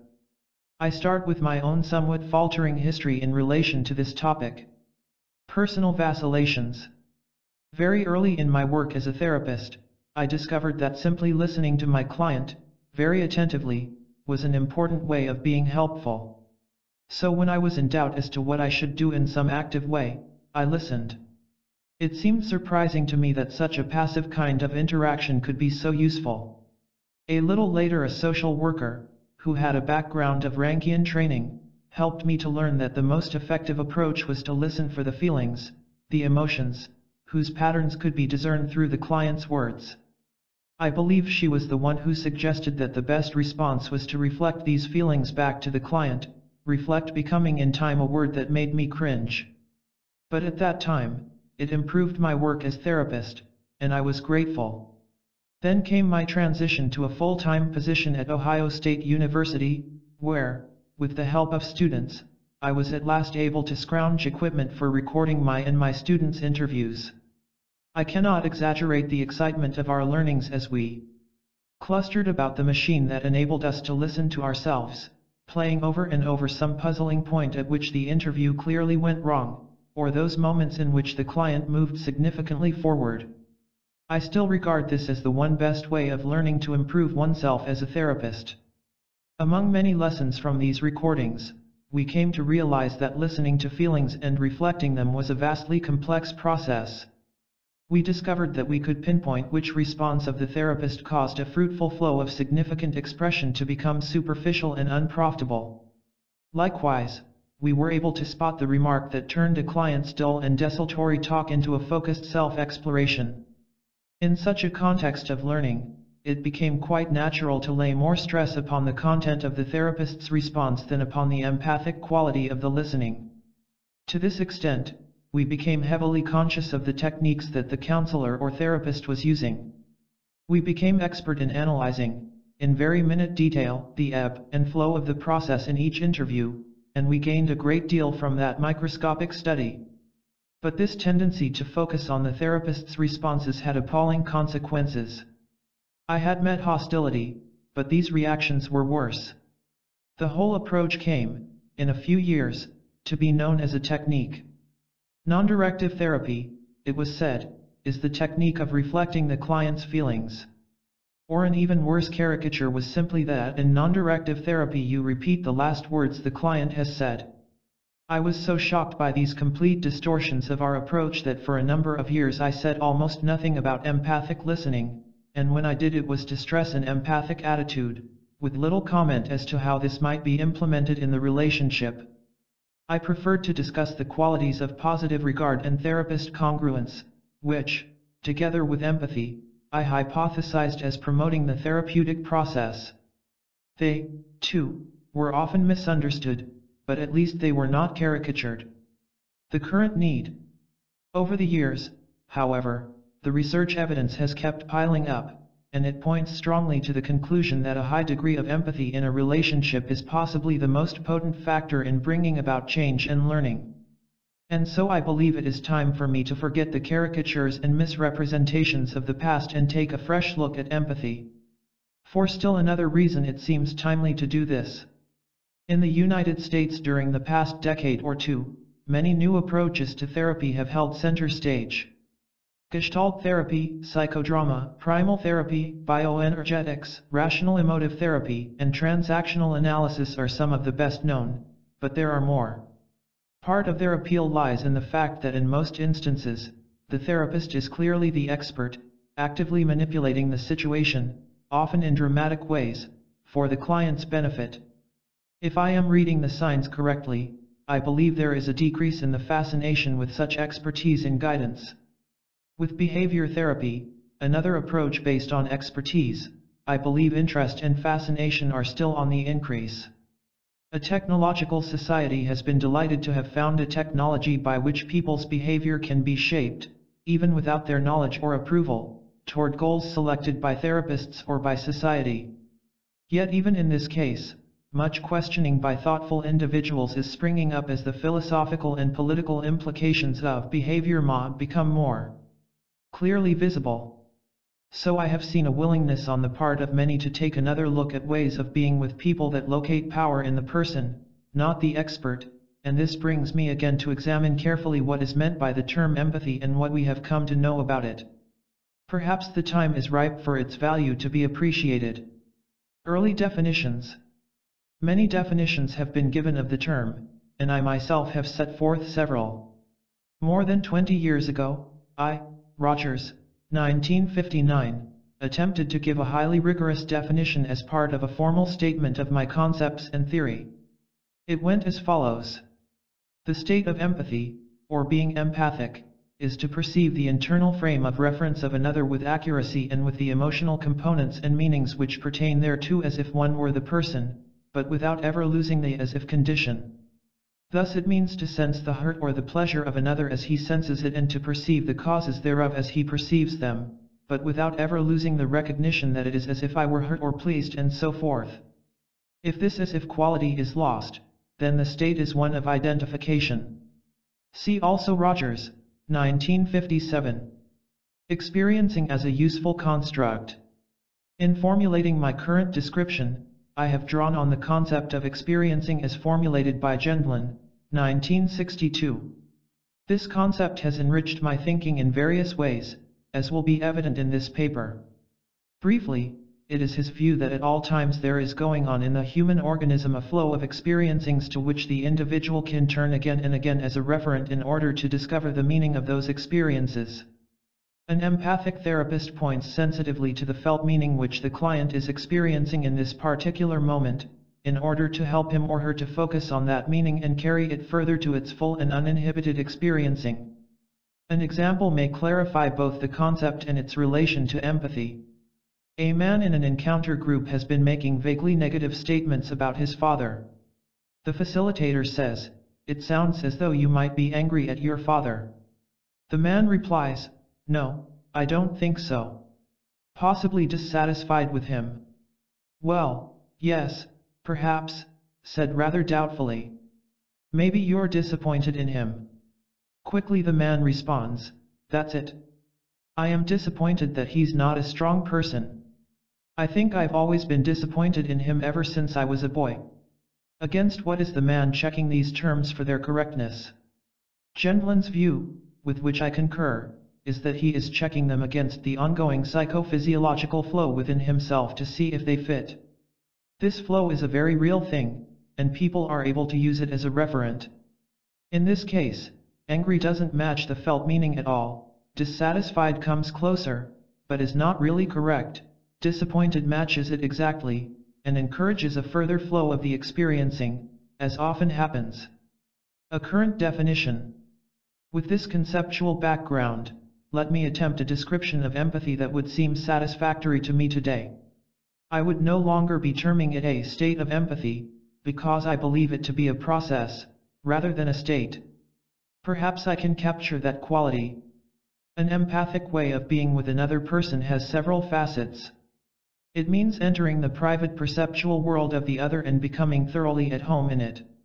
It involves being sensitive, moment by moment, to the changing felt meanings which flow in this other person, to the fear or rage or tenderness or confusion or whatever that he or she is experiencing. It means temporarily living in the other's life, moving about in it delicately without making judgments. It means sensing meanings of which he or she is scarcely aware, but not trying to uncover totally unconscious feelings, since this would be too threatening. It includes communicating your sensings of the person's world as you look with fresh and unfrightened eyes at elements of which he or she is fearful. It means frequently checking with the person as to the accuracy of your sensings, and being guided by the responses you receive. You are a confident companion to the person in his or her inner world. By pointing to the possible meanings in the flow of another person's experiencing, you help the other to focus on this useful type of referent, to experience the meanings more fully, and to move forward in the experiencing. To be with another in this way means that for the time being, you lay aside your own views and values in order to enter another's world without prejudice. In some sense it means that you lay aside yourself. This can only be done by persons who are secure enough in themselves that they know they will not get lost in what may turn out to be the strange or bizarre world of the other, and that they can comfortably return to their own world when they wish. Perhaps this description makes clear that being empathic is a complex, demanding, and strong, yet also a subtle and gentle, way of being. Operational definitions. The foregoing description is hardly an operational definition, suitable for use in research. Yet such operational definitions have been formulated and widely used. For example, the Barrett-Leonard Relationship Inventory, to be filled out by the parties to the relationship, defines empathy operationally by the items used. Some of the items from this instrument, indicating the range from empathic to non-empathic, follow. He appreciates what my experience feels like to me. He understands what I say from a detached, objective point of view. He understands my words but not the way I feel. Barrett-Leonard, 1962, also has a specific conceptual formulation of empathy, upon which he based his items. While it definitely overlaps with the definition given above, it is sufficiently different to warrant its quotation. Qualitatively emphatic understanding, is an active process of desiring to know the full, present, and changing awareness of another person, of reaching out to receive his communication and meaning, and of translating his words and signs into experienced meaning that matches at least those aspects of his awareness that are most important to him at the moment. It is an experiencing of the consciousness behind another's outward communication, but with continuous awareness that this consciousness is originating and proceeding in the other. Then there is the accurate empathy scale, devised by Truax, 1967, and others for use by raters. Even small portions of recorded interviews can be reliably rated by this scale. The nature of the scale may be indicated by giving the definition of Stage 1, which is the lowest level of empathic understanding, and Stage 8, which is a very high, though not the highest, degree of empathy. Here is Stage 1. Therapist seems completely unaware of even the most conspicuous of the client's feelings. His responses are not appropriate to the mood and content of the client's statements, and there is no determinable quality of empathy, hence, no accuracy whatsoever. The therapist may be bored and disinterested or actively offering advice, but he is not communicating an awareness of the client's current feelings. Stage 8 is defined as follows. Therapist accurately interprets all the client's present acknowledged feelings. He also uncovers the most deeply shrouded of the client's feeling areas, voicing meanings in the client's experience of which the client is scarcely aware. He moves into feelings and experiences that are only hinted at by the client and does so with sensitivity and accuracy. The content that comes to life may be new but is not alien. While the therapist in stage 8 makes mistakes, mistakes do not have a jarring note but are covered by the tentative character of the response. Also, the therapist is sensitive to his mistakes and quickly alters or changes his responses in midstream, indicating that he more clearly knows what is being talked about and what is being sought after in the client's own explorations. The therapist reflects a togetherness with the client in tentative trial and error exploration. His voice tone reflects the seriousness and depth of his empathic grasp. I have wished to indicate by these examples that the empathic process can be defined in theoretical, conceptual, subjective, and operational ways. Even so, we have not reached the limits of its base.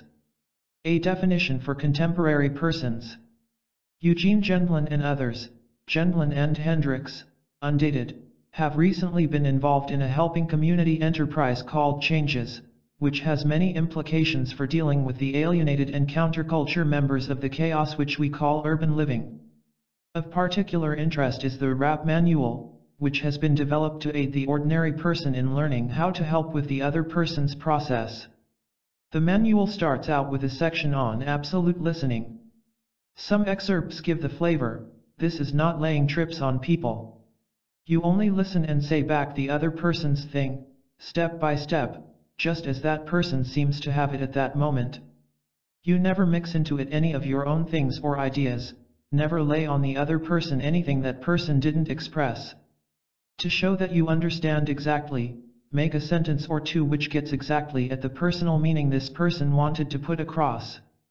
This might be in your own words, usually, but use that person's own words for the touchy main things. It continues in this same vein, with many detailed suggestions, including ideas on how to know when you're doing it right. So it seems clear that an empathic way of being, although highly subtle conceptually, can also be described in terms which are perfectly understandable by contemporary youth or citizens of a beleaguered inner city. It is a broad-ranging conception. General research findings. What have we come to know about empathy through research based on the instruments mentioned above, as well as others which have been devised? We have learned a great deal, and I will present some of these learnings, giving first some of the interesting general findings. I will reserve until later an analysis of the effects of an empathic climate on the dynamics of the behavior of the recipient. Here, then, are some of the general statements which can be made with assurance. The ideal therapist is, first of all, empathic. When psychotherapists of many different orientations describe their concept of the ideal therapist, the therapist they would like to become, they are in high agreement in giving empathy the highest ranking out of 12 variables.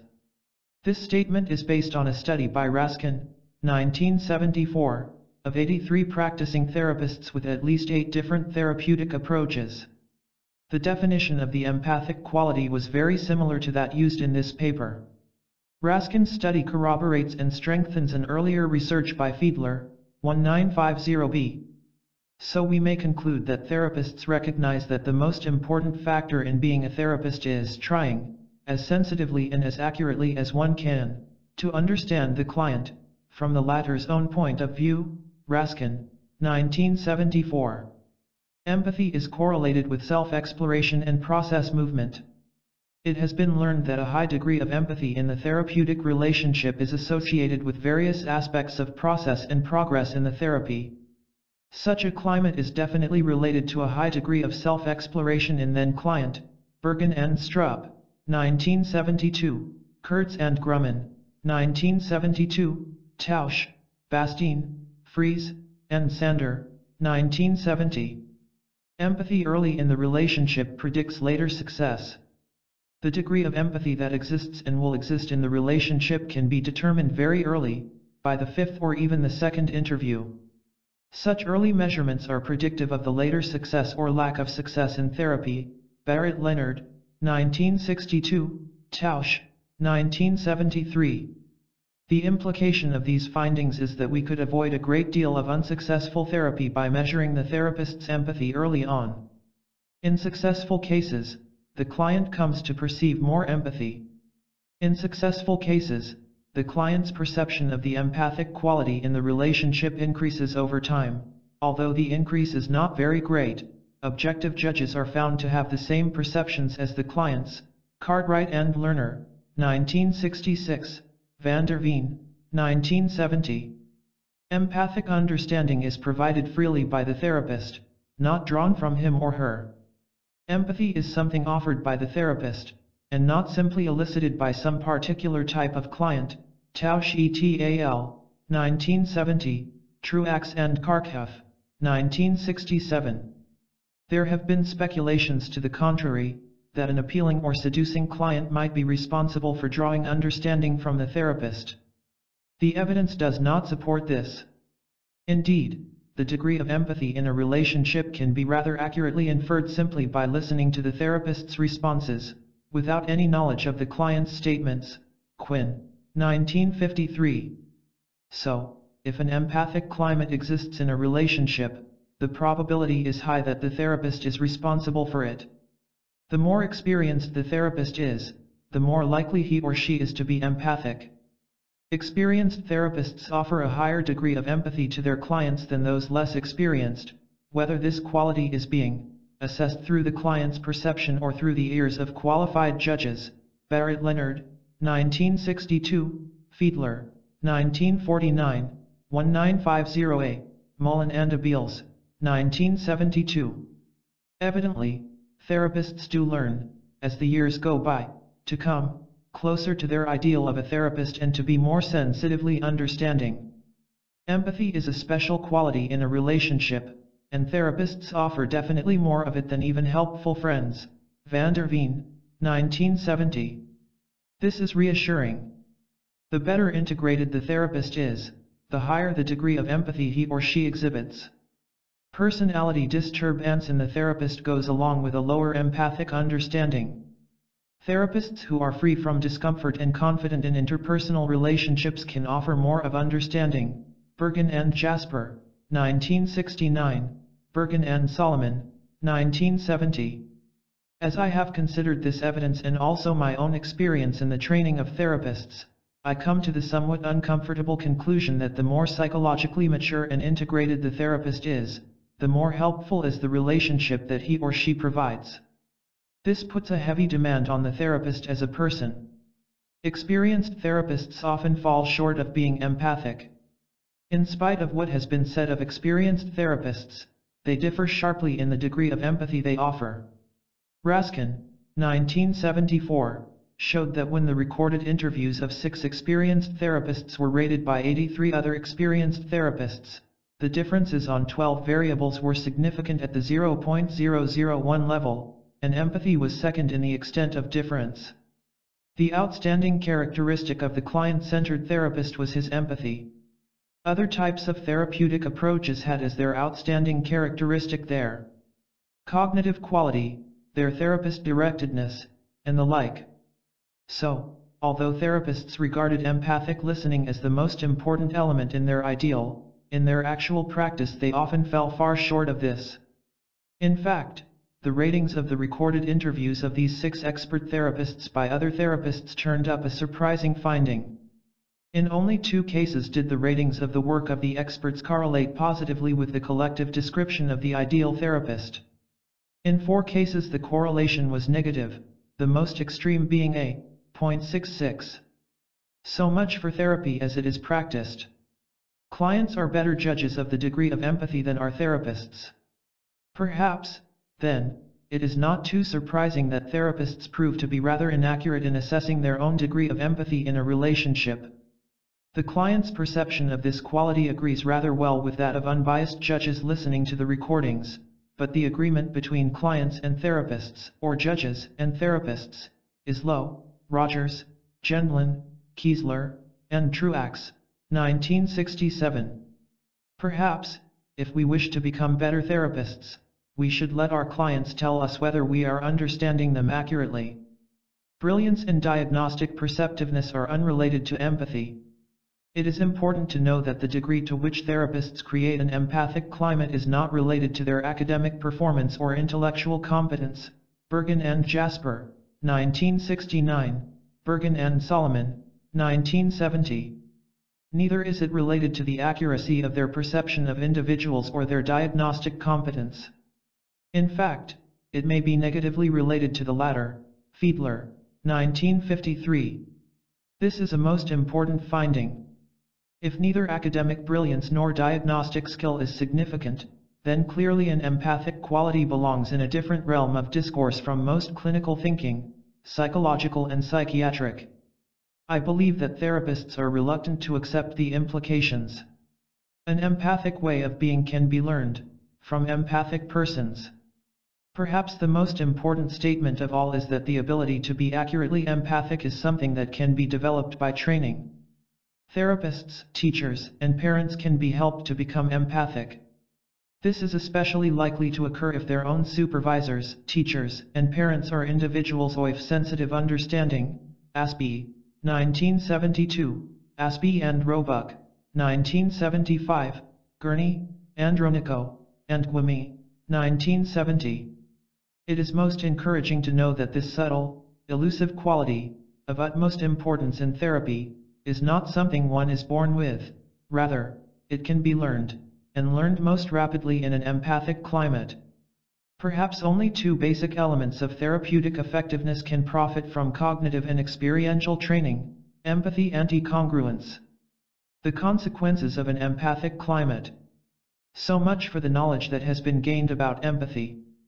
But what effects do a series of deeply empathic responses have upon the recipient? Here the evidence is quite overwhelming. Empathy is clearly related to positive outcome. From schizophrenic patients in psychiatric hospitals to pupils in ordinary classrooms, from clients of a counseling center to teachers in training, from neurotics in Germany to neurotics in the United States, the evidence is the same. It indicates that the more sensitively understanding is the therapist or teacher, the more likely are constructive learning and change to take place. Aspie, 1972, Chapter 4, Aspie and Roebuck, 1975, Barrett Leonard, 1962, Bergen and Jasper, 1969, Bergen and Strupp, 1972. Halkites, 1958, Kurtz and Grumman, 1972, Mullen and Abeles, 1972, Rogers et al., 1967, Tausch, Bastien, Baumert, Minsel, Nickel, and Langer, 1972, Truax, 1966. As stated by Bergen and Strupp, 1972, various studies demonstrate a positive correlation between therapist empathy, patient self-exploration, and independent criteria of patient change. Yet, I believe that far too little attention has been given these findings. This deceptively simple empathic interaction has many profound consequences. I want to discuss these at some length. First, empathy dissolves alienation. For the moment, at least, the recipient finds himself or herself a connected part of the human race. Although it may not be articulated clearly, the experience goes something like this: I have been talking about hidden things, partly veiled even from myself, feelings that are strange, possibly abnormal, feelings I have never communicated to another, nor even clearly to myself. And yet, another person has understood my feelings even more clearly than I do. If someone else knows what I am talking about, what I mean, then to this degree I am not so strange, or alien, or set apart. I make sense to another human being. So I am in touch with, even in relationship with, others. I am no longer an isolate. Perhaps this explains one of the major findings of our study of psychotherapy with schizophrenics. We found that those patients receiving from their therapists a high degree of accurate empathy as rated by unbiased judges, showed the sharpest reduction in schizophrenic pathology as measured by the Minnesota Multiphasic Personality Inventory, Rogers et al., 1967. This suggests that the sensitive understanding by another may have been the most potent element in bringing the schizophrenics out of their estrangement, and into the world of relatedness. Carl Jung has said that schizophrenics cease to be schizophrenic when they meet other persons by whom they feel understood. Our study provides empirical evidence in support of that statement. Other studies, both of schizophrenics and of counseling center clients, show that a low level of empathy is related to a slight worsening in adjustment and pathology. Here, too, the findings make sense. It is as though the individual concludes, if no one understands me, if no one can grasp what these experiences are like, then I am indeed in a bad way, more abnormal than I thought. One of R.D. Laing's patients states this, feeling vividly in describing earlier contacts with psychiatrists. It's a most terrifying feeling to realize that the doctor can I see the real you, that he can't understand what you feel and that he's just going ahead with his own ideas. I would start to feel that I was invisible or maybe not there at all. Laing, 1965. A second consequence of empathic understanding is that the recipient feels valued, cared for, accepted ACI the person that he or she is. It might seem that we have, here stepped into another area, and that we are no longer speaking of empathy. But this is not so. It is impossible to accurately sense the perceptual world of another person unless you value that person in his or her world, unless you, in some sense, care. Hence, the message comes through to the recipient that this other individual trusts me, thinks I'm worthwhile. Perhaps I am worth something. Perhaps I could value myself. Perhaps I could care for myself. A vivid example of this comes from a young man who has been a recipient of much sensitive understanding and who is now in the later stages of his therapy. Client, I could even conceive of it as a possibility that I could have a kind of tender concern for me. Still, how could I be tender, be concerned for myself, when they're one and the same thing? But yet I can feel it so clearly, you know, like taking care of a child. You want to give it this and give it that. I can kind of clearly see the purposes for somebody else, but I can never see them for myself, that I could do this for me, you know. Is it possible that I can really want to take care of myself, and make that a major purpose of my life? That means I'd have to deal with the whole world as if I were guardian of the most cherished and most wanted possession, that this I was between this precious me that I wanted to take care of and the whole world. It's almost as if I loved myself, you know, that's strange, but it's true. Therapist, it seems such a strange concept to realize. It would mean I would face the world as though a part of my primary responsibility was taking care of this precious individual who is me, whom I love. Client, whom I care for, whom I feel so close to. Woof. That's another strange one.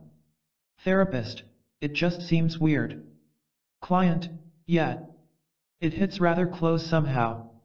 The idea of my loving me and taking care of me. His eyes grow moist. That's a very nice one, very nice. It is, I believe, the therapist's caring understanding, exhibited in this excerpt as well as previously, which has permitted this client to experience a high regard, even a love, for himself.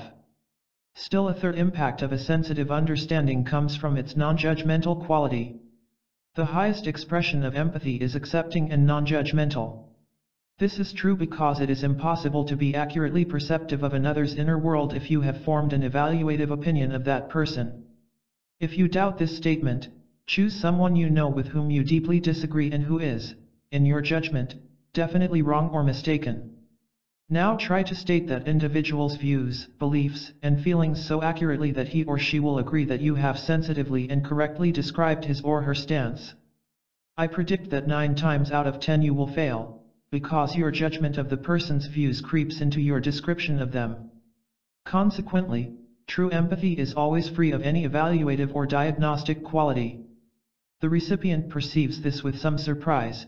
If I am not being judged, perhaps I am not so evil or abnormal as I have thought. Perhaps I don't have to judge myself so harshly. Thus, the possibility of self-acceptance is gradually increased. There comes to mind a psychologist whose interest in psychotherapy started as a result of his research in visual perception.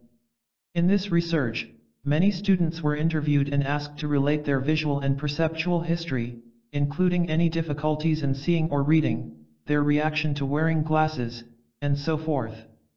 The psychologist simply listened with interest, made no judgments on what he was hearing, and completed the gathering of his data. To his amazement, a number of these students returned spontaneously to thank him for all the help he had given them. He had, in his opinion, given them no help at all.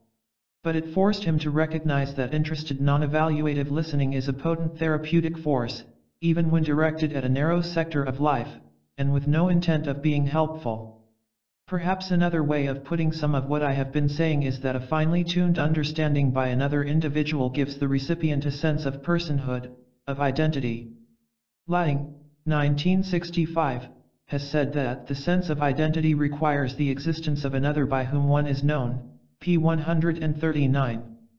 Buber has also spoken of the need to have our existence confirmed by another.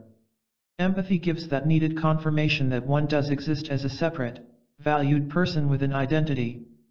Let us turn to a more specific result of the empathic interaction, in which individuals feel understood. Persons begin revealing material that they have never communicated before, in the process discovering previously unknown elements in themselves. Such an element may be I never knew before that I was angry at my father, or I never realized that I am afraid of succeeding. Such discoveries are unsettling but exciting. To perceive a new aspect of oneself is the first step toward changing the concept of oneself. The new element is, in an understanding atmosphere, owned and assimilated into a now altered self-concept.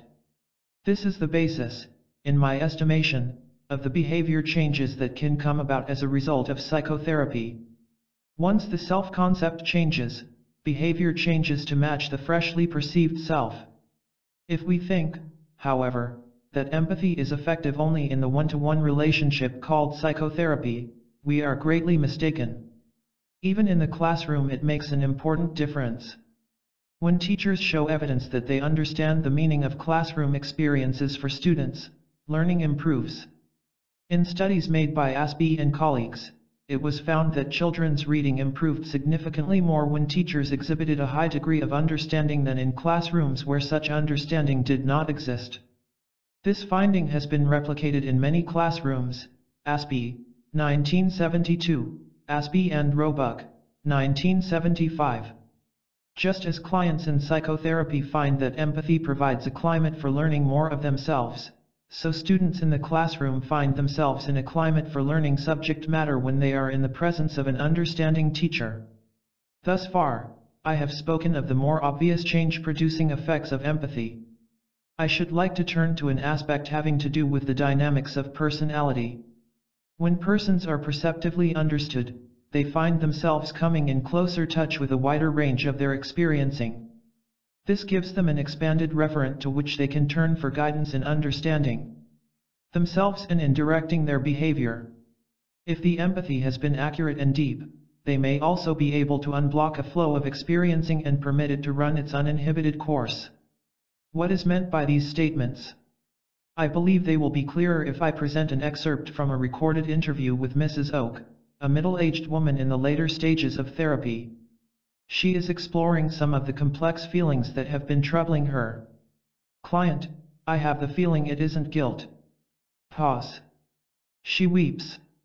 Of course, I can't verbalize it yet. Then, with the rush of emotion, it's just being terribly hurt. Therapist: It isn't guilt except in the sense of being very much wounded somehow. Client, weeping. It's, often 1VQ. Been guilty of it myself, but in later years when I've heard parents say to their children, stop crying, I've had a feeling, a hurt, as though, well, why should they tell them to stop crying? They feel sorry for themselves, and who can feel more adequately sorry for himself than the child? Well, that is sort of what I mean, as though I thought that they should let him cry. And, feel sorry for him too, maybe. In a rather objective kind of way. Well, that's something of the kind of thing I've been experiencing. Now, just right now. And in therapist, that catches a little more of the flavor of the feeling, that it's almost as if you are really weeping for yourself. Client, yet. And again, you see, there's conflict. Our culture is such that, one doesn't indulge in self-pity. But this isn't, I feel it doesn't quite have that connotation. It may have. Therapist, you sort of think there is a cultural objection to feeling sorry about yourself. And yet you feel the feeling you're experiencing isn't quite what the culture objects to either.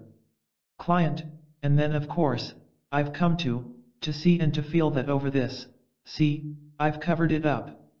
Weeps. But I've covered it up with so much bitterness, which in turn I had to cover up. Weeping. That's what I want to get rid of. I almost don't care if I hurt. Therapist, softly, and with an empathic tenderness toward the hurt she is experiencing. You feel that here at the basis of it as you experience it, is a feeling of real tears for yourself. But that you can't show, mustn't show, so that's been covered by bitterness that you don't like, that you'd like to be rid of. You almost feel you'd rather absorb the hurt than to feel the bitterness. Pause. And what you seem to be saying quite strongly is, I do hurt, and I've tried to cover it up. Client, I didn't know it. Therapist, Like a new discovery, really. Client, speaking at the same time. I never really did know. But it's almost a physical thing. It's sort of as though I were looking within myself at all kinds of nerve endings and bits of things that have been sort of mashed. Weeping. Therapist, as though some of the most delicate aspects of you, physically almost, have been crushed or hurt. Client, yes. And I do get the feeling, oh you poor thing. Here it is clear that empathic therapist responses encourage her in the wider exploration of, and closer acquaintance with, the visceral experiencing going on within. She is learning to listen to her guts, to use an inelegant term. She has expanded her knowledge of the flow of her experiencing. Here, too, we see how this unverbalized visceral flow is used as a referent. How does she know that guilt is not the word to describe her feeling? She knows by turning within, taking another look at this reality, this palpable process that is taking place, this experiencing. And so she can test the word hurt against this referent, and she finds it closer. Only when she tries on the phrase, oh you poor thing, does it really fit the inner felt meaning of compassion and sorrow for herself. In my judgment, she has not only used this aspect of her experiencing as a referent, but has also learned something about this process of checking with her total physiological being, a learning she can apply again and again. And empathy has helped to make it possible. We can also find in this slice of therapy what it means to let an experiencing run its course. This is clearly not a new feeling. She has often felt it before, yet it has never been lived out. It has been blocked in some way. I am quite clear as to the reality and vividness of the unblocking that follows, because I have many times been a party to its occurrence, but I am not sure how it may best be described. It seems to me that only when a gut-level experience is fully accepted and accurately labeled in awareness can it be completed. Then the person can move beyond it. Again, it is the sensitively empathic climate that helps to move the experiencing forward to its conclusion, which, in this case, is the uninhibited experiencing of the pity she feels for herself. Conclusions. I wish now to back off and give a rather different perspective on the significance of empathy. We can say that when persons find themselves sensitively and accurately understood, they develop a set of growth-promoting or therapeutic attitudes toward themselves. Let me explain. 1. The non-evaluative and acceptant quality of the empathic climate enables persons, as we have seen, to take a prizing, caring attitude toward themselves.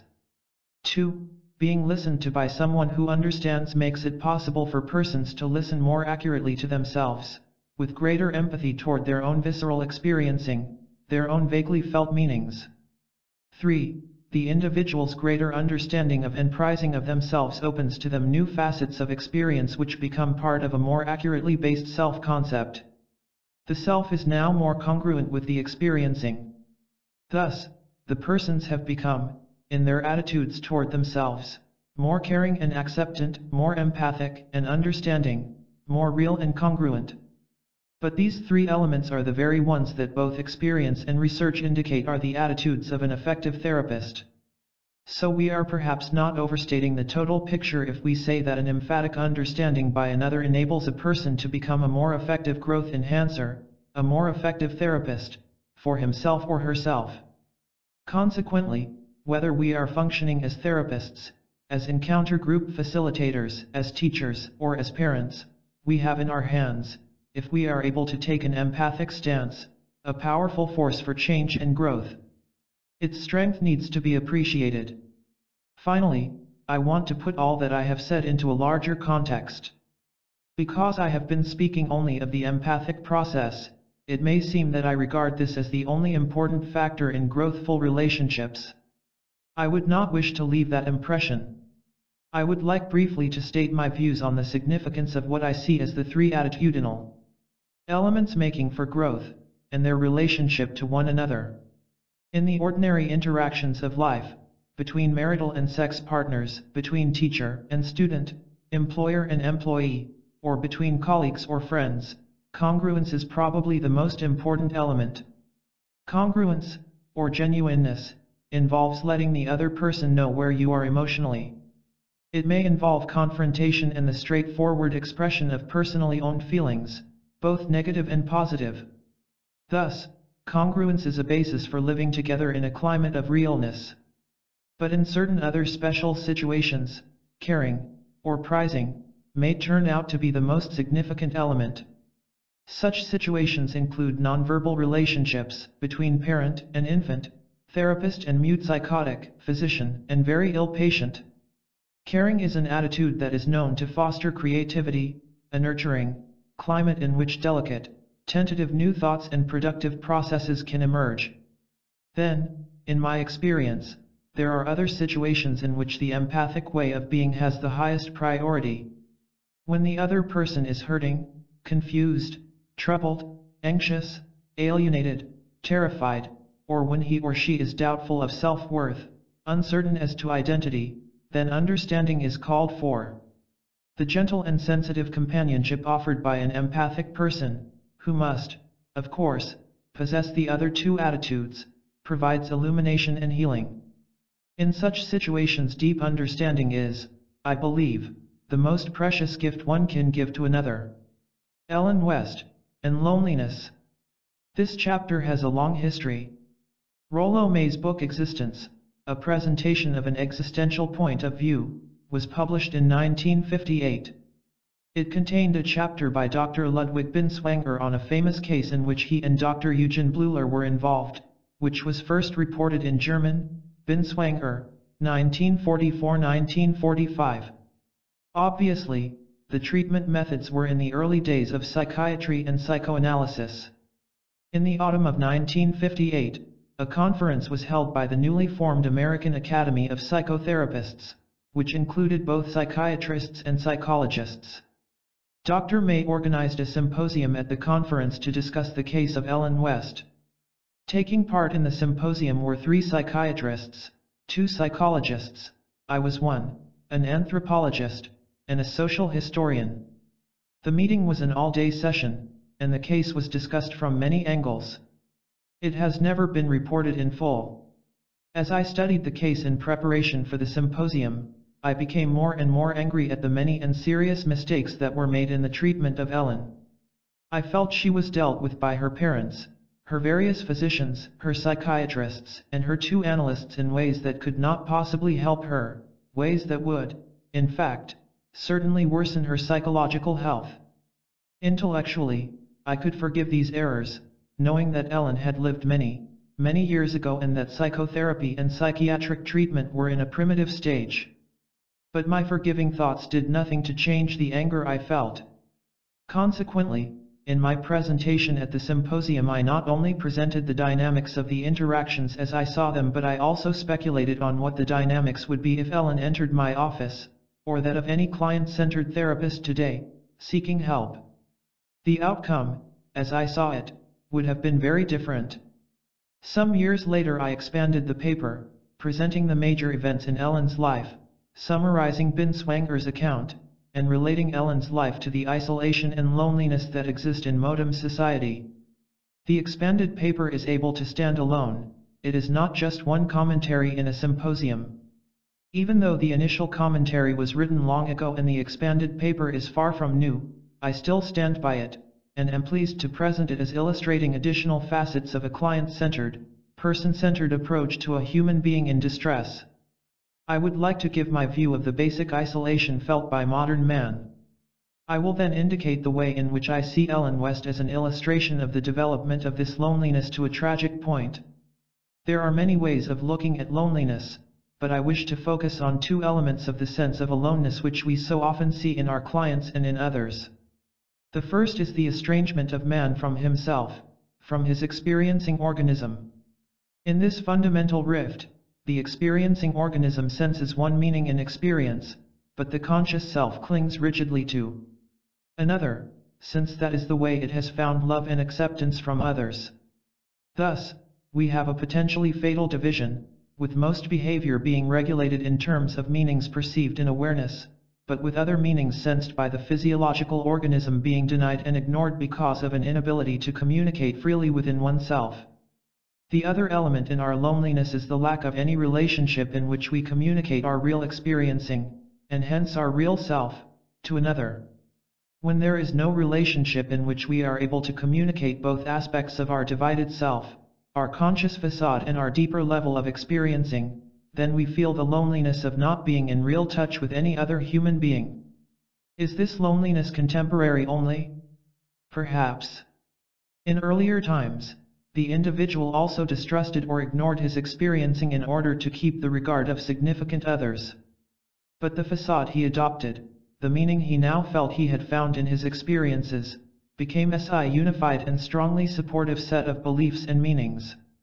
His whole social group tended to perceive life and experience in the same way, so that while he had unwittingly given up his deepest self, at least he had taken on a consistent, respected, approved self by which he could live. An early Puritan, for example, must have experienced much inward strain as he denied vast areas of his organismic experiencing. It is doubtful, however, if he experienced as much isolation and aloneness as our clients today. Modern man, like the members of earlier and more homogeneous groups, deserts his own experiencing to take on the way of being that will bring love. But the facade he adopts is taken over only from parents or a few others, and he is continually exposed to the knowledge that although that facade is approved by some, others see life in very different fashions. There is no security in any single facade. Hence, to a degree probably unknown before, modern man experiences his loneliness, his cut-offness, his isolation both from his own deeper being and from others. In the remainder of this paper I will discuss this very fundamental present-day type of isolation, using as an example the highly informative history of a young woman known as Ellen West. I am pleased that this case was chosen as the basis of this symposium. First, Ellen West's diaries and letters add much personal richness to the account. There are also included observations and reports by physicians, therapists, and diagnosticians, further adding to the completeness. Second, the full account of the case is available in both German, 1944-1945, and English, 1958. Finally, the case illustrates the way in which some of the best-known persons in the psychiatric and psychotherapeutic field thought and worked as of a generation or more ago. I cannot possibly give the whole tragic history of Ellen West, which in its published form covers more than 30 closely packed pages, but I shall choose and comment on a few of the crucial events of her life. First, her youth. Up to the age of 20 I see her as being as whole, as integrated, as the average person. It is easy for clinicians to read pathology into a history, especially with the advantages of hindsight, but I do not see pathology here. Ellen is a girl who is lively, headstrong, sensitive, defiant, questioning, competitive, emotional, expressive, variable, in short, a living person. She is devoted to her father. She wants very much to be a boy, until she meets a boy she likes. She wonders what life is for, She has idealistic dreams of great achievement for herself. None of these characteristics necessarily portends a black future. On the contrary, she seems to be a richly variable and sensitive adolescent, with much promise. Her 20th year is full of happiness, yearning, and hopes. She is eager to find a vital, serious, loving man. She takes pleasure in eating and drinking. But during this year there occurs a significant estrangement from herself. She becomes engaged to a romantic foreigner, but at her father's wish breaks the engagement. Our facts are meager, but I suspect, from the lack of any protest on her part, that she adopts her father's feelings as if they were her own. If we put this episode in schematic form, her realization would be something like this: I thought my feelings meant that I was in love. I felt I was doing the positive and meaningful thing to get engaged. But my experiencing cannot be trusted. I was not in love. My engagement was not a meaningful commitment. I cannot be guided by what I experience. To do so would be to act wrongly, and to lose my father's love. Within a few weeks of this time she is eating too much and growing fat, the first appearance of what was to become her major symptom. It is perhaps indicative of the beginnings of her lack of trust in herself that she begins to diet only when teased by her companions. She feels an increasing need to live her life in terms of the expectations of others, since her own impulses are unreliable. It is not difficult to see why she begins to despise herself shortly after this time, and even to perceive death as a glorious woman. After all, she is an untrustworthy organism, a misleading cluster of experiencings, deserving to be despised. Her diary reports shadows of doubt and of dread, which soon translate into a dread of getting fat. Nor is it surprising that she is frightened at the evil spirits in her, the unaccepted and denied feelings that haunt her. I am sure this was not the first real estrangement between herself and her underlying feelings, but there seems little doubt but that it was a deeply significant one. It went a long way in destroying her confidence in herself as a being capable of autonomy. Even though her good spirits return, and she has happy periods, she has given up a part of herself and introjected as her own the feelings of her father. During this period she is full of fluctuations. She wants to do something great, she hopes for a social revolution, she works very hard as a student, she establishes reading rooms for children. But at times she is a timid, earthly worm, she longs for death and has her tutor reread the sentence, "The good die young." Occasionally, life has triumphed again. She has an unpleasant affair with a writing teacher. She has a breakdown.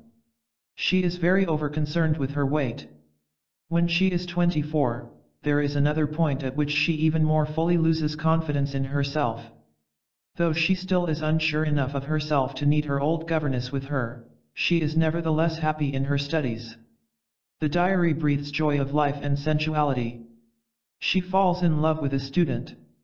This was evidently a deep commitment, judging by its lasting and pervasive qualities.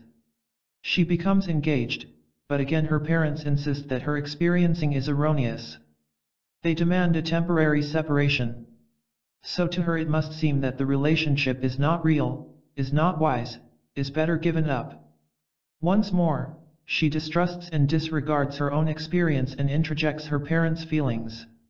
She gives up the relationship and, with it, any trust in herself as capable of wise self-direction. Only the experience of others can be trusted. At this time, she turns to her doctor for help. Had she rebelled at this point, had she possessed the strength to fight for her own experiencing of her own world, she would have been true to her deeper feelings and would, quite literally, have saved her potentially autonomous self. But instead of rebellion there is only a terrible depression and a hatred of her body, which is obviously a totally untrustworthy organism for dealing with life. The extent to which she has surrendered herself is indicated by her terrific dieting. As she says later, "Something in me rebels against becoming fat. Rebels against becoming healthy, having plump red cheeks, becoming a simple, robust woman, as corresponds to my true nature." In other words, if she were to trust her own feelings, desires, experiences, she would become a robust, plump, young woman and marry the student she loves. But her feelings have been proven completely unreliable, her desires and experiences totally untrustworthy guides. So she must not only deny her feelings for her loved one, she also must starve and coerce her body into a form approved by others but completely opposite from her own tendencies. She has lost, completely, her trust in her own experiencing as the basis for living. I shall comment briefly on one other episode. She finds her cousin to be a possible mate, and this choice is approved by her family. They plan to marry. But for 2 more years, until age 28, she vacillates between her cousin and the student she has loved. She goes to see the student and breaks off with him, leaving, in her words, an open wound. We know nothing of the content of this most crucial interaction, but I would speculate that her psychological life hung in the balance here.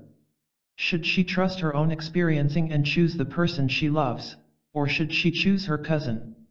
Her own feelings are cooler toward the cousin, but for him she should feel all the approved feelings she is supposed to feel. I suspect that she realized dimly that if she chose the student, she would be choosing the uncharted path of autonomous selfhood. If she chose her cousin, she would be living the life expected of her by others, but it would be a safe and approved pretense. She chose her cousin and married him, thus renouncing still further any trust in herself. By the age of 32, she is totally obsessed with the idea that she must make herself thin. To this end she starves herself and takes 60 laxative pills a day. Not surprisingly, she has little strength. She tries psychoanalysis but feels she is not helped. She says, "I analyzed with my mind, but everything remained theory, and the analyst can give me discernment, but not healing." However, when the analysis is broken off by circumstances, she becomes worse. During this period she speaks of her ideal love, the student.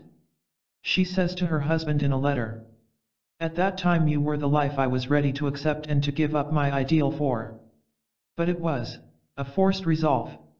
She appears to be trying desperately to have the feelings that others want her to have, but she has to force herself. From here on, the estrangement within herself leads to more estrangement and to more feelings of isolation from others. It is not surprising that her first attempt at suicide comes at a point when her second analyst, working with her in the hospital to which she was sent, repeats the now familiar pattern. Her husband wants to be with her in the hospital, and she wants him to be with her.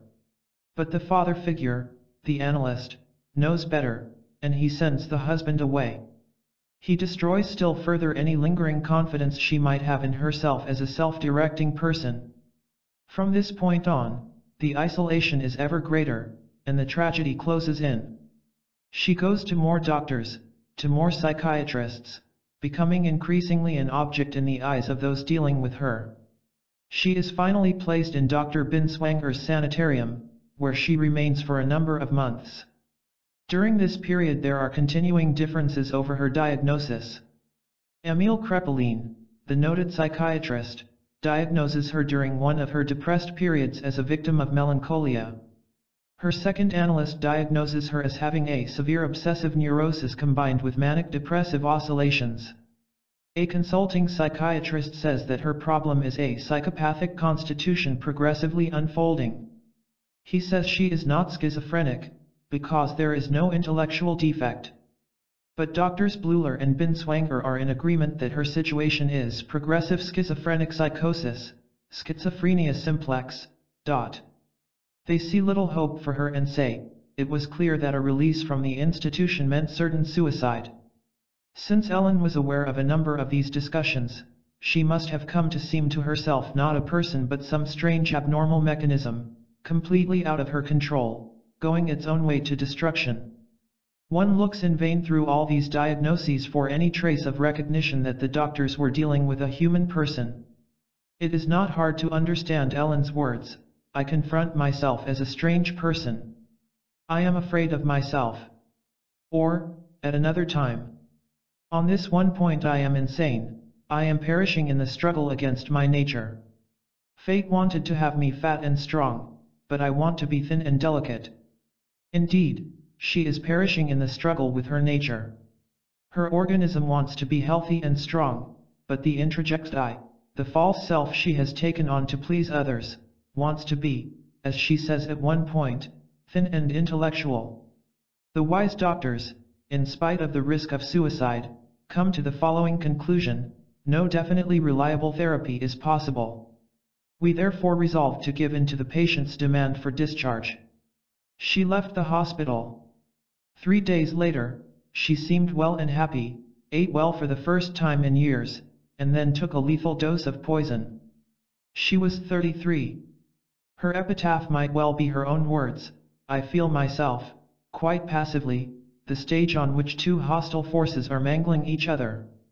What went so fatally wrong in the life of Ellen West? I hope I have indicated my belief that what went wrong is something that occurs to some degree in the life of every one of us, but that in her case was exaggerated. As infants, we live in our experience, we trust it. When the baby is hungry, he neither doubts his hunger nor questions whether he should make every effort to get food. Without being in any way conscious of it, he is a self-trusting organism. But at some point, parents or others say to him, in effect, if you feel that way, I won't love you. And so he feels what he should feel, not what he does feel. To this degree, he builds up a self that feels what it should feel, only occasionally seeing frightening glimpses of what his organism, of which the self is a part, is actually experiencing. In Ellen's case, this process operated in an extreme fashion. In some of the most significant moments of life, she was made to feel that her own experiencing was invalid, erroneous, wrong, and unsound, and that what she should be feeling was something quite different. Unfortunately for her, her love for her parents, especially her father, was so strong that she surrendered her own capacity for trusting her experience and substituted theirs, or his. She gave up being herself. This observation, made by one of her doctors during her last year, is no surprise, though as a child she was wholly independent of the opinion of others. She is now completely dependent on what others think. She no longer has any way of knowing what she feels or what her opinion is. This is the loneliest state of all, an almost complete separation from one's autonomous organism. What went wrong with her treatment? Here is an intelligent, sensitive young woman, seeking help. The prognosis, by modern standards, would seem very favorable. Why such complete failure? I am sure opinions differ, but I should like to state mine. The greatest weakness in her treatment was that no one involved seems to have related to her as a person worthy of respect, a person capable of autonomous choice, a person whose inner experiencing is a precious resource to be drawn upon and trusted. Rather, she seems to have been dealt with as an object. Her first analyst helps her to see her feelings but not to experience them. This only makes her more of an object to herself and still further estranges her from living in and drawing upon her experience. Wisely, she says that the analyst can give me discernment, but not healing. The analyst points out to her that she is an individual with such and such dynamics. She agrees with him, though surely not on the basis of experiencing these dynamic feelings. She is simply following the pattern which has already isolated her, distrusting her own experiencing and trying to believe and feel what she should feel, what the expert tells her she feels. Then comes the comic tragic argument over her diagnosis, of which she was evidently quite aware. The doctors disagree as to what type of object she is. She is manic depressive. She is obsessive compulsive. She is a case of melancholia. She is treatable. She is not. Then comes the final, incredible decision: she is suicidal, schizophrenic, and hopeless for treatment, therefore, we will discharge her and let her commit suicide. This at least was one prediction that was fulfilled. I scream but they do not hear me. Ellen's words ring in my ears. No one did hear her as a person. Beyond her childhood years, and perhaps not even then, neither her parents, nor her two analysts, nor her physicians ever seemed to have respected her enough to hear her deeply. They did not deal with her as a person capable of meeting life, a person whose experiencing is trustworthy, whose inner feelings are worthy of acceptance. How, then, could she listen to herself or respect the experiencing going on within her? I am isolated. I sit in a glass ball, I see people through a glass wall. I scream, but they do not hear me. What a desperate cry for a relationship between two persons. She never experienced what Buber has called healing through meeting. There was no one who could meet her, accept her, as she was. Reading this tragic case angers me, as will have been evident, but it also encourages me. I feel angry at the tragic waste of a human being, encouraged because I feel that we have learned enough during the intervening years that if Ellen West came today to my office, or to the offices of many therapists I know, she would be helped. Let me try to sketch this possibility. To do it most vividly, I will assume that she came to my office at about the age of 24. This is the time when she did seek medical help, so it is reasonable to assume that today she would have sought psychological help.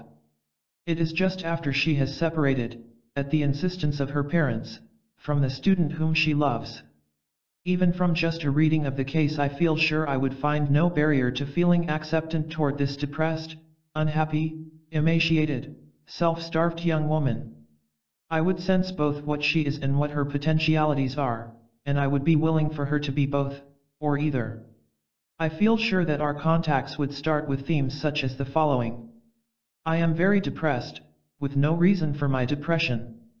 I can't bear to be alone, but I don't know why. I hate myself when I'm fat, and I have to be thin, but again I don't know the reason for this. I did love this student, but I don't believe it would have been a wise match. My father and mother felt he was not the man for me. As I understood each of these feelings and accepted her right to be these feelings, other attitudes would tentatively and fearfully appear. Her disappointment at the separation from her fiancé, the strong feelings that she had, and still has for him, her resentment, a very frightening feeling, toward her father. Slowly, gradually, she would discover that she could experience and be both love and resentment toward her father, both love and resentment toward me, both fear of independent living and eagerness for independent living, both the desire to be a man and the desire to be a woman, both the desire to be a plump, robust, contented wife and the desire to be a slim, brilliant, competitive achiever of social reform. She could experience both her hunger and desire to eat and be plump and her fear of being fat, ugly, and disapproved of by friends. She could say, as she did say, I am afraid of myself, of the feelings to which I am defenselessly delivered over every minute. Little by little, she could freely experience all of these feelings, all of these elements of herself. She would discover that some of these feelings are very frightening indeed. To explore and to experience both the risk and the excitement of being an independent person is one of those fearful elements. Another person, a client of mine, expressed this realization in a statement which Ellen would be likely to make. She said, I have all the symptoms of fright. It really seems like I'm cut loose and very vulnerable. Still, I have a feeling of strength. I'm feeling it internally now, a sort of surging up, or force. Something really big and strong. And yet at first it was almost a physical feeling of just being out alone, and sort of cut off from a support I have been carrying around. Pause. I have the feeling that now I am going to begin to do more things. This is an example of what I mean by experiencing a feeling fully and acceptantly, in a safe relationship. It represents, in my judgment, a moment of change, probably physiological, irreversible change. As Ellen experienced, in a similar way, these different hidden facets of herself, she would find herself changing. This time the changed self that emerged would be based on her organismic reactions, her inner experiencing, and not on the values and expectations of others. She would find that she did not have to struggle against her nature, against her feelings. Rather, she would find that when she could be open to all her experiencing, both her inner experiencing, and her experiencing of the demands and attitudes of others, she would have a basis by which to live. She would discover that her experiencing, if she could be open to it and could listen sensitively for its meaning, would provide a constructive guide for her behavior and for her life. This is not to say that the process would be smooth or comfortable. To be a person, sometimes opposing her parents, sometimes standing against social pressures, often choosing to act even though uncertain of the outcome, this would be painful, costly, sometimes even terrifying. But it would be very precious. To be oneself is worth a high price. It would also have many other valuable aspects. In the therapeutic relationship, where all of herself was accepted, she could discover that it was safe to communicate herself more completely. She would discover that she did not need to be lonely and isolated, that another could understand and share the meaning of her experience. She would discover, too, that in this process she had made friends with herself, that her body, her feelings, and her desires were not enemy aliens but friendly and constructive parts of herself. It would be unnecessary for her to utter those desperate words, "I am perishing in the struggle against my nature." Her two essential estrangements would have been assuaged. She would be in a good and communicative relationship with herself. She would also have found it safe to be her full self in a relationship. As a consequence, she would find herself relating with more of herself to others, and again discovering that it is not dangerously unsafe, but rather far more satisfying, to be one's real self in relating to others. It is by such a process, in my judgment, that the glass wall would have dissolved. She would have found life adventurous, often painful. It would be a never-ending puzzlement to discover the behavior that would best harmonize with her complex and contradictory feelings. But she would be vital and real and in relationship to herself and others. She would have resolved for herself the great loneliness of contemporary man. I cannot apologize for having stated with confidence and optimism the probable outcome of therapeutic events for Ellen, had she had the opportunity to participate in person-centered therapy. My experience justifies no other conclusion. I am not sure she would move as far as I have indicated, but that she would move in this direction I have no doubt, providing I had been able to create a person-to-person therapeutic relationship. For myself, I draw certain lessons from this case of Ellen West. The first is that in every respect in which we make an object of the person, whether by diagnosing him, analyzing him, or perceiving him impersonally in a case history, we stand in the way of our therapeutic goal. To make an object of a person has been helpful in treating physical ills, it has not been successful in treating psychological ills. We are deeply helpful only when we relate as persons, when we risk ourselves as persons in the relationship, when we experience the other as a person in his own right. Only then is there a meeting at a depth that dissolves the pain of aloneness in both client and therapist. Building person-centered communities, the implications for the future. The two preceding chapters have pointed to different aspects of working with individuals. This chapter presents my and my colleagues' most recent learnings in working with groups, and some of the exciting possibilities for the future. The workshops we have conducted in recent years have provided the basis for the learnings and the speculations in this chapter. In the writings and thoughts that make up this chapter, I am indebted to many people, but especially to Maria Bowen, Joanne Jussin, Jared Cass, Maureen Miller, Natalie Rogers, and John K. Wood. Although small intensive groups, encounter groups, or special interest groups, are nearly always important experiences for the participants, I will make no effort to describe them or their dynamics. My thinking on this topic has been quite fully presented in my book on encounter groups, Rogers, 1970. I and my colleagues have become increasingly interested in the powerful forces operating during the meetings of all the participants in a workshop. Though we often refer to these as community meetings, they actually do not involve a true sense of community in the early sessions. It is often only toward the end of the workshop that the participants, including the staff, genuinely feel part of a community.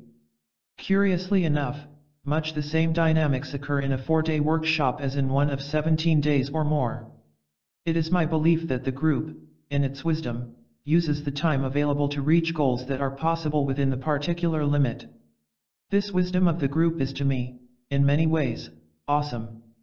For those whose interest in such workshops makes them wish for a more detailed and living description, they can find such RE account in my most recent book, Rogers, 1977. The Forming of Community. For the past 15 years I have been involved, with many different colleagues from the United States and other countries, in what I have come to think of as the building of community. We have worked with small groups, then with larger groups of 50 to 200, and occasionally with very large groups of 600 to 800. We have taken real personal risks. We have been changed by our learnings. We have made many mistakes. We have often been deeply puzzled by the process in which we have become involved. We have tried out different formulations of what we have observed and experienced, but we feel very tentative about coming to any conclusions. Yet one central element stands out. We have, at some fundamental level, become more effective in facilitating the formation of temporary communities. In these communities, most of the members feel both a keen sense of their own power and a sense of close and respectful union with all of the other members. The ongoing process includes increasingly open interpersonal communication, a growing sense of unity, and a collective harmonious psyche, almost spiritual in nature. In these groups we have come to focus our efforts on providing a climate in which the participant can make his or her own choices, can participate equally with others in planning or carrying out activities, can become more aware of personal strengths, can become increasingly autonomous and creative as the architect of his or her own life. Because of this total focus on empowering the individual, we have come to think of our way as a person-centered approach. The context. I would point out that this philosophical approach, the foundation stone of what I shall be describing, is not the only possible basis for forming communities. Communities began in the prehistoric past, when our ancient ancestors banded together for the common purpose of hunting, or later for agriculture. The communities of the American Indians have patterns based in philosophy and ritual from which we could profit today. The earliest communities in civilization formed around rivers or harbors, whose commerce bound the citizens together.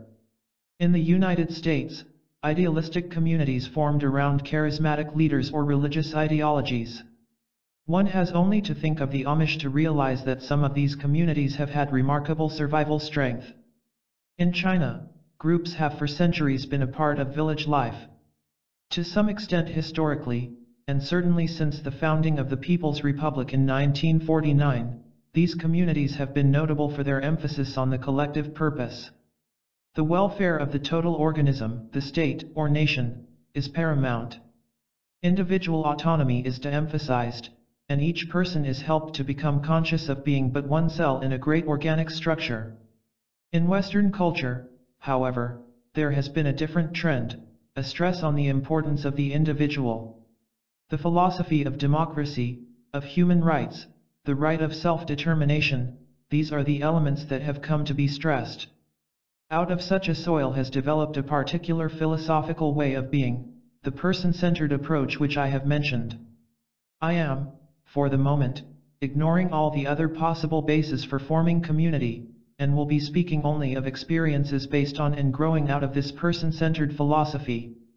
Person-centered communities of various kinds have formed in different settings. Teachers have been able to create such entities in their classrooms. Staff groups in a number of organizations grow and function in a person-centered way. Some church groups function in this fashion. To a very limited degree, industry has experimented with such communities quite successfully, until a point is reached where the goal of personal growth confronts the goal of profit-making. In short, there has been a ferment at work in our culture which has brought about many efforts to give more prominence to the dignity and strength and self-determination of the individual. As a culture, we are groping for future forms of community. Person-centered workshops. Out of this general direction, the experiences that have come closest to being pure social experiments, carefully implementing an articulated philosophy and theory, are the workshops that I and many colleagues have conducted in recent years.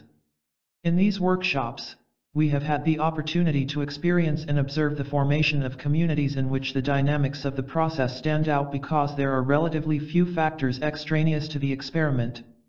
These workshops have not been carried out within the framework of established institutions. They are not under university or government or foundation sponsorship. They are not profit-making. They are free from any conditions except those that they establish themselves. They thus become worthy of close scrutiny. It is for reasons of this sort that the following discussion deals entirely with our experiences in these workshops. I hope, by describing these activities, which are also social experiments, that the basic organic form and process can emerge more clearly. We have been fortunate to have had the opportunity to work with groups very diverse in nature and widely scattered in geography. In trying to think about the process, I am drawing on experiences with groups of varying sizes, from groups held in various parts of the United States, especially the two coasts, and from groups in Mexico, Brazil, Venezuela, Japan, England, and Spain, where 170 participants came to an exciting intercultural workshop from 22 different countries. I will describe the processes that go on in these groups, but first I should speak of the way in which the staff has learned to prepare itself in the days before a group gathers. A way of being in the staff. My learnings about the way in which the staff functions have been sharpest and most vivid in working with colleagues in 6 summer workshops in the person-centered approach, beginning in 1974. These have been held in 6 different locations, 3 in California and 1 each in Oregon, the Adirondacks, and Nottingham, England. The numbers of participants have ranged from 65 to 135. For a detailed description of one of these workshops, see Rogers, 1977. The staff of these workshops has been relatively constant. The membership has ranged in number from 5 to 7, and there have been a few changes, but the feeling is one of continuity. During the year we work separately, but we come together before each workshop. The way we function and the way we meet one another's needs have changed over time. Initially, we saw our function in somewhat traditional ways. In meetings held prior to the workshop, we spent much time in making alternative plans and designs for the program, for example, by providing small group and other special activities. We wished to give as much freedom of choice as possible, as though it were ours to give.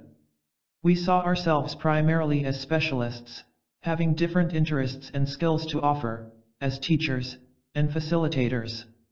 We endeavored to be prepared and to offer a wide variety of resources for learning.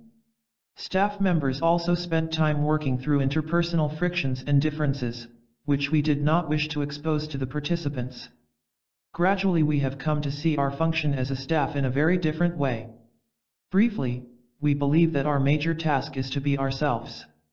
To this end, we spend several days together before the workshop convenes so that, insofar as we are capable, we are fully open, first to one another, and later to the whole group.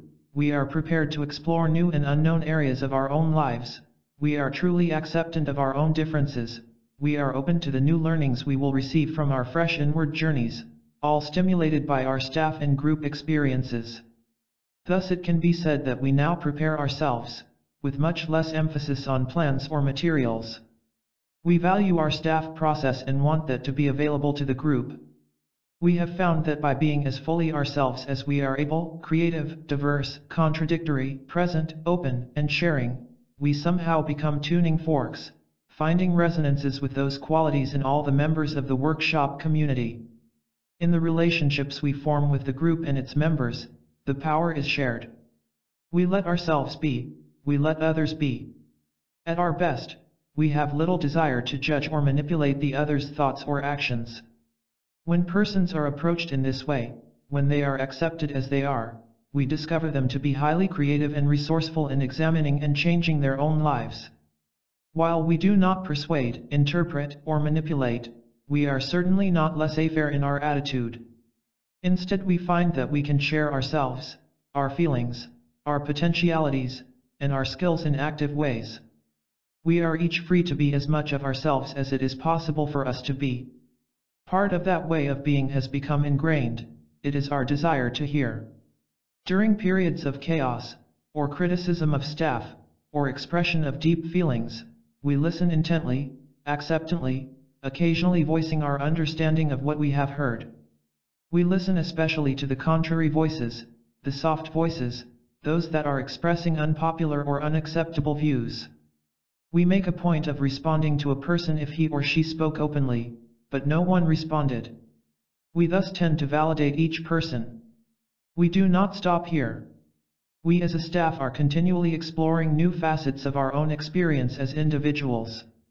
Recently, this has meant uncovering the learnings we are gaining from our intimate relationships in our differing lifestyles. It has meant facing openly the increasingly intuitive and psychic aspects of our lives. As we push on into these unknown inner areas, we seem better able to help each new workshop community, individually and collectively, to probe more deeply into their own worlds of shadow and mystery. In turn, each workshop has brought us learnings we did not anticipate. One striking example is that the workshop community has an almost telepathic knowledge of where the staff is, in its own process. One year, in meetings of the staff, we discussed in depth the sexual overtones and sexual behaviors which appear to be a part of workshops, and we openly shared these same sexual aspects in ourselves. In the workshop that followed, this topic, without any suggestion from the staff, was for the first time openly talked about and considered. As one staff member put it, the mystery that remains for me is the uncanny way the community seemed to live out the ideas we generated in our staff meetings, right down to the psychic happenings. One final statement about the way we function: we are a thoroughly open staff, with no leader and no hierarchical organization. Leadership and responsibility are shared. We have become a very close team, living our relationship in the most person-centered manner we know.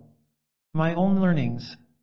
I have found this way of being with a staff a most nourishing experience. It has, first, enabled me to take risks I would never have dared to take alone. I know that if I behave in stupid ways in a large workshop group, or try something new that fails, the staff still believes in me and accepts me. This situation enables me to dare to do the new and the impossible. This way of being with the staff has also helped me to feel that I have no special responsibility for the workshop, that responsibility is completely shared. No longer does my gut tighten up when I sense something going wrong in a group.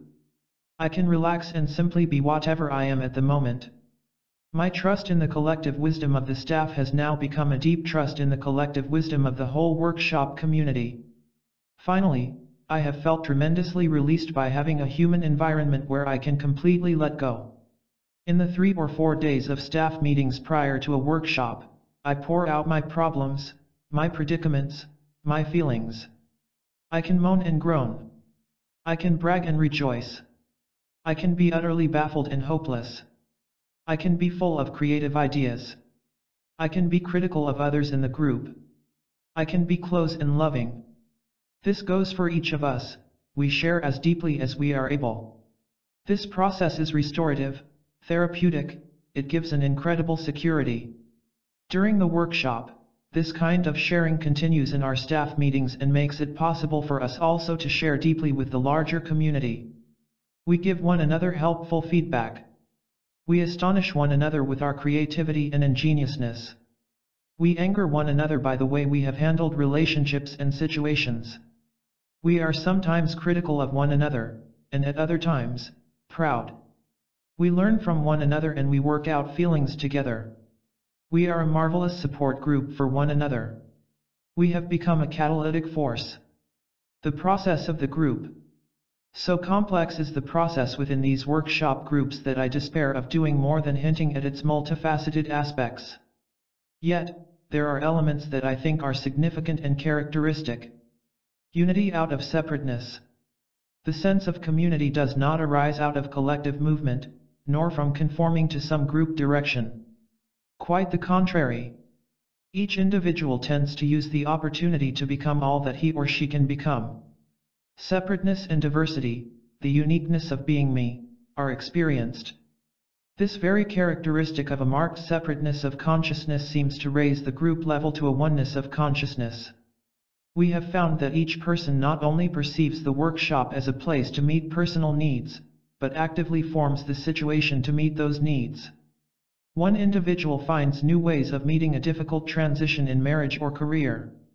Another gains insights that enable inner growth. Another learns new ways of building community. Still another gains improved skills in interpersonal relationships. Others find new means of spiritual, artistic, and aesthetic renewal and refreshment. Many move toward more informed and effective action for social change. Others experience combinations of these learnings. The freedom to be individual, to work toward one's own goals in a harmony of diversity, is one of the most prized aspects of the workshop. One participant catches beautifully, in poetic form, both the separateness and the closeness that develop. For the first time in my life, I feel I am a truly special person. For the first time in my life, I feel that who I am is all I need to be. It is the knowledge that at the tender core and naked center, where I am, there need be no more. There is enough. I have never felt so validated, or so affirmed, as a person. I have never known real self-esteem. You have empowered me to live in openness, to touch your realness. I have never known myself before. I have never known another human being before this week. I have never known such peace or strength. Nor have I ever grown so fast, or learned so much. I have never felt so rich in love of self, and love of you. Another participant, writing at a point some months following the workshop, states very well the way in which community develops out of separateness. Each moment of the 9 days seemed to add more threads to a kind of complicated tapestry that was unfolding before our eyes and being woven by participants, some using strong threads, others bold colors, others delicate touches. For me it became so awesome, so complicated a masterpiece of artwork, that until I could stand back from a distance and view the entire tapestry against an uncluttered background, it could not be fully understood or appreciated. Even then, in its fullness, it would still appear to change each day and never be completely finished. The still unfinished part is all the insights that are hitting me at the most unexpected times. The diversity of the threads in this tapestry can be explained by the incredible variety that exists among the participants, a youth of 18 and a woman of 75 in the same group, ardent Marxists and conservative business and professional people in the Spanish workshop, devoutly religious persons of many faiths, and those who scoff at religion, athletic men and women, and paralyzed persons whose lives are spent in wheelchairs. All of these differing persons have been active participants, and each has contributed his or her distinctive self in the process. The chaotic, painful aspects. I would not want it to appear that the group develops smoothly. The initial sessions are often chaotic. Usually there is disbelief that the workshop plan is to arise from all of us together. Participants are suspicious of the staff. In the international workshop in Spain, persons expressed a general dislike of the United States and its economic imperialism, a dislike that extended to American staff and participants. There is confusion because of the lack of structure. The staff is criticized for not having made plans. The participants are reluctant to own their own power. There are sometimes violent disagreements. There is a tendency to make speeches without listening to what has been said. Rivalry and power-seeking are evident, as members attempt to take control of the group, or to give leadership. Squabbling arguments erupt over how to divide into small groups, a step desired by nearly everyone, but a dozen methods are proposed and then rejected. Similar tensions arise over such things as the scheduling of special interest groups. But in the presence of the facilitative attitude created by staff and by many participants, individuals gradually begin to hear one another, and then slowly to understand and to respect. The atmosphere becomes a working atmosphere, both in the large and the small groups, as people begin to delve into themselves and their relationships. As this working process goes more deeply, it can bring great personal pain and distress. Nearly always, the pain has to do with insights into self, or with the fright caused by a change in the self-concept, or with distress over changing relationships. The same woman who, at the end of the workshop, was able to write poetically of her growth, wrote this while involved in the process. Clutching, crawling, frightened, crying deeply now. My hurting, bleeding hands are scaling down the walls of jagged, deadly fear into some scary pit, descending steeper, down in search of someone lost, whose life I value most, and plunging, need to save. Another passage, taken from a participant's diary, reflects the gradual, painful discovery of an understanding which relieves the tension. I feel so torn. Part of me is proud for handling the situation this morning with Dorothy and Paul in what I think was a good way, yet I'm annoyed with myself for allowing it to tear me apart. I'm scared, too, because it all seems so unfinished. My whole body aches with unbearable tension as tears stream down my face. I rush down the hall to the room where our group meeting is held. I barge in and tell the group why I am late, of the emotional overload that I feel, of the exhaustion. I am not even recuperated from yesterday and already today has been heavy. I can truly appreciate the toll it must take on you who do counseling full time. Then George says, "You must learn to take care of your own needs, Patty." A sense of peace floods over me as I hear his words. How gentle and healing. That is all I really need to hear at this time. So there are, in the group, experiences of frustration, distrust, anger, envy, and despair. In the individual there are the personal experiences of suffering through change, of being unable to cope with ambiguity, of fear, of loneliness, of self-depreciation. But both the group and the individual experience these sufferings as part of a process in which they are involved and in which they somehow trust, even if they could, at the moment, give no rational reason for doing so. The basis of value choices. As the workshop proceeds, there is a shift in the basis of value choices made by participants. Values that are based on authority, that derive from sources external to the person, tend to be diminished. Values that are experienced tend to be enhanced. What the person has been told is good and valuable, whether by parents, church, state, or political party, tends to be questioned. Those behaviors or ways of being that are experienced as satisfying and meaningful tend to be reinforced. The criteria for making value judgments come more and more to lie in the person, not in a book, a teacher, or a set of dogmas. The locus of evaluation is in the person, not outside. Thus, the individual comes to live increasingly by a set of standards that have an internal, personal basis. Because he or she is aware that these standards are based on ever-changing experience, they are held more tentatively, less rigidly. They are not carved in stone, but written by a human heart. The process of decision-making. One of the astonishing learnings in such large group experiences is the incredibly complex ramifications of any decision. In ordinary life, a course of action is ordered by authority, and unless it outrages us, we tend to obey the order, follow the rule. Although people may mutter, it appears that, in general, everyone accepts the regulation. All the complex reactions are hidden. But in a workshop community, where persons feel a sense of their own worth and a freedom to express themselves, the complexities become evident. Someone in the workshop proposes a way of dividing into small groups. Let's draw numbered lots. Then, all the ones will constitute a group, all the twos another, and so on. It is hard to imagine the variety of responses. Reasons are given for this idea. Points are raised against it. Slight variations are offered. Exceptions are suggested. One discovers that there are not one or two, but dozens of personal reactions to this seemingly simple plan. Often the group seems on the verge of consensus, when one more member speaks up, "But I don't like this because it doesn't fit me." Such a process can be seen as, and often is, a cumbersome, complicated, irritating, frustrating way of arriving at a decision. After all, does the wish of everyone have to be considered?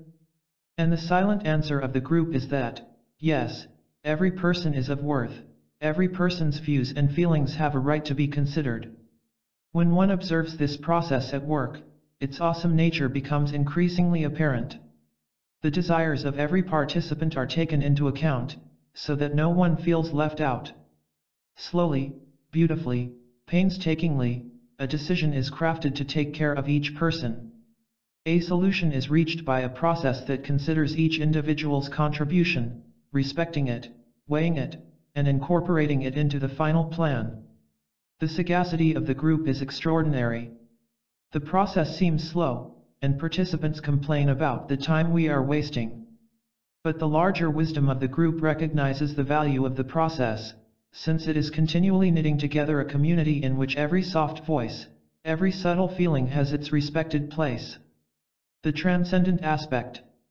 Another important characteristic of the community-forming process, as I have observed it, is its transcendence, or spirituality. These are words that, in earlier years, I would never have used. But the overarching wisdom of the group, the presence of an almost telepathic communication, the sense of the existence of something greater, seem to call for such terms. As in other instances, a participant expresses, eloquently, these thoughts. She writes, sometime after the completion of a workshop. I found it to be a profound spiritual experience. I felt the oneness of spirit in the community. We breathed together, felt together, even spoke for one another. I felt the power of the life force that infuses each of us, whatever that is. I felt its presence without the usual barricades of me-ness or you-ness. It was like a meditative experience when I feel myself as a center of consciousness, very much a part of the broader, universal consciousness. And yet with that extraordinary sense of oneness, the separateness of each person present has never been more clearly preserved. A paradox, and its possible resolution. I have endeavored to sketch some of what we have learned in our work regarding the formation of community.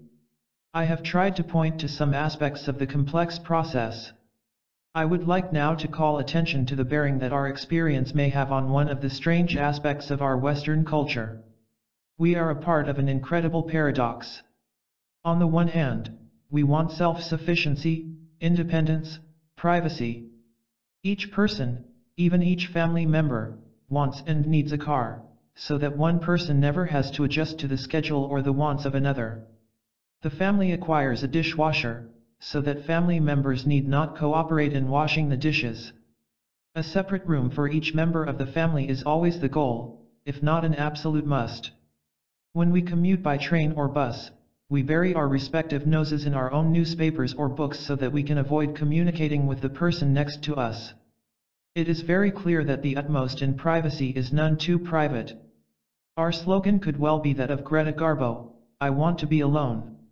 As Phil Slater, 1970, has shown so clearly, we pursue privacy and self-sufficiency in almost every possible way.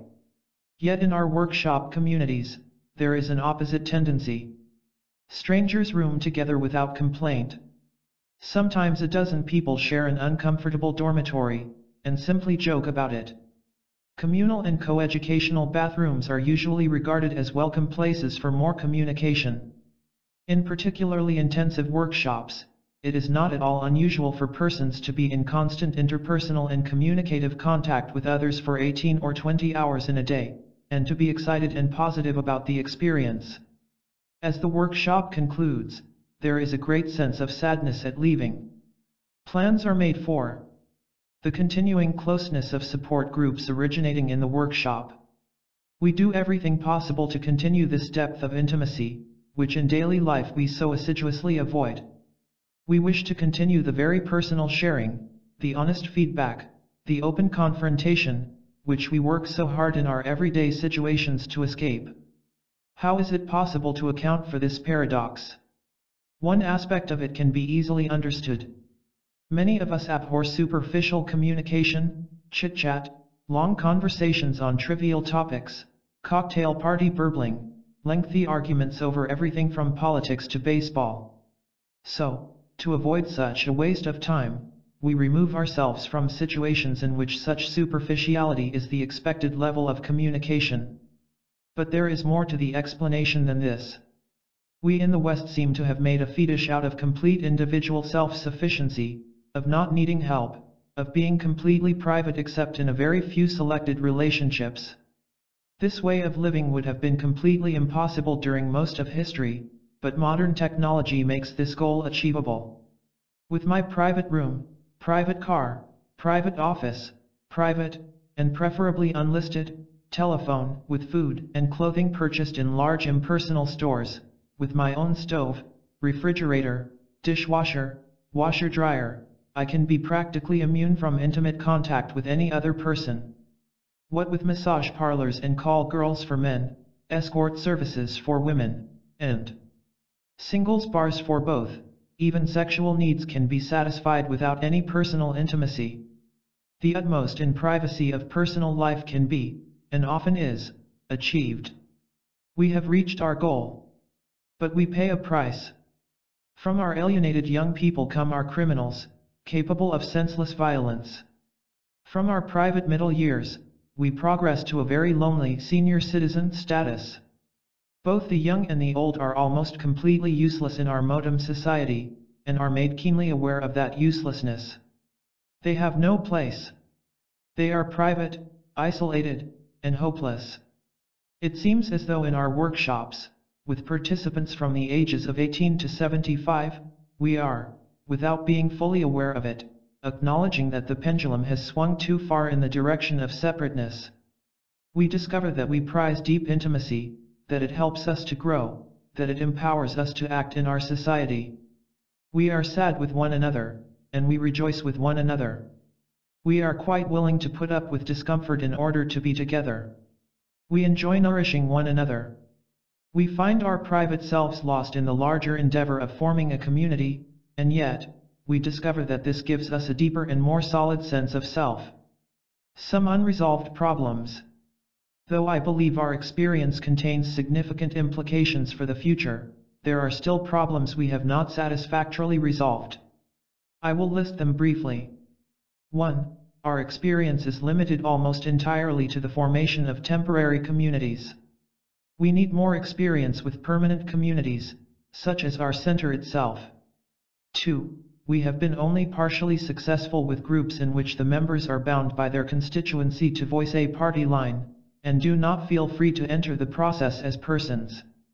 This situation, however, is sometimes possible to overcome, as is shown by the astonishing effect of the Camp David experience, from September 6 to 17, 1978, on Egyptian President Sadat and Israeli Prime Minister Begin, who were able to drop their assigned roles temporarily, and converse and embrace as persons. 3. We do not yet feel sure of our ability to deal with violent revolutionaries and terrorists, though we moved in that direction in a group containing militant Catholics and Protestants from Belfast. Semaga, Rice, and Rogers, 1973. 4. We have not resolved the re-entry problem, the person who seems to lose the gains he or she has made in the workshop upon return home. We are making progress in this, however, by discussing the potential problems before the workshop has ended and forming support networks which continue after the workshop. Implications for the future. A new paradigm for power. Perhaps the most dramatic and far-reaching future significance of our work is simply our way of being and acting as a staff. To create a climate where power is shared, where individuals are empowered, where groups are dealt with as being trustworthy and competent to face problems, this is unheard of in ordinary life. Our schools, our government, our businesses, and corporations are permeated with the view that neither the individual nor the group is trustworthy. There must be power over, power to control. The hierarchical system is inherent in our whole culture. Even in many of our religions, persons are regarded as basically sinful, and hence, in need of discipline and guidance. In the psychological sphere, psychoanalysis takes a similar view, that at the core, individuals are full of unconscious impulses which, if uncontrolled, would wreak havoc upon society. The paradigm of Western culture is that the essence of persons is dangerous, thus, they must be taught, guided, and controlled by those with superior authority. Yet our experience, and that of an increasing number of humanistic psychologists, has shown that another paradigm is far more effective and constructive for the individual and for society. It is that, given a suitable psychological climate, humankind is trustworthy, creative, self-motivated, powerful, and constructive, capable of releasing undreamed-of potentialities. The first paradigm of controlling the evil in human nature has brought civilization to the brink of disaster. Can society come to see the effectiveness of the second paradigm? It appears to be the only hope for survival. Opportunities for resolving international frictions. As I read that the 9 European Common Market nations have elected a European Parliament of some 400 members, I grow excited by the possibilities. It is reported that its function will be more symbolic than legislative. This fact opens still more opportunities, since members will not be rigidly bound to party lines and can express their own selves. I have little doubt that a competent international facilitative staff could initiate in this diverse Congress of Nations the same sort of process I have been describing, a process that was strikingly illustrated in the intercultural workshop in Spain, creating a harmonious unity out of citizens of 22 countries. Imagine the members of such an international parliament reaching the point where they could truly hear and understand and respect one another, where a cooperative sense of community developed, where humanness had a higher priority than power. The results could have the most profound significance. I do not mean that all problems would be resolved. Not at all. But even the most difficult tensions and demands become more soluble in a human climate of understanding and mutual respect. This is only one example of the way in which our know-how informing community might be used to resolve and dissolve intercultural and international tensions. A plan is ready for working with Arab-Israeli relationships. Whether it will be tried is problematical. What is important is that such a plan is within the realm of possibility. If a group of individuals, no matter how antagonistic or hostile its members, are willing to gather in the same room together, we know the attitudes and skills that can move it in the direction of a communicative mutual respect, and eventually toward becoming a community. The significance for education. Many experiments in a more person-centered mode of education are underway. I would like to paint, in broad strokes, the picture of what education in the future might be like if we utilize the knowledge we have today. It could build a climate of trust in which curiosity, the natural desire to learn, could be nourished and enhanced. It could free students, faculty, and administrators alike to engage in a participatory mode of decision-making about all aspects of learning. It could develop a sense of community in which the destructive competition of today would be replaced by cooperation, respect for others, and mutual helpfulness. It could be a place where students would come to prize themselves, would develop self-confidence and self-esteem. It could be a situation in which both students and faculty would increasingly discover the source of values in themselves, coming to an awareness that the good life is within, not dependent on outside sources. In such an educational community, students could find an excitement in intellectual and emotional discovery which would lead them to become lifelong learners. These are not pie-in-the-sky statements. We have the know-how for achieving every one of these goals. Whether we, as a culture, will choose to bring them about is the uncertain element. A new level of consciousness. I have mentioned the transcendent spirit of oneness which often occurs in our workshops. What does this signify for the future? I feel others are more competent than I to answer this question. As historian of ideas Lancelot White, 1974, has pointed out, there is usually, in any new development, a subterranean current in the popular mind and feeling, which grows stronger and stronger until, with a seeming suddenness, it breaks forth into clearly articulated form in various places and countries. In this sense I believe there is, alongside the obviously destructive forces on our planet, a growing current that will lead to a new level of human awareness. There is the strong interest in holistic healing, the recognition of undeveloped psychic powers within each individual, the mysterious, unspoken communication that is so evident in our groups, a dimly sensed recognition that the strongest force in our universe is not overriding power, but love. When, or whether, this cluster of new ways of seeing human beings in relation to the universe will emerge fully into the open, I cannot predict. I simply point to the fact that the harmonious sense of community that occurs in our workshops enhances all the separate springs of this flowing subterranean current. Our workshop experiences, along with the many other manifestations of this current, mean to me that humankind may be moving into a far different type of consciousness than exists today. Pilot models. I do not deceive myself that our workshop communities, or similar efforts growing out of a humanistic, person-centered philosophy, have any chance of directly affecting the mainstream of world events or the lives of the multitudes that inhabit our planet. What I do believe is that we are developing pilot models which are available to be utilized on a larger scale, when and if society so wishes. Our Belfast group had, even in the long run, only an infinitesimal impact on the troubled Irish situation. But, as a Belfast observer remarked, if there could only have been a group like this in every block in Belfast, that would have made a difference. My point is that we all must wait upon the social will. If the time comes when our culture tires of the endless homicidal feuds, despairs of the use of force and war as a means of bringing peace, becomes discontent with the half-lives that its members are living, only then will our culture seriously look for alternatives. When this time comes, people will not find a void. They will discover that there are means for facilitating the resolution of feuds. They will find that there are ways of building community without sacrificing the potential and creativity of the person. They will realize that there are ways, already tried out on a small scale, of enhancing learning, of moving toward new values, of raising consciousness to unexpected levels. They will find that there are ways of being that do not involve power over persons or groups. They will discover that harmonious community can be built on a basis of mutual respect and enhanced personal growth.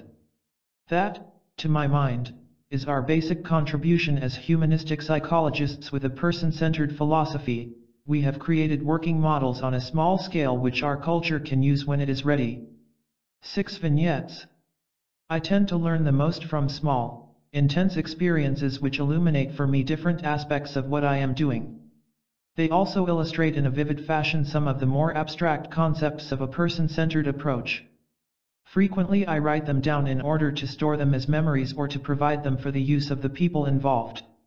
I have assembled 6 of these experiences here, each very different, but each illustrating some point or points. They are all true stories, yet they also have something of the quality of fables. Each one has been, and is, quite precious for my own growth or for my confidence in what I am doing.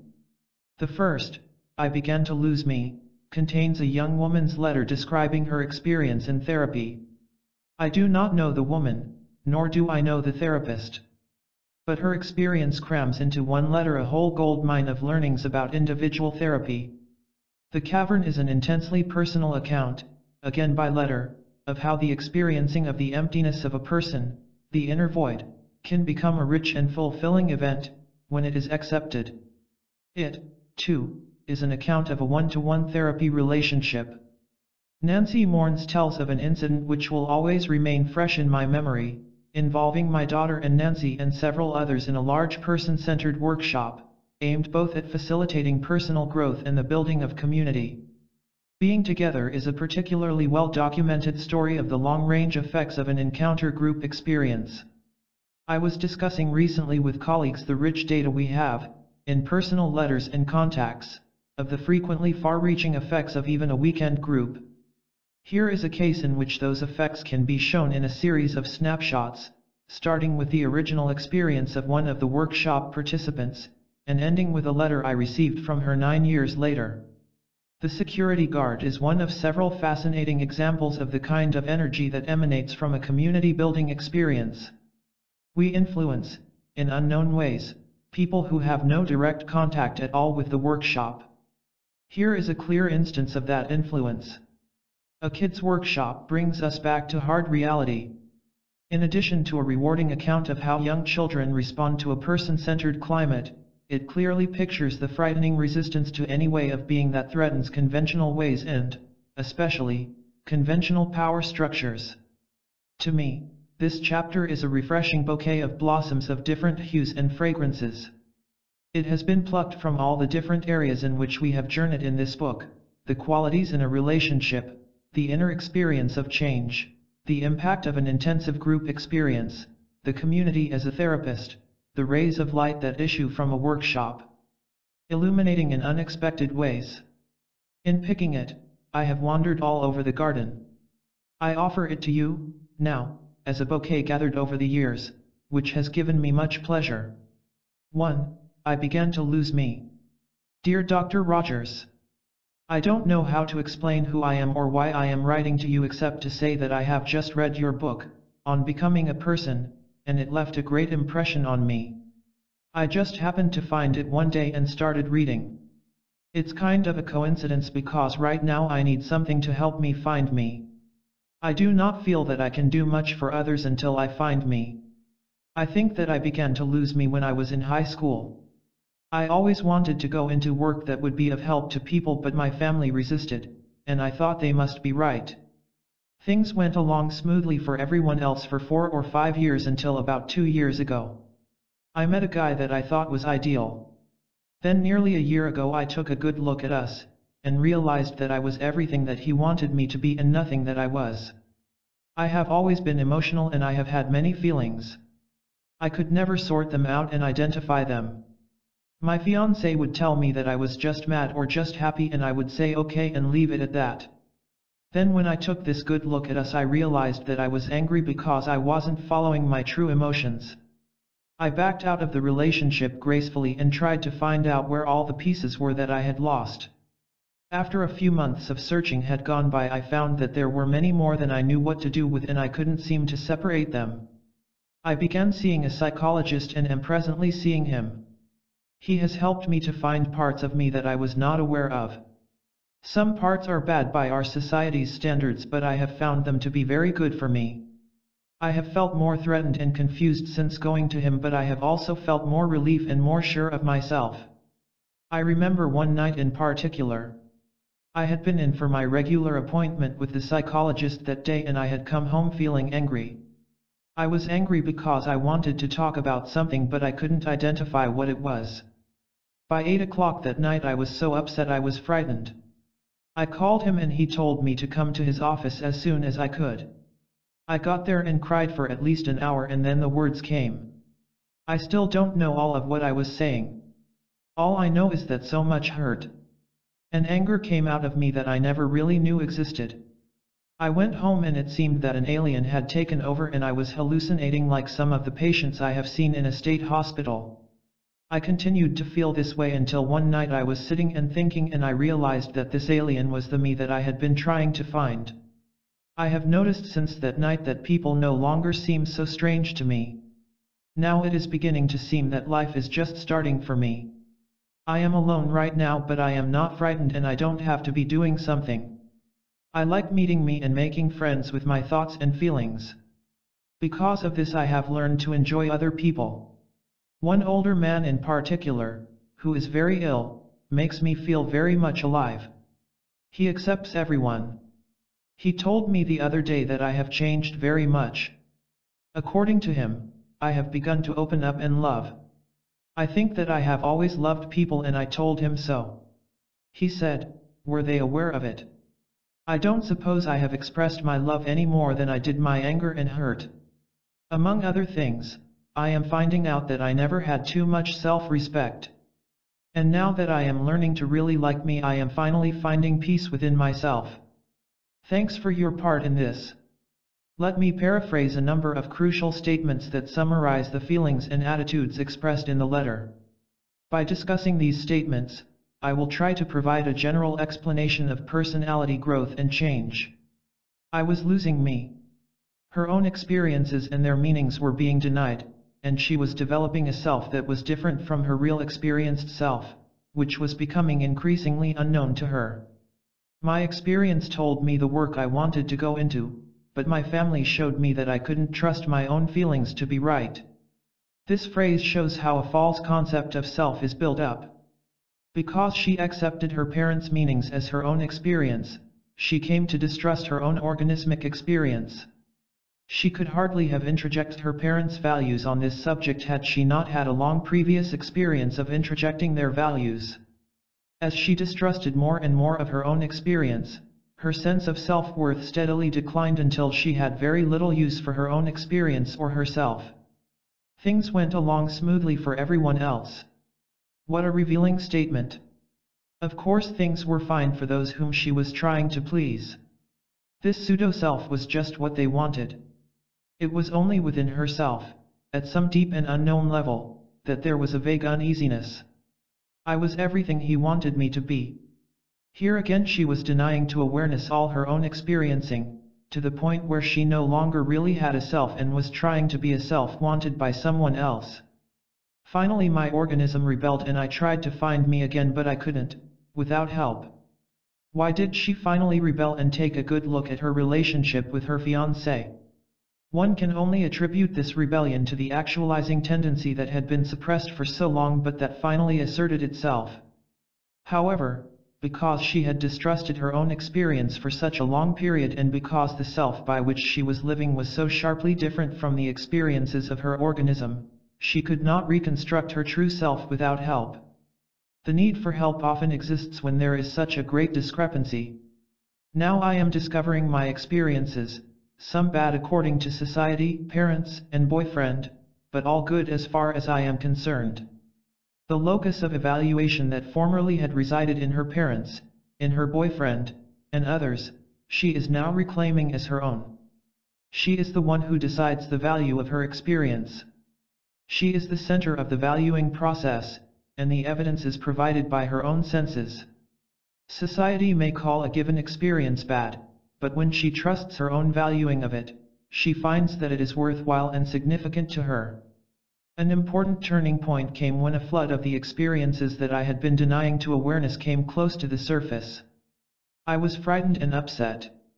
When denied experience comes close to awareness, anxiety always results because these previously unadmitted experiences will have meanings that will change the structure of the self by which one has been living. Any drastic change in the self-concept is always a threatening and frightening experience. She was dimly aware of this threat even though she did not yet know what would emerge. When the denied experiences broke through the dam, they turned out to be hurts and angers that I had been completely unaware of. It is impossible for most people to realize how completely an experience can be shut out of awareness until it does break through into awareness.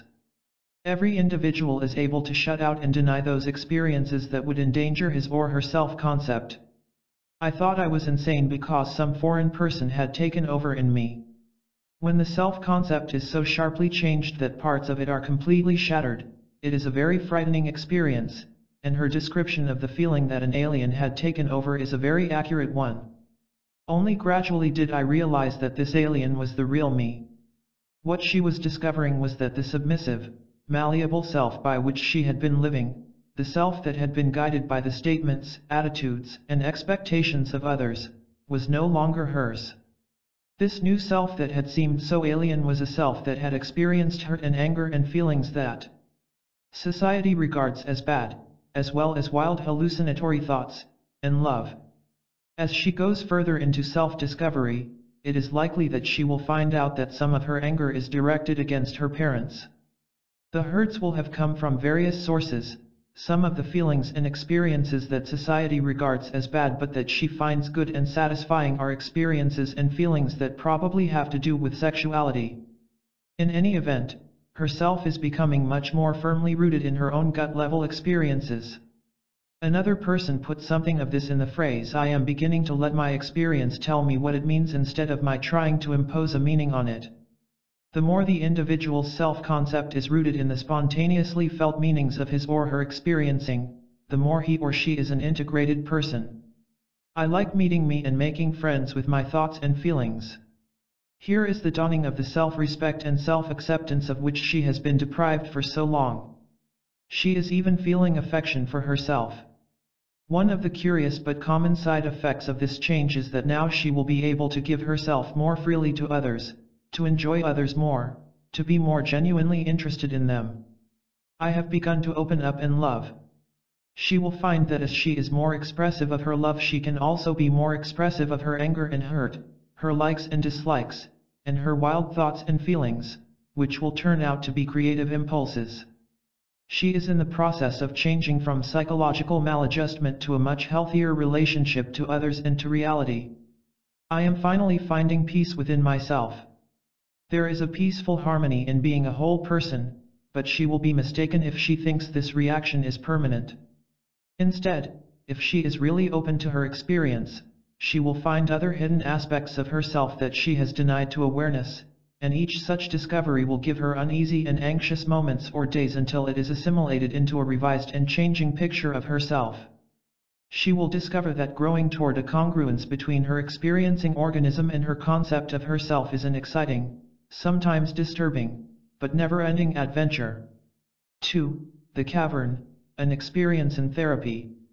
Dear Dr. Rogers, reading this over preparatory to typing it up, I realized that I have launched into a monograph whose tone suggests it is addressed to a friend. First amazed at my temerity, on reflection I can see that it makes perfect sense. What has happened to me over the past 3 years, and most particularly in the past month, is in many ways attributable to you. No wonder I feel that you are a friend, and that no matter how many times you have heard my story you will know that for me it is unique. I realize too that I haven't really told you much about myself, my exterior self, perhaps I should say. That can wait. What is important is the event. About a month ago, in the midst of a period of pretty deep hostility toward my therapist, Joe M., your student at Chicago, I sought out some of your writing. My purpose was to gather ammunition for a broadside at Joe, something like, aha. Look here what your Rogers says, how can you explain this in light of my condition, doctor? You people in your almighty normalcy should try life on this side for a while. It was pretty much a last gasp in a losing fight. I felt if I couldn't trip or sting Joe with you, where it all started for him, I might as well give up. No other form of attack had bothered him. This, then, was my purpose. But, Dr. Rogers, I have never in a generally confused life had anything go so completely contrary to expectations. What I felt then, and continue to feel as I read more and more of your philosophy, must have been close to the experience known loosely as revelation. Instead of ammunition to fire at Joe, I found in the first brief reading I encountered, a reprint of Chapter 3 of On Becoming a Person, the characteristics of a helping relationship, the feeling that here were explanations of, and answers to, everything we had been struggling toward during 3 long, difficult years of therapy. And as I have read more, 3 books and many articles, I find a philosophy so totally understandable and acceptable to me that as I said above, it has been almost a revelation. Before I get into the things I want to share with you, I'll say a word about Joe. Because, although the immediate dramatic breakthrough I seem to have accomplished was triggered by your writing, without what Joe has done for me, no, with me, the static I had lived with all my life would have been so distracting I never could have even heard you, much less understood. In spite of the fact that he sprinkles his Rotarianism with an occasional Ellisian onslaught, strange juxtaposition but apparently successful with me, this man is a concrete representation of every concept you deem necessary for a successful therapeutic relationship. He is congruent, he is empathic, he has given me unconditional positive regard, and some of the most beneficial times in therapy for me have been during 5 or 10-minute silences, when, even though I didn't know it, the almost tangible peace was because we were experiencing together. Finally, he has been consistent, stable, and unchanging through what must have been, for him, some miserable, discouraging times. But my appreciation of Joe is really of secondary importance here.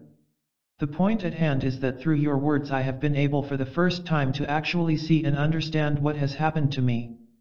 This, I think, is what made me figuratively catch my breath, and what I feel so pressed to communicate to you, the sudden recognition of what I was really doing, the identification of a goal I only hazily apprehended even as I was almost upon it.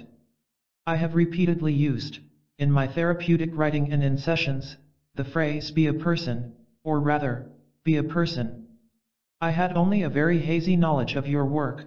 I knew Joe was basically a Rotarian, I knew that he listened a lot, and many times has been able to clarify ideas, concepts, feelings that I, in my inarticulate intellectualizing, was groping for. But about becoming a person, I knew only that I wanted to be one. I didn't know that you had spent your whole life finding the direction for me.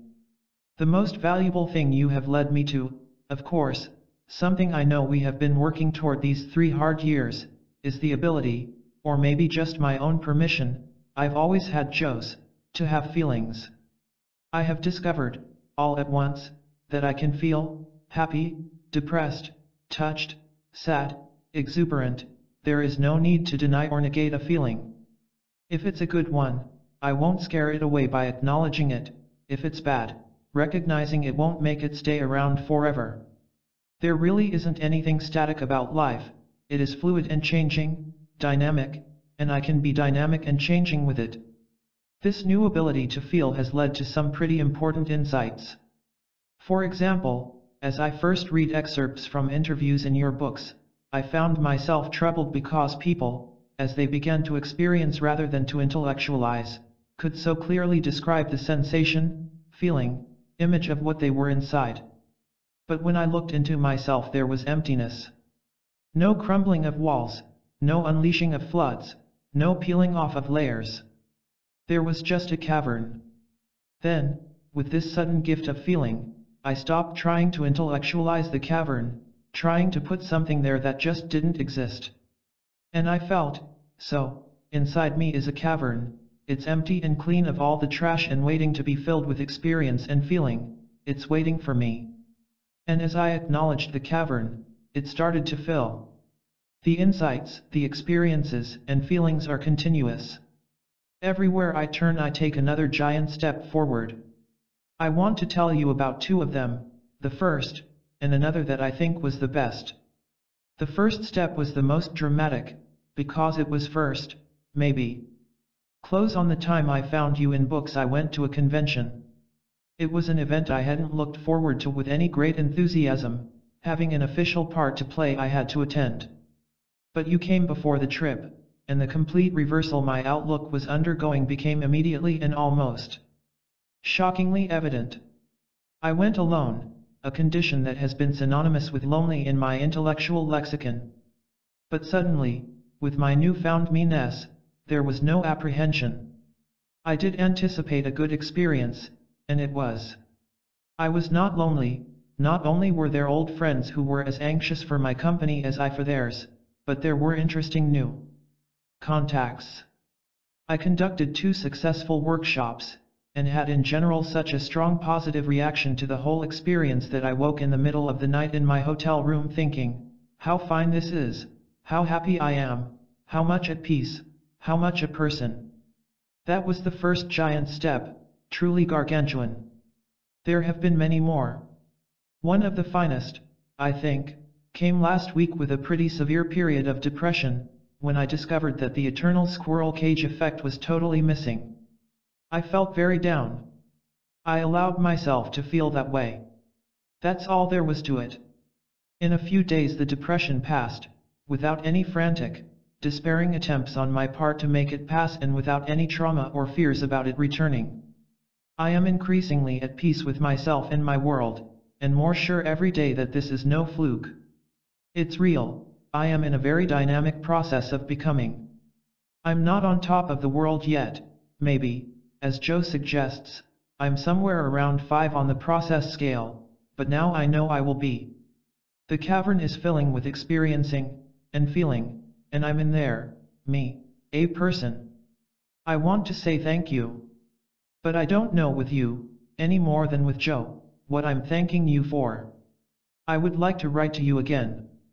Sincerely, Jennifer K. Do you know these lines?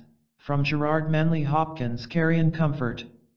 I can something, hope, wish day come, not choose not to be. 3. Nancy Mourns. While it is fresh in my feelings, I want to write about an incident that occurred recently in a large workshop.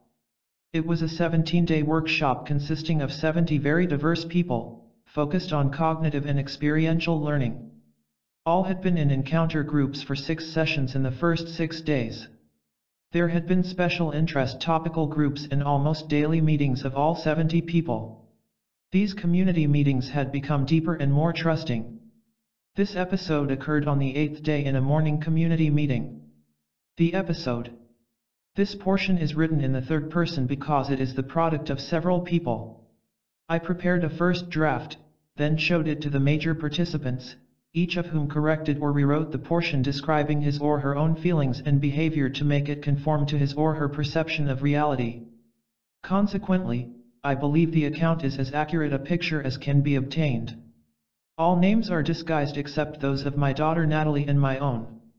The group had been discussing with great sensitivity and listening to all points of view, the issue raised by the fact that some people had brought visitors to the community sessions. Nancy had been one of these people, having brought her husband to the previous meeting, but she was not present this morning. A consensus was finally reached that in the future, without criticizing any person up to this point, anyone thinking of bringing a visitor should first raise the question with the community. The group passed on to another issue. At this point Nancy arrived, very late. Ralph, trying to be helpful, quickly described to her the conclusion we had reached.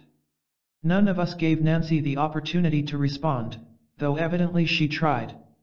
The group went on in its discussion. After a few moments, someone sitting close to Nancy called attention to the fact that she was shaking and crying, and the community immediately gave her space for her feelings.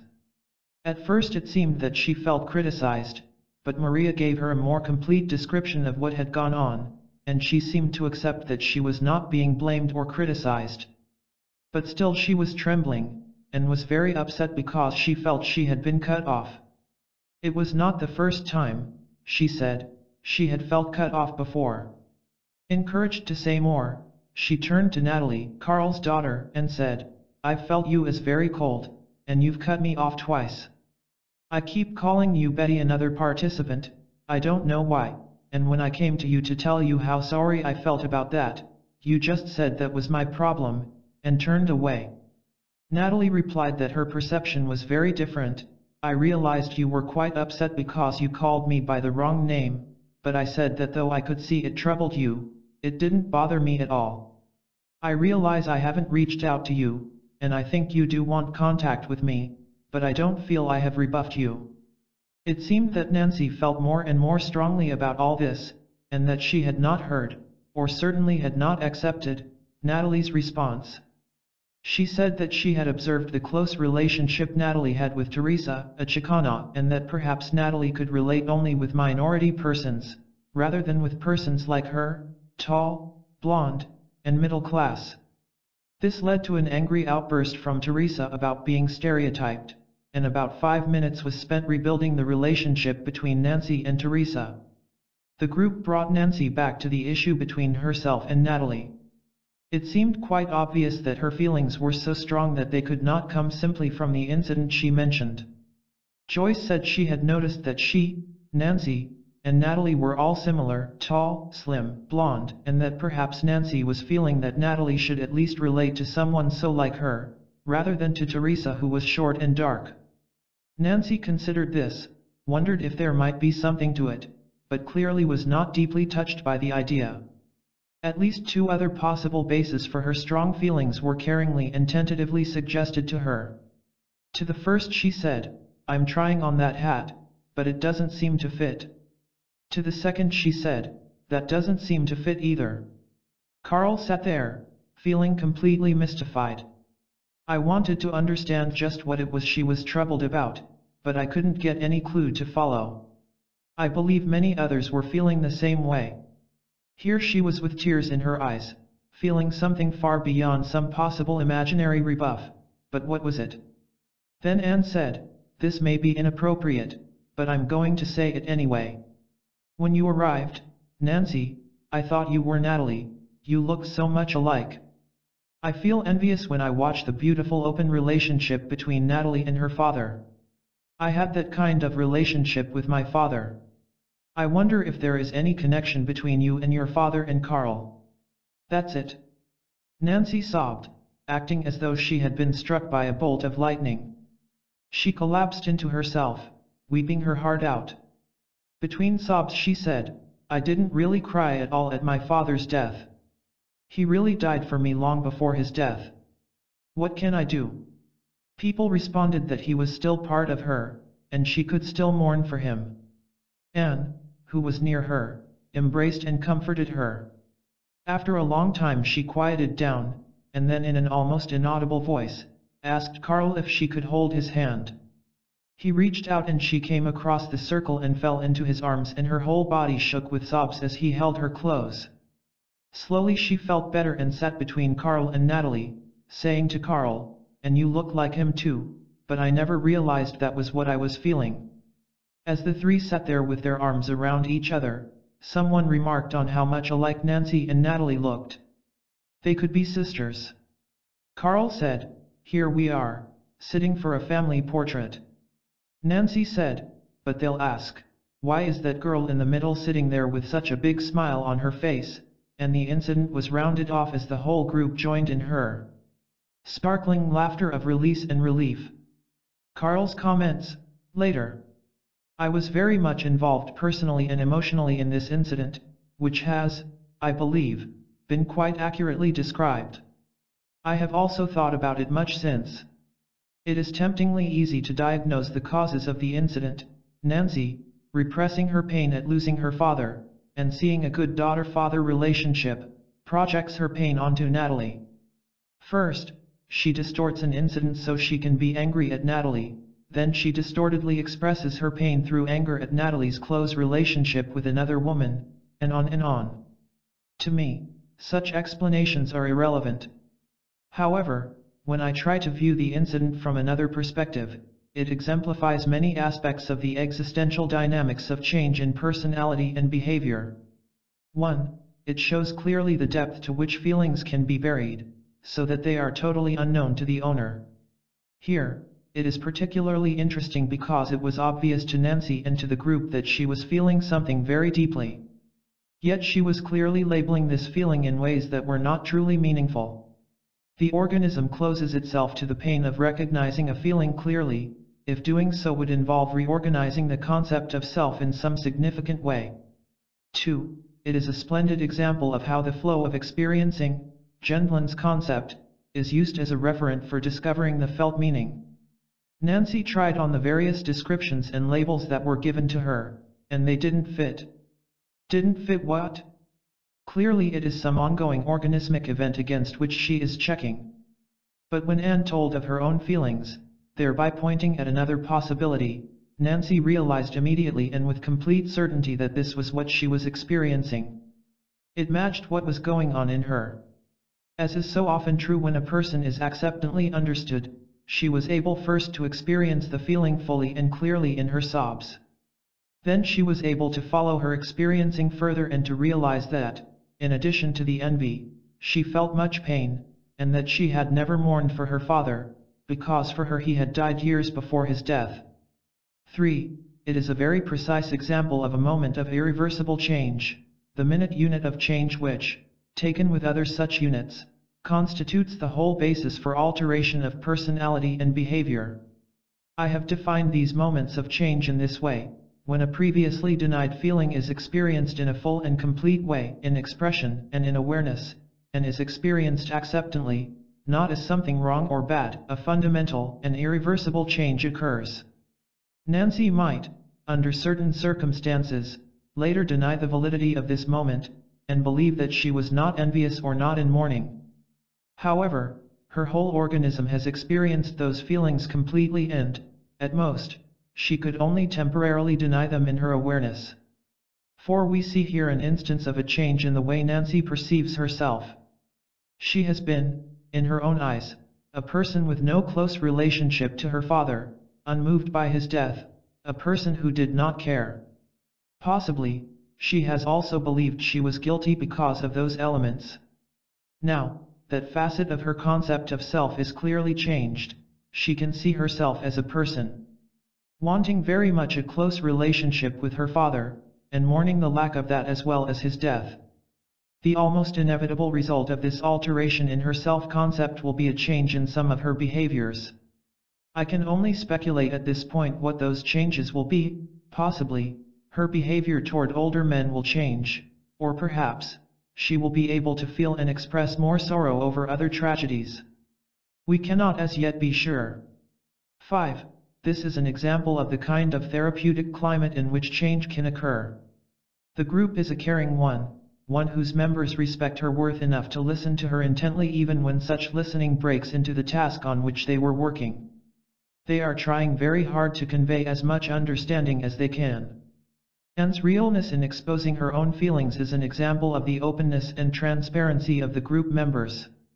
All the ingredients for growth and change are there, and Nancy makes use of them. 6. It is exciting evidence that this growth-promoting climate can evolve, even in such a large group.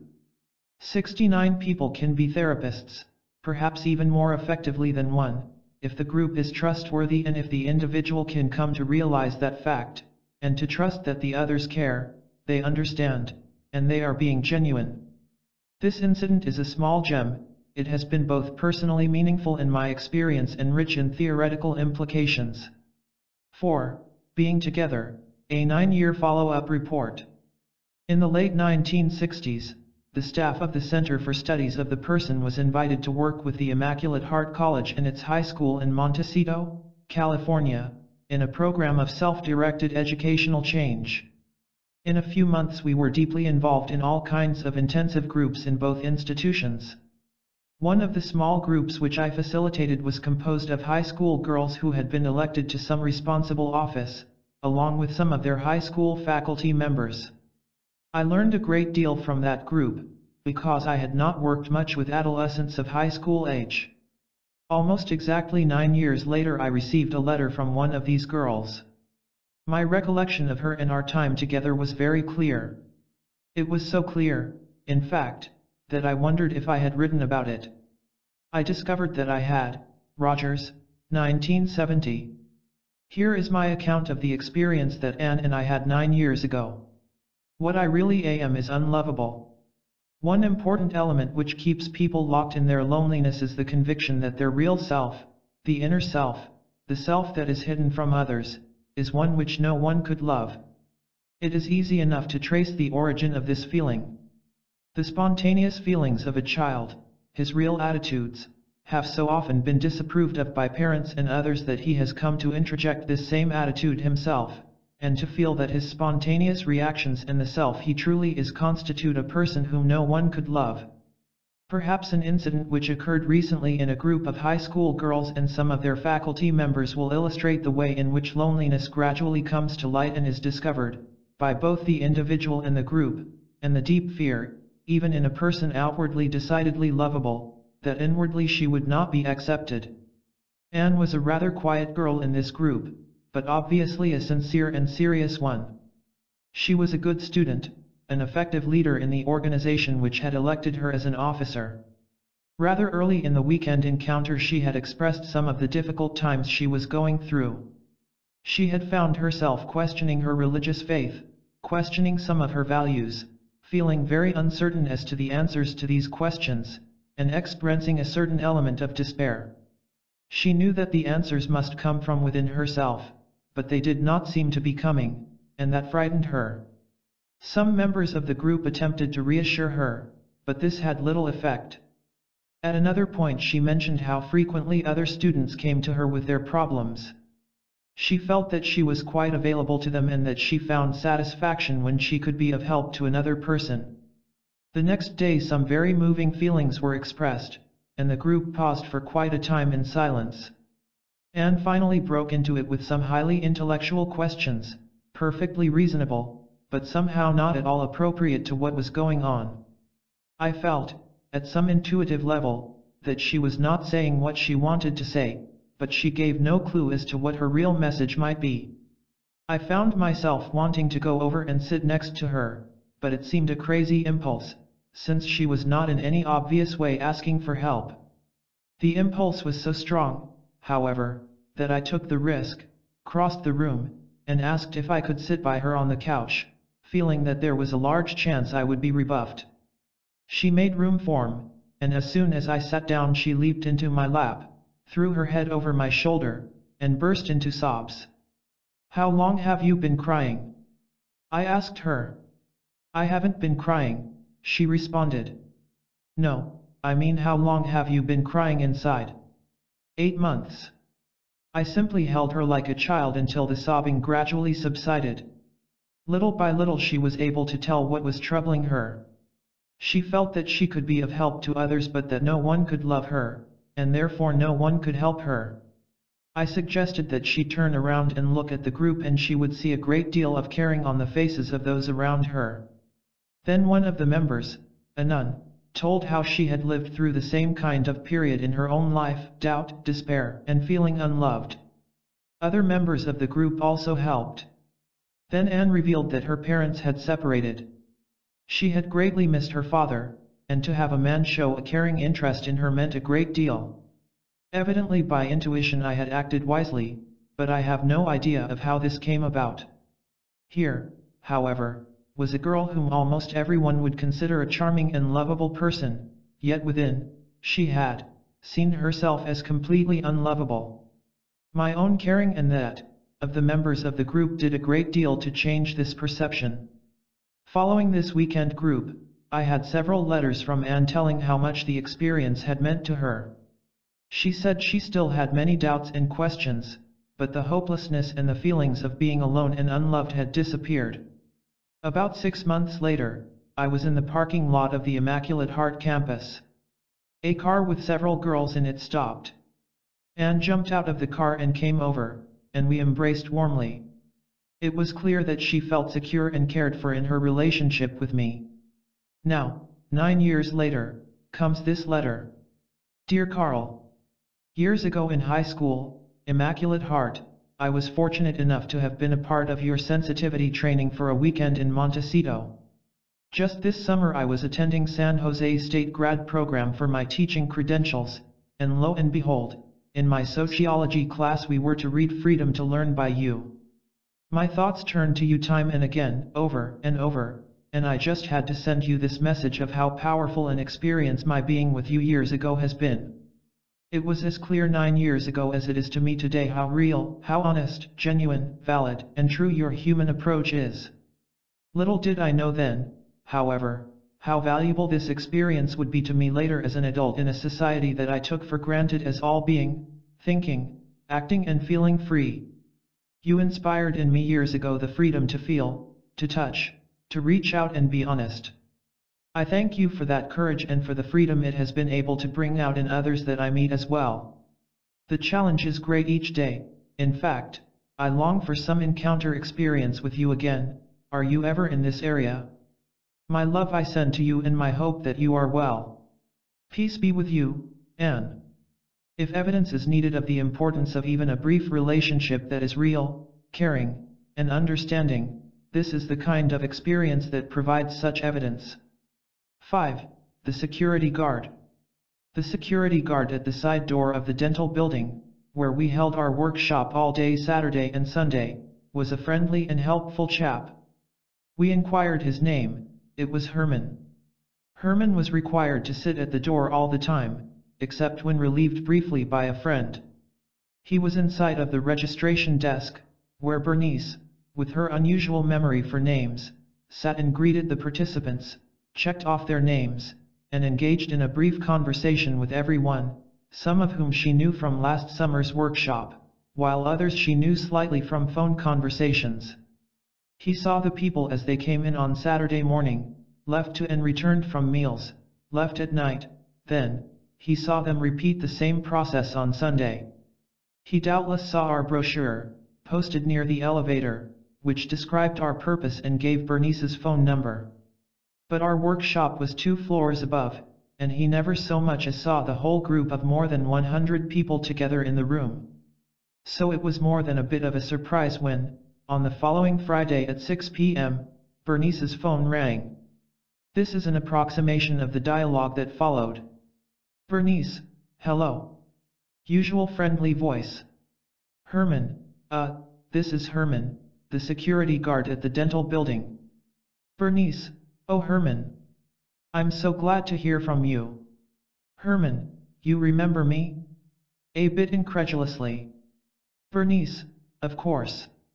I was so sorry I didn't see you Sunday night to thank you for all your helpfulness. The staff didn't leave until much later, and another guard had already taken your place. Herman, well, I've talked this over with my wife, and we'd both like to attend one of your workshops. Is it really true that you only pay what you can afford? Bernice, that's right. He needed to be reassured on this point twice more in the conversation, seeming to find it unbelievable. Give me your name and address, and I'll put you on the mailing list, so you will get any information about what's going on. Herman, when will the next one be? Bernice, I don't know. Possibly next fall. Herman, not until then? He seemed very disappointed. Then, after a pause. Can I call you Bernice?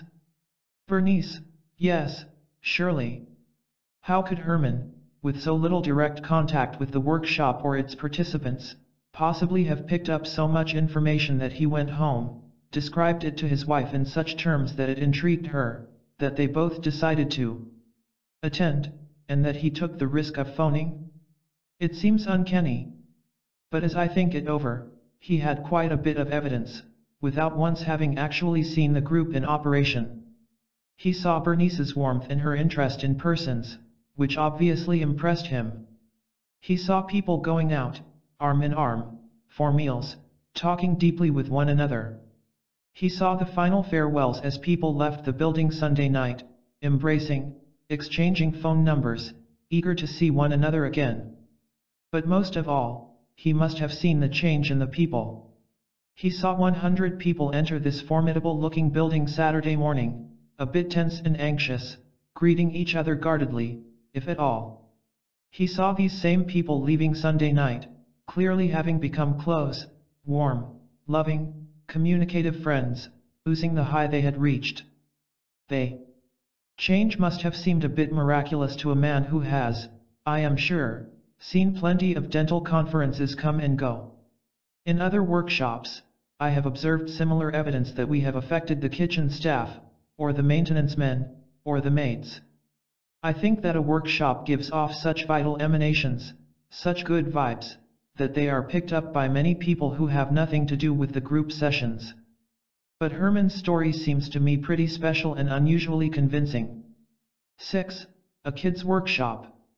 Barbara Williams is a very quiet woman who outwardly shows few signs of the determination and purpose that have shaped her life and her controversial activities.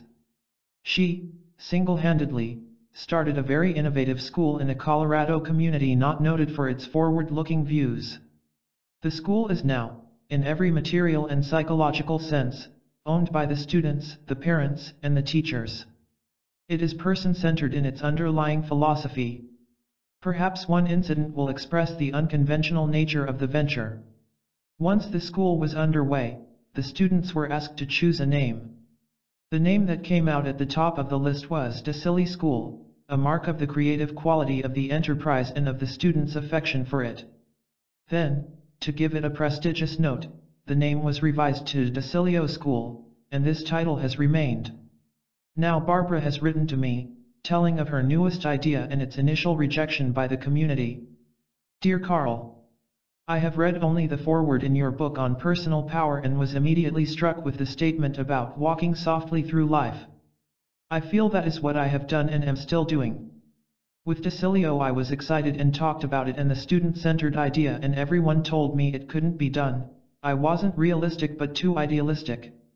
I said nothing more and now after 7 years of extremely hard work it is a beautiful student-centered school. It is all and even more than I ever thought it could be and I feel very good about it. The theory does work. Now I fear that it is happening again. I had the idea of doing a kids' workshop.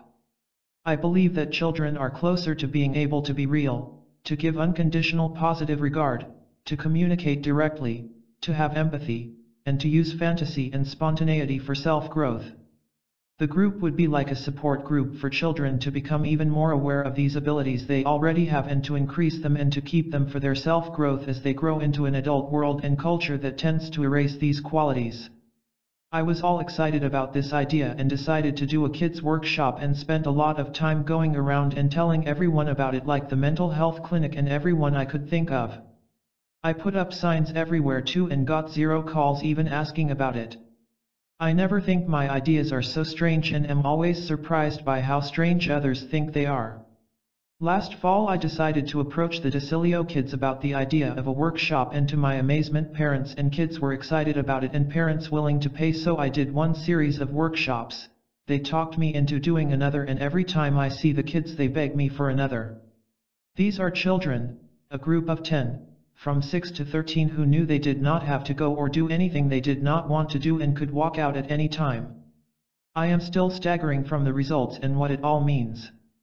In one sentence, the kids seemed to understand immediately what I meant by believing they had the ability to be real and communicate directly, and how that is different from much of our culture in the adult world, but that I believed that it is possible to increase these qualities, become more aware of them, and keep them as they grow.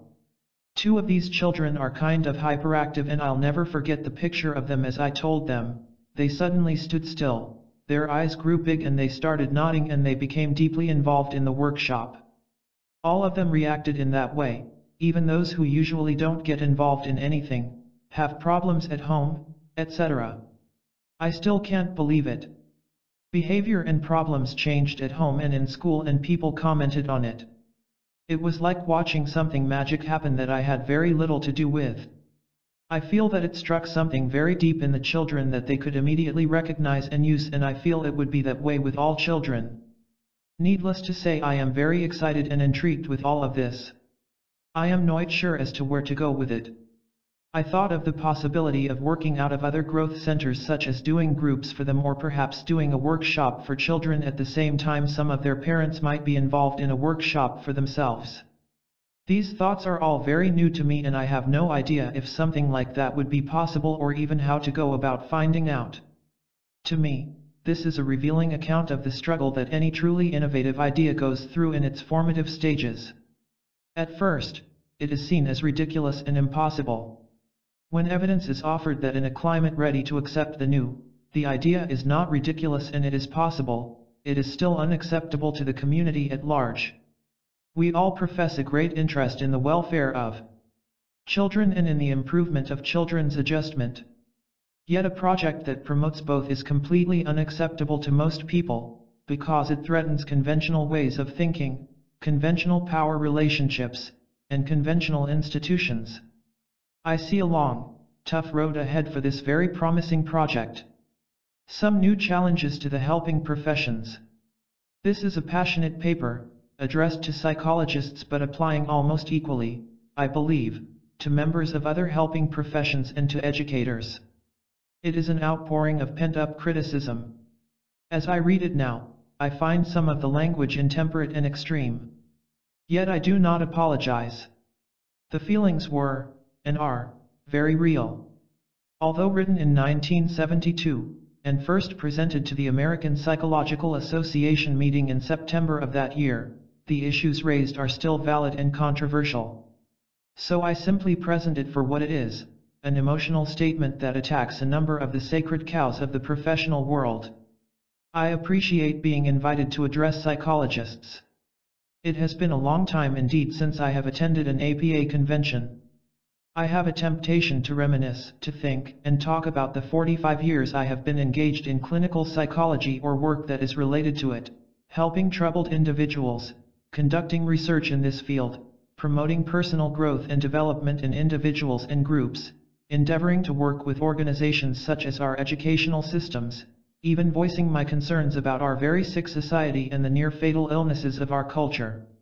Such reminiscences would cover such things as the strenuous effort that was necessary to make a place for that small infant, clinical psychology, in the APA, a struggle that seems ludicrous now, the struggle to prove that psychologists could actually and legally carry on psychotherapy, involving various professional struggles with psychiatry, the attempt to open up therapy to detailed scrutiny and empirical research, the effort to build a theoretical formulation that would release clinical work from the dying orthodoxy of psychoanalytic dogma, and promote diversified and creative thinking, the efforts to broaden the scope and the vision of clinical and other psychologists, and perhaps finally the effort to help psychologists become true change agents, not simply remedial appliers of psychic band-aids. Each one of those phrases could be a long story in itself. But I do not wish to yield to this temptation.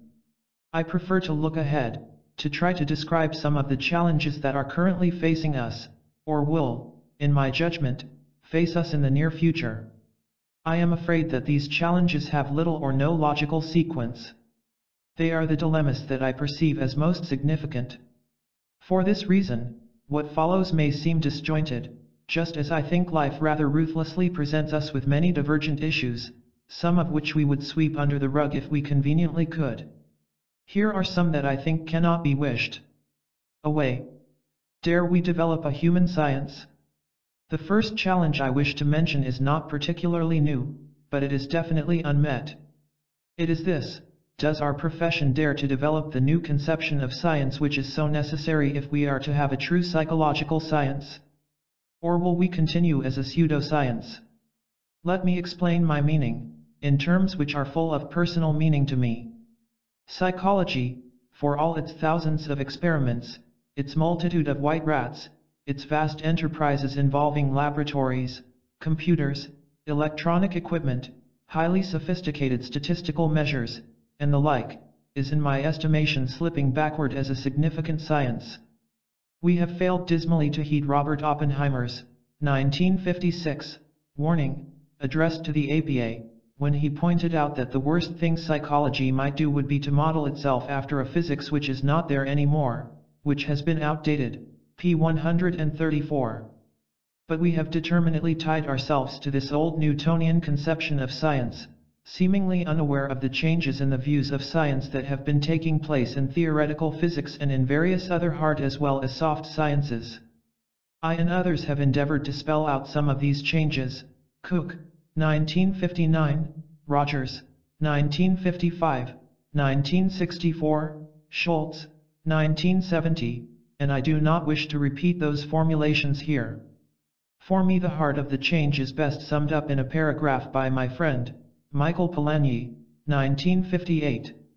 It is a complex thought to say that the discovery of objective truth in science consists in the apprehension of a rationality which commands our respect and arouses our contemplative admiration, that such discovery, while using the experience of our senses as clues, transcends this experience by embracing the vision of a reality beyond the impressions of our senses, a vision which speaks for itself in guiding us to an ever deeper understanding of reality.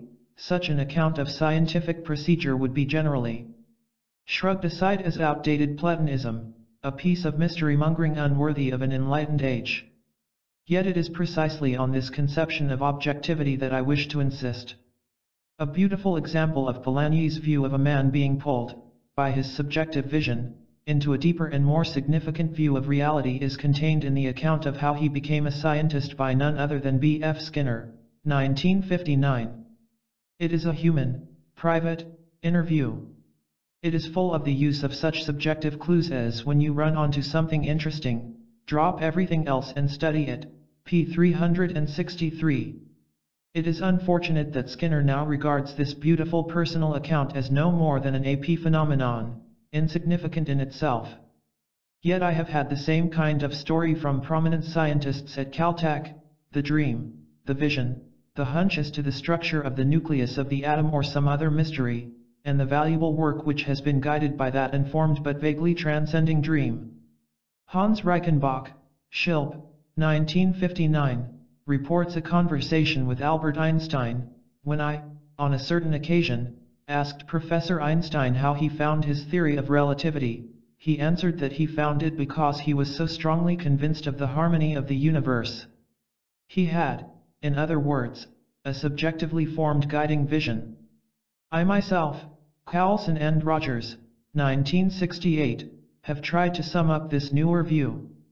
All of this which we psychologists have known as science becomes but one modest part of science. It can be seen as embedded in an impressive personal context in which personal and group judgment of plausibility becomes as important as statistical significance. The model of a precise, beautifully built, and unassailable science, which most of us hold, consciously or unconsciously, becomes, then, a limited and distinctly human construction, incapable of precise perfection.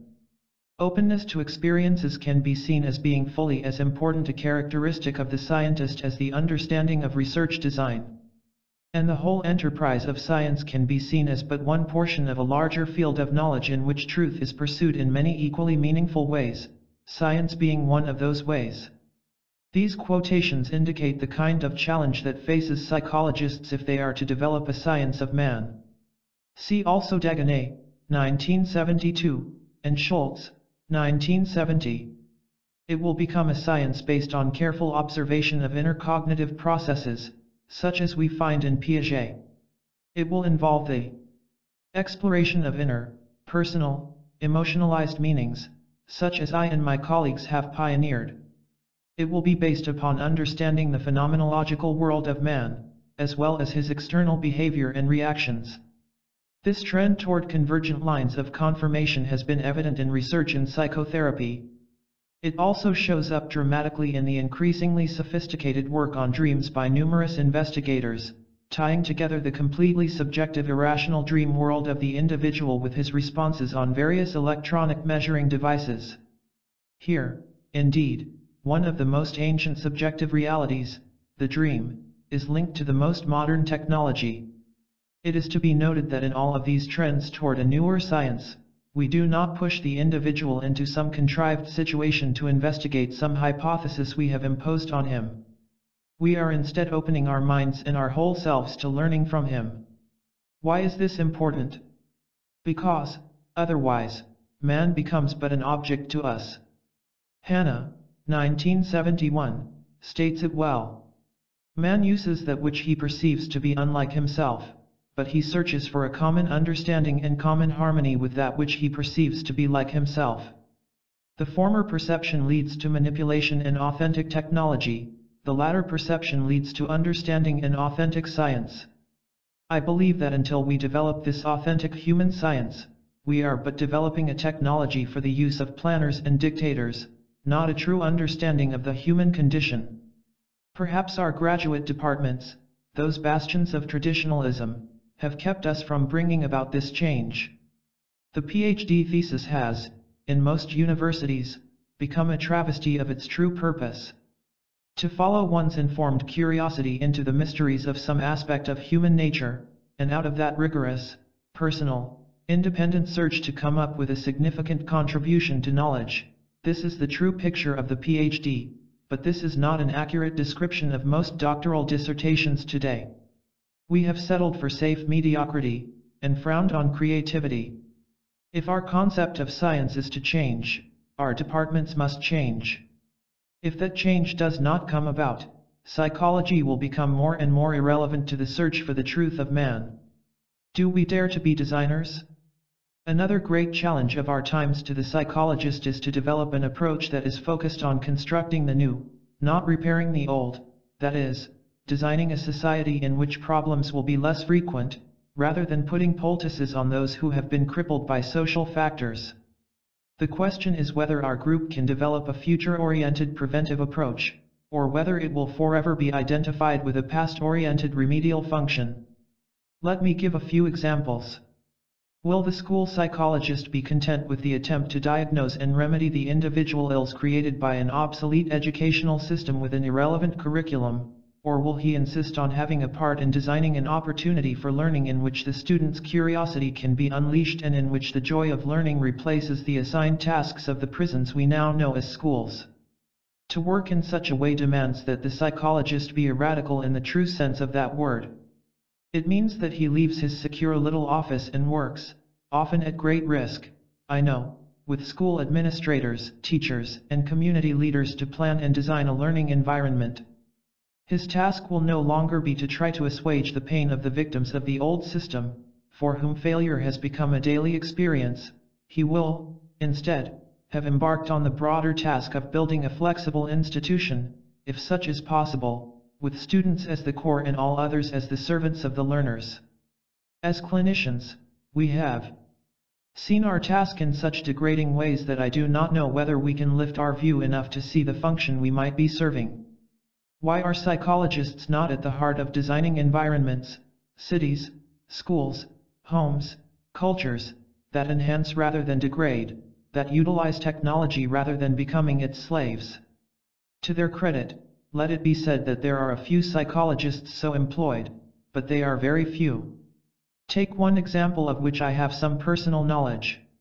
A psychologist, I suppose he would be termed a consulting psychologist, is working with a large firm in its efforts to design an enormous new plant.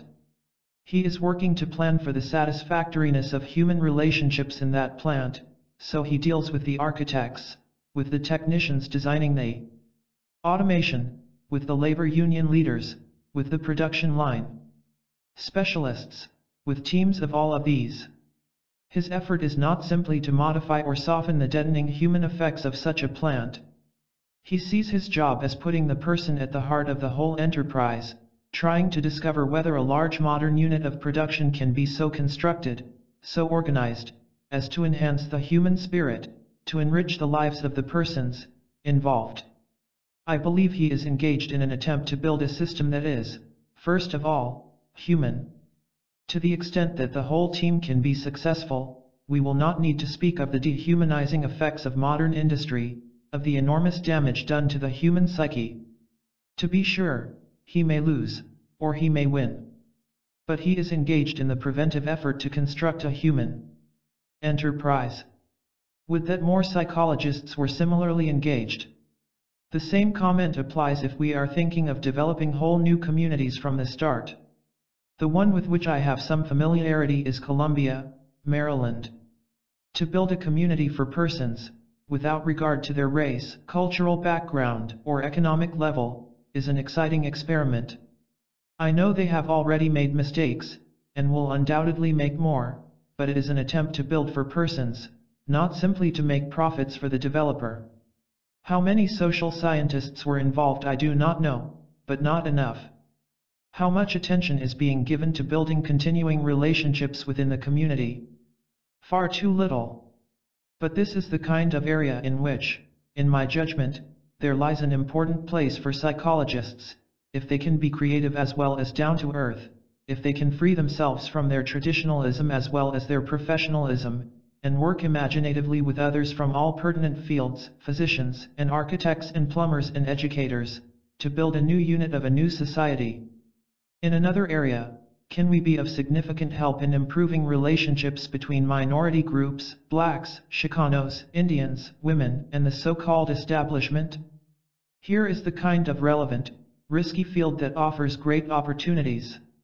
I know, and I am sure you do too, of individual psychologists, black, white, Chicano, and female, who have been highly influential in bringing about improved communication in crucial interface situations.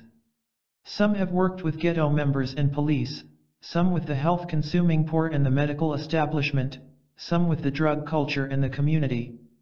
We, as psychologists, have available many of the skills for facilitating communication and problem-solving procedures between these often bitter and alienated groups and the culture which has mistreated them. We can help both sides to find solutions that constitute a quiet revolution without violence. Will we do so? Will we receive any backing whatsoever from our university roots, our professional societies, and our governmental agencies set up to serve the public, when we do engage in such activities? It is too soon to know, but it is not too soon to make a concerted gamble. Dare we do away with professionalism? The third challenge I wish to raise, especially for clinical and social psychologists, is the radical possibility of sweeping away our procedures for professionalization.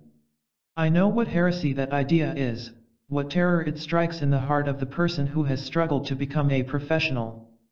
But I have seen the moves toward certification and licensure, the attempts to exclude charlatans, from a vantage point of many years, and it is my considered judgment that they fail in their aims. I helped the APA to form the ABIP*, as it was then known, in 1947 when I was president of the APA. I was ambivalent about the move then. I wish now that I had taken a stand against it. I am not in any way impugning the motives, the integrity, and the efforts of those who aim towards certification and all that follows from it. I sympathize deeply. I wish there were a way to separate the qualified from the unqualified, the competent worker from the opportunist, the exploiter, and the charlatan. But let's look at a few facts. As soon as we set up criteria for certification, whether for clinical psychologists, for NTL group trainers, for marriage counselors, for psychiatrists, for psychoanalysts, or, as I heard the other day, for psychic healers, the first and greatest effect is to freeze the profession in a past image. This is an inevitable result. What can you use for examinations? Obviously, the questions and tests that have been used in the past decade or two. Who is wise enough to be an examiner? Obviously, the person who has 10 or 20 years of experience and who therefore started his training 15 to 25 years previously. I know how hard such groups try to update their criteria, but they are always several laps behind. So the certification procedure is always rooted in the rather distant past and defines the profession in those terms. The second drawback I state sorrowfully: there are as many certified charlatans and exploiters of people as there are uncertified. If you had a good friend badly in need of therapeutic help, and I gave you the name of a therapist who was a diplomate in clinical psychology, with no other information, would you send your friend to him? Of course not. You would want to know what he is like as a person and a therapist, recognizing that there are many with diplomas on their walls who are not fit to do therapy, lead a group, or help a marriage. Certification is not equivalent to competence. The third drawback is that the urge toward professionalism builds up a rigid bureaucracy. I am not personally aware of such bureaucracy at the national level, but it certainly occurs frequently at the state level. Bureaucratic rules become a substitute for sound judgment. A person is disqualified because he has 150 hours of supervised therapy, while another is approved because he has the required 200. No attention is given to the effectiveness of either therapist, or the quality of his work, or even the quality of the supervision he received. Another person might be disqualified because his excellent psychological thesis was done in a graduate department that is not labeled psychology. I won't multiply the examples. The bureaucrat is beginning to dominate the scene in ways that are all too familiar, setting the profession back enormously. Then there is the other side of the coin. I think of the hotline workers whom I have been privileged to know in recent years. Over the phone, they handle bad drug trips, incipient suicides, tangled love affairs, family discord, all kinds of personal problems. Most of these workers are college students or those just beyond this level, with minimal intensive on-the-job training.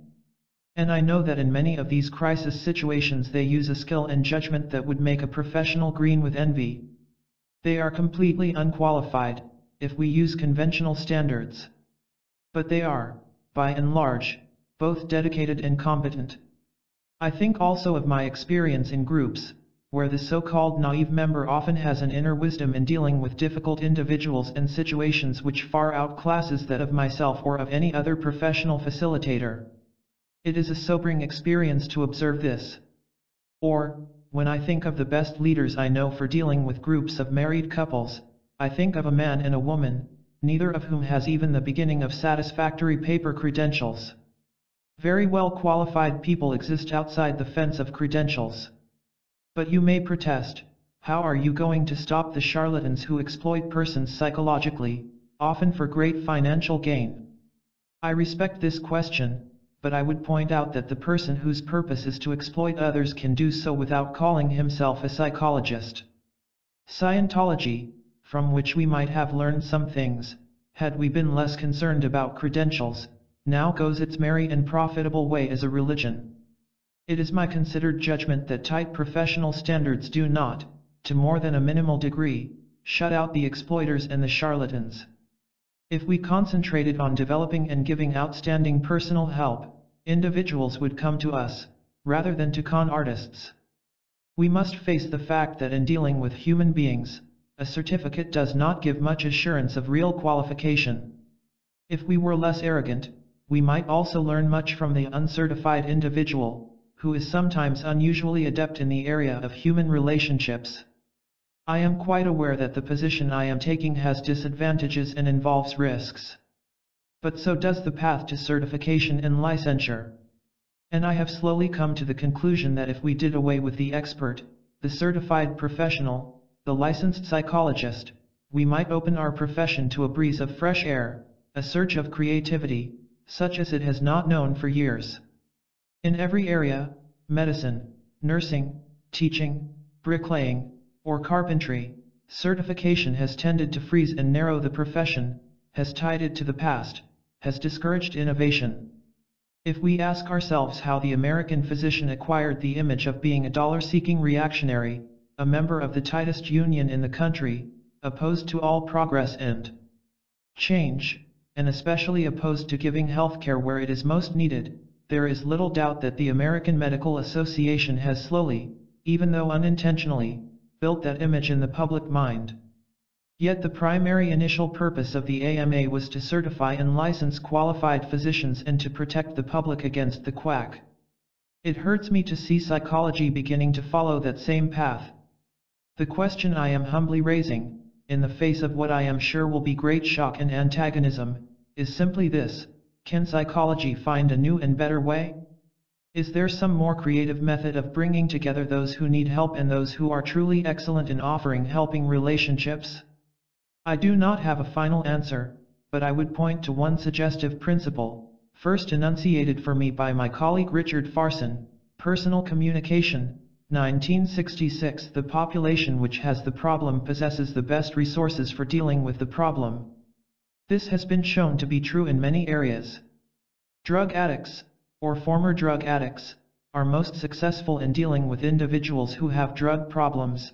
Similarly, ex-alcoholics help alcoholics, ex-convicts help prisoners, all of them probably more effectively than professionals.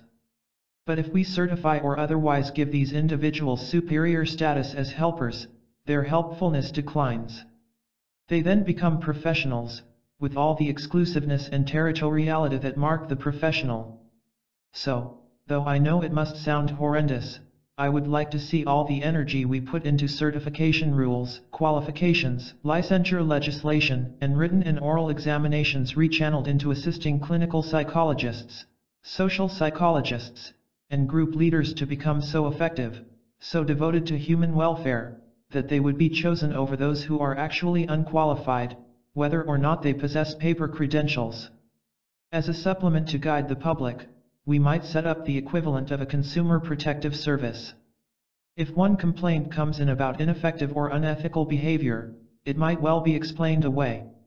But if many complaints come in about an individual's services to the public, then his name should be made available to the public, with the suggestion, let the buyer beware. Meanwhile, let us develop our learning processes in psychology in such new ways that we are of significantly more service to the public than the instant gurus, the developers of new and untried fads, the exploiters who feed on a public obviously hungry to be dependent on someone who claims to have the answer to all human problems. When our own lasting helpfulness is clearly evident, then we will have no need for our elaborate machinery for certifying and licensing. Can we permit ourselves to be whole men and women? Now I wish to move on to a quite different, yet perhaps not unrelated, challenge. Most of us spent 20 or more years in educational institutions where the intellect was all. Anything that counted, anything of any importance, occurred above the neck, in absorbing and memorizing, in thought and expression. Yet in life, in therapy, in marriage, in parent-child and other intimate relationships, in encounter groups, in university faculty meetings, we were forced to learn that feelings were an equally important part of living. But, due largely to our education, we still tend to dichotomize these two aspects. I have observed this so strongly in groups. If the group is assembled for an intellectual task, feelings are denied, though they are often painfully evident. If the group is assembled for personal encounter, ideas are often strongly rejected as having no place in such a group. It seems that we live on an either-or basis. We are aware of, and express, what we think, or we are aware of, and express, our emotional reactions. Almost never are the two sides of our life brought together. The state of clinical psychology is an interesting indication of the depth of this division. Training is usually separated into courses, the straight intellectual effort, and practicum experience, in which one deals with the emotions of others, and occasionally with one's own. But the rift is most clearly indicated if I present a hypothetical example. One student states that for his dissertation he wishes to measure, with all sophisticated precaution, the differences between Group A and Group B. He believes he will find this intellectually stimulating and valuable. Another states that for his dissertation he wishes to present, in appropriate form and thoughtfully viewed, the most important learning in all his graduate years, the deeply insightful self-learning in his relationship with a difficult client with whom he discovered mutual growth, bringing about lasting changes in his own and his clients' behavior. We all know that the first plan would be accepted without question. The second would not only be rejected, but probably angrily and summarily rejected. Who does the student think he is, trying to bring in his feelings, his understanding of his and his client's gut-level reactions, together with his thoughts about these? This would be regarded as a ridiculous subject for a dissertation. Although this seems only normal educational procedure to the older generation, the younger generation is more and more frequently refusing to accede. I think of a weekend encounter between faculty and students at a strife-torn university. It ended inconclusively. I thought one student summed up the dilemma accurately when he finally told the faculty, "I don't know if our two worlds can ever meet, because our world has feelings in it." For me, this said it. Why are so many of our best students leaving universities? Because they find no place for the whole person. Why are so many young people finding life perplexing, without meaning? Partly because they do not know that it is possible to live as a person of thought united with passion, of feeling suffused with intellect and curiosity. Thomas Hanna, 1970, in his excellent book, Bodies in Revolt, puts up a strong plea for the soma, a beautiful unity of the pulsing human organism in all of its manifestations. About the feelings of many young people about our absurd world, he says, the experience of meaninglessness is a living accusation of that hypertrophy of one aspect of our somas, namely conscious attention and rational effort. I could not agree with him more. It is the overstress on the conscious and the rational and the underestimation of the wisdom of our total reacting organism that prevent us from living as unified, whole human beings. Yet I can testify from personal experience that it is not easy for people whose lives have been dichotomized for decades to achieve this unity. I have conducted courses in which the whole group, including myself, have agreed that our feelings are as important a part of the curriculum as our ideas. Yet, if a member starts exploring some highly emotionalized experiences into which he is beginning to gain understanding, other members hesitate to bring up anything but feeling reactions. And if one person starts a class meeting excitedly propounding the ideas involved in a budding theory he is just beginning to develop, that session tends to be intellectual in focus. Only occasionally has a group been able to be whole persons in the experience. Yet, when they have achieved this, the results have been unforgettable. Some members turn in highly original and scholarly papers, others express their deepest learnings in poetry or creative writing. Still another brings to the final meeting a painted wooden construction in which he has tried artistically to set forth what his learnings have been, and still another has written a sardonic and dramatic play, very pertinent to the course. For the traditional grade-bound instructor, this would be chaos.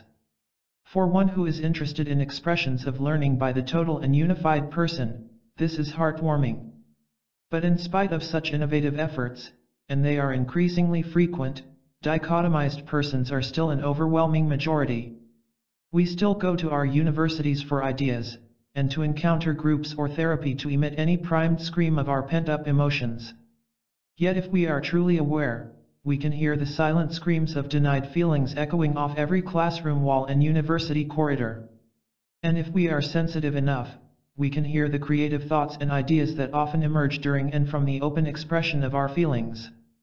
Most of us consist of two separated parts, trying desperately to bring themselves together into an integrated soma, where the distinctions between mind and body, feelings, and intellect, would be obliterated. Who can bring into being this whole person? From my experience I would say that the least likely are university faculty members. Their traditionalism and smugness approach the incredible. I remember with something approaching horror the statement of a Columbia University professor shortly after buildings were seized and campus turmoil erupted among the students, who could not be heard in any other way. This professor told me, "There's no problem of communication at Columbia." Why, I speak to students almost every day. He sounded like a Southern slave owner in the 1850s. No. I think that if change is to come about in dealing with ourselves and others as complete somas with thought and feeling intertwined, it will be the younger generation who achieve it. They are throwing off the shackles of tradition. They have largely discarded the religious dogmas that proclaimed the body evil and only the mind and spirit capable of good. They are a strong hope against the dichotomized, dehumanized being who can drop bombs on Vietnamese civilians, and handle this quite comfortably at the intellectual level. In his mind, he has not murdered people, or torn flesh from bone, he has only engaged in a protective reaction strike. Only the younger generation, I believe, can help us to see the awful dehumanization we have bred in our educational system by separating thoughts, which are to be approved, from feelings, which are somehow seen as animal in origin. Perhaps the young can make us whole again. God knows we need once more to be unified organisms, responsive to all of ourselves and all of our environment. Is this the only reality? Finally, I must mention a challenge that is, I believe, the most dreadfully threatening to psychologists. It is the very strong possibility that there is more than one reality, that there may indeed be a number of realities. This is far from a new thought. William James, 1928, said that our normal waking consciousness is but one special type of consciousness. Parted from it by the filmiest of screens, there lie potential forms of consciousness entirely different. He concluded that the facts then available to him forbid our premature closing of accounts with reality. Now, with knowledge of many types of drug-induced states of expanded consciousness and changed reality, with all the years of careful study of ESP, with the international studies of psi phenomena, with serious theorists such as L.E. Shan, 1969, explicating such phenomena, we will have a harder and harder time closing our eyes to the possibility of another reality, or realities, operating on rules quite different from our well-known common-sense empirical reality, the only one known to most psychologists. I would like to make this a bit more personal. I have never had a mystical experience, nor any type of experience of a paranormal reality, nor any drug-induced state that gave me a glimpse of a world different from our secure real world. Yet, the evidence grows more and more impressive. One could pass off as inadequate reporting such books as Psychic Discoveries Behind the Iron Curtain, Ostrander and Schroeder, 1971, yet there are some aspects of that which are hard to brush aside. One could regard James's thinking as just an aberration of an otherwise great psychologist.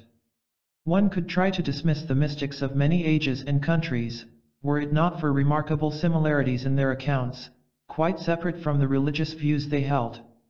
One would have a harder time with the closely reasoned arguments of Lawrence L. E. Shan, 1969, in which, starting out to destroy the myth of other realities, he gradually found himself building a theory that points in the opposite direction. He shows the astonishingly close relationship of the person sensitive to paranormal phenomena, the mystic of all periods, and surprisingly enough, the modern theoretical physicist. A reality in which time and space have vanished, a world in which we cannot live, but whose laws we can learn and perceive, a reality that is based not on our senses but on our inner perceptions, is common to all of these. The fact that he is continually devising ingenious ways to test his theory adds to his credibility. I would have to say that the most vividly convincing documents I have read come from one man, Carlos Castaneda, 1968, 1971. Beginning with a thoroughgoing skepticism worthy of a university-trained anthropologist, his excursion into a new way of knowing as practiced by a wise old Yaqui Indian becomes a truly exciting and hair-raising adventure. Then his attempt to reduce all of this to acceptable rational ways of thinking, probably to obtain his PhD, is simply ludicrous. 1968. Obviously, he was too frightened to admit, as he does in his second book, that there is a separate reality. 1971. Why is this idea of another reality so threatening to psychologists? I believe it is because we are one of the most insecure of the sciences. We do not dare to investigate the mysterious. Yet, I think of a notably prominent physicist, very well read in psychology, who was thinking of transferring his interest and changing his profession to the field of psychology because he felt he was too old to make further contributions to theoretical physics. He was 32. The major question he wished to consult me on concerned the areas of greatest mystery in psychology, since it was to those he would wish to devote his time.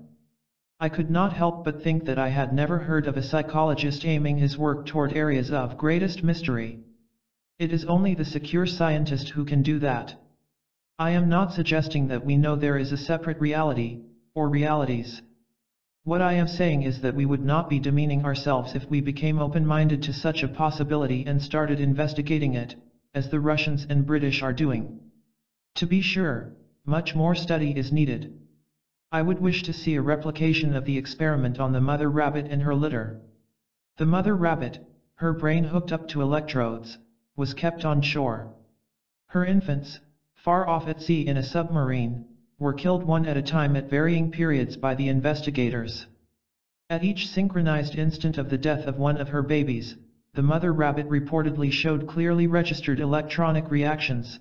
Ostrander and Schroeder, 1971. What do we make of this? A clairvoyant woman picks up an envelope which she has never seen before, containing a fragment of an ancient cuneiform tablet, and begins to describe the girl associated with this, giving completely the portrait and life history of a secretary who had assisted in packing the object. Her report was so detailed that not one other woman in 1,000 would have matched it. Yet, she said not one word that could be construed as having anything to do with the tablet. Here is a double kind of mystery which L.E. Shan, 1969, thinks he begins to understand. Yet, similar studies and the testing of his theory are certainly necessary. And what of the various instances of precognition or simultaneous cognition of the pain or death of a loved one far away? Or telepathic communication by which a hypnotist, out of sight and at a distance, can put to sleep a trained hypnotic subject simply by concentrating on the message he wishes to get across to her. Ostrander and Schroeder, 1971. And finally, what do we make of the strange and unearthly experiences of Carlos Castaneda, 1968, 1971? Perhaps in the coming generations of younger psychologists, hopefully unencumbered by university prohibitions and resistances, there will be a few who will dare to investigate the possibility that there is a lawful reality which is not open to our five senses, a reality in which present, past, and future are intermingled, in which space is not a barrier, and time has disappeared, a reality which can be perceived and known only when we are passively receptive, rather than actively bent on knowing. This is one of the most exciting challenges posed to psychology. Conclusions. When I began this discussion, I stated that the various issues I was raising had little logical connection, but were simply diverse challenges. As I have worked over the material, I do see, from my own bias, I am sure, a certain unity to the questions I have raised. I am far from sure that I have raised the most important issues. I may be greatly deceived in the way I perceive these challenges. But let me try to restate them in fresh ways and then indicate the thread that, for me, binds them together. I have raised the question of whether psychology will remain a narrow technological fragment of a science, tied to an outdated philosophical conception of itself, clinging to a security blanket of observable behaviors only, or whether it can possibly become a truly broad and creative science, rooted in subjective vision, open to all aspects of the human condition, worthy of the name of a mature science. I have raised the question of whether we dare to turn from being a past-oriented remedial technology to focusing on future-oriented planning, taking our part in a chaotic world to build environments where human beings can choose to learn, where minorities can choose to remake the establishment through relating to it, where people can learn to live cooperatively together. Will psychologists continue to be peripheral to our society, or will we risk the dangers of being a significant social factor? I have pointed out that perhaps the safety, the prestige, the vestments of traditionalism that can be earned through certification and licensure may not be worth the cost. I have wondered aloud if we would dare to rest our confidence in the quality and competence we have as persons, rather than the certificates we can frame on our walls. I have questioned, a bit despairingly, I fear, whether we could possibly see the day when faculty and students and psychologists in general could function as whole persons, not as minds walking around on stilts, or headless feelings muttering wild cries to one another. Could we accept ourselves as total organisms, with wisdom in every pore, if we would but hear and be aware of that wisdom? I have hesitantly pointed out that the reality we are so sure of, the reality so plainly shown to us by our senses, may not be the only reality open to humankind. I have raised the query as to whether we would ever be willing to take the frightening risk of investigating this possibility, without prejudgment. As I mull over these issues, I believe that if psychology, as a science and a profession, gave a clear affirmative answer to each of these questions, gave a positive response to each of these challenges, it would be moving forward. So the thread that I see in the issues I have raised is that each one represents a possible move toward the enhancement, the deepening, the enrichment of our profession. Each issue, in a word, represents for psychology a step toward self-actualization. If my perceptions have been even approximately correct, then the fine question I would leave with you is, do we dare? Part 3.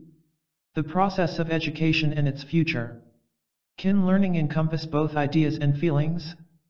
This chapter ranges widely over the field of education, from a definition of whole person learning, to a plan for a radical change in teacher education, to some of the research carried out on the effects of teachers' attitudes on students' learning. But I believe that underlying these different topics, there is a unified theme, the value of combining experiential with cognitive learning. This topic has long been of intense interest to me.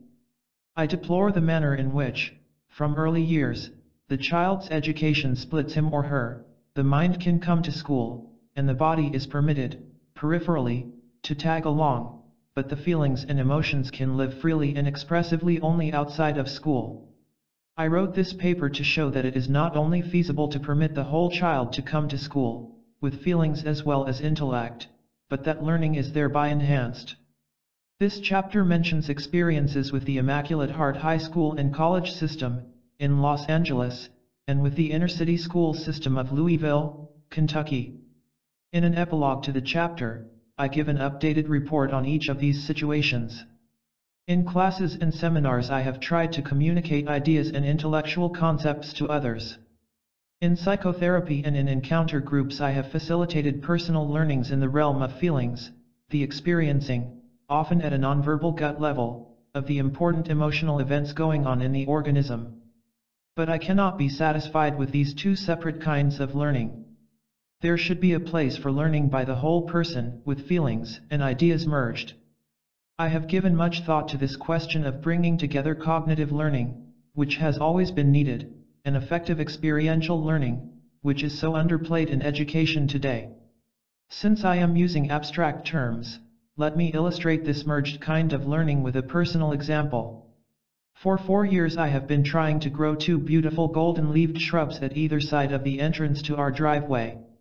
Recently they have, at long last, been really thriving. Then the other day I was in a hurry.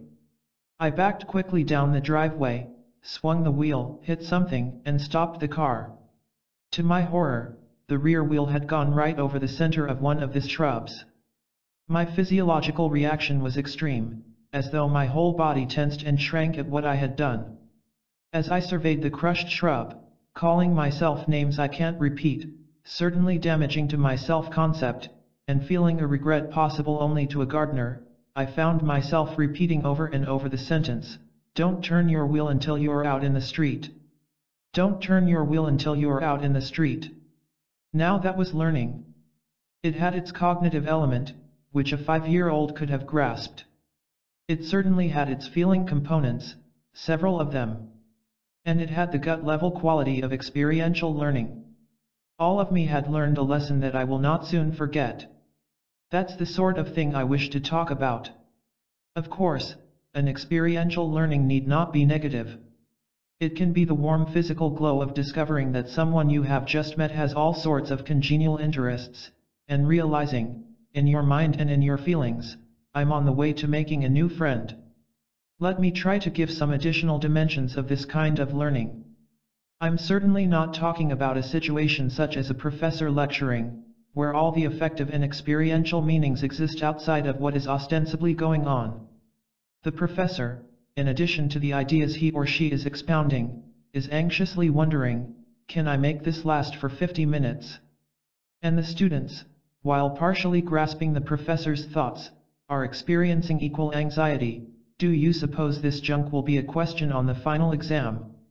But all these effective experiential aspects are completely divorced from the lecture itself. Nor am I talking about a passionate intellectual argument between two professors. Here, both the affective and cognitive coexist in the same experience, but they run in totally different directions. The mind of each professor is saying coolly, "My abstractions are more rational and logical than your abstractions," while the feelings are saying, "I'll beat you down, if it's the last thing I do." The speakers, unfortunately, are aware only of their cognitive processes. We get closer to what I'm speaking of in a human relations group, where a person may have a deeply moving experience of relating to another and then attend a general session where the process of the encounter group is discussed. Oh, the person thinks, "That's what I've just been through." The affective experiential and the cognitive have been brought close together in time, and each is well tied in with the other. People who have read my books frequently write letters to me, saying essentially, "Now I understand what I've been going through in therapy, or in a group." The cognitive and the affective experiential have been brought together in awareness. So if I were to attempt a crude definition of what it means to learn as a whole person, I would say that it involves learning of a unified sort, at the cognitive, feeling, and gut levels, with a clear awareness of the different aspects of this unified learning. I suspect that in its purest form, this occurs rarely, but perhaps learning experiences can be judged by their closeness to or remoteness from this definition. Let me give an example closer to the academic world. Roger Hudebuck, undated, a teacher in a Colorado junior high school, describes a number of the effects of his attempts to be open in his classroom. He says, "Openness scares the hell out of me, it also makes me feel good." In its effect on learning, he speaks of the shared learning through inquiry and discovery. Excited girl peering through microscope at snow crystals. "Wow, look at this." Teach. Boy experimenting with electromagnetism inadvertently produces copper carbonate. "What's this weird blue stuff? Where did it come from?" He follows this for weeks, happy and excited. Others are surprised when they put alcohol and salt in snow and frost forms on outside of container. Someone says ice cream. They learn much more than this, for they fool around for days. In fact, they turn the whole class onto their freezer. Students do learn in an open environment. They learn about the excitement and importance of discovery, about their capabilities, their limits, self-discipline, and responsibility. They also learn facts. How many? Who knows? I just know that they learn some facts. They know this, too. I don't think I ever really knew this before, and I don't think that they did either. It makes me feel good to really know something and to know down deep that we are learning. Openness. You've got to experience it, live it, do it. To me, this description sounds like learning by the whole person. It has plenty of cognitive elements. The intellect is working at top speed. It certainly has feeling elements, curiosity, excitement, passion. It has experiential elements, caution, self-discipline, self-confidence, the thrill of discovery. So it is another example of what I am endeavoring to speak about. The current situation.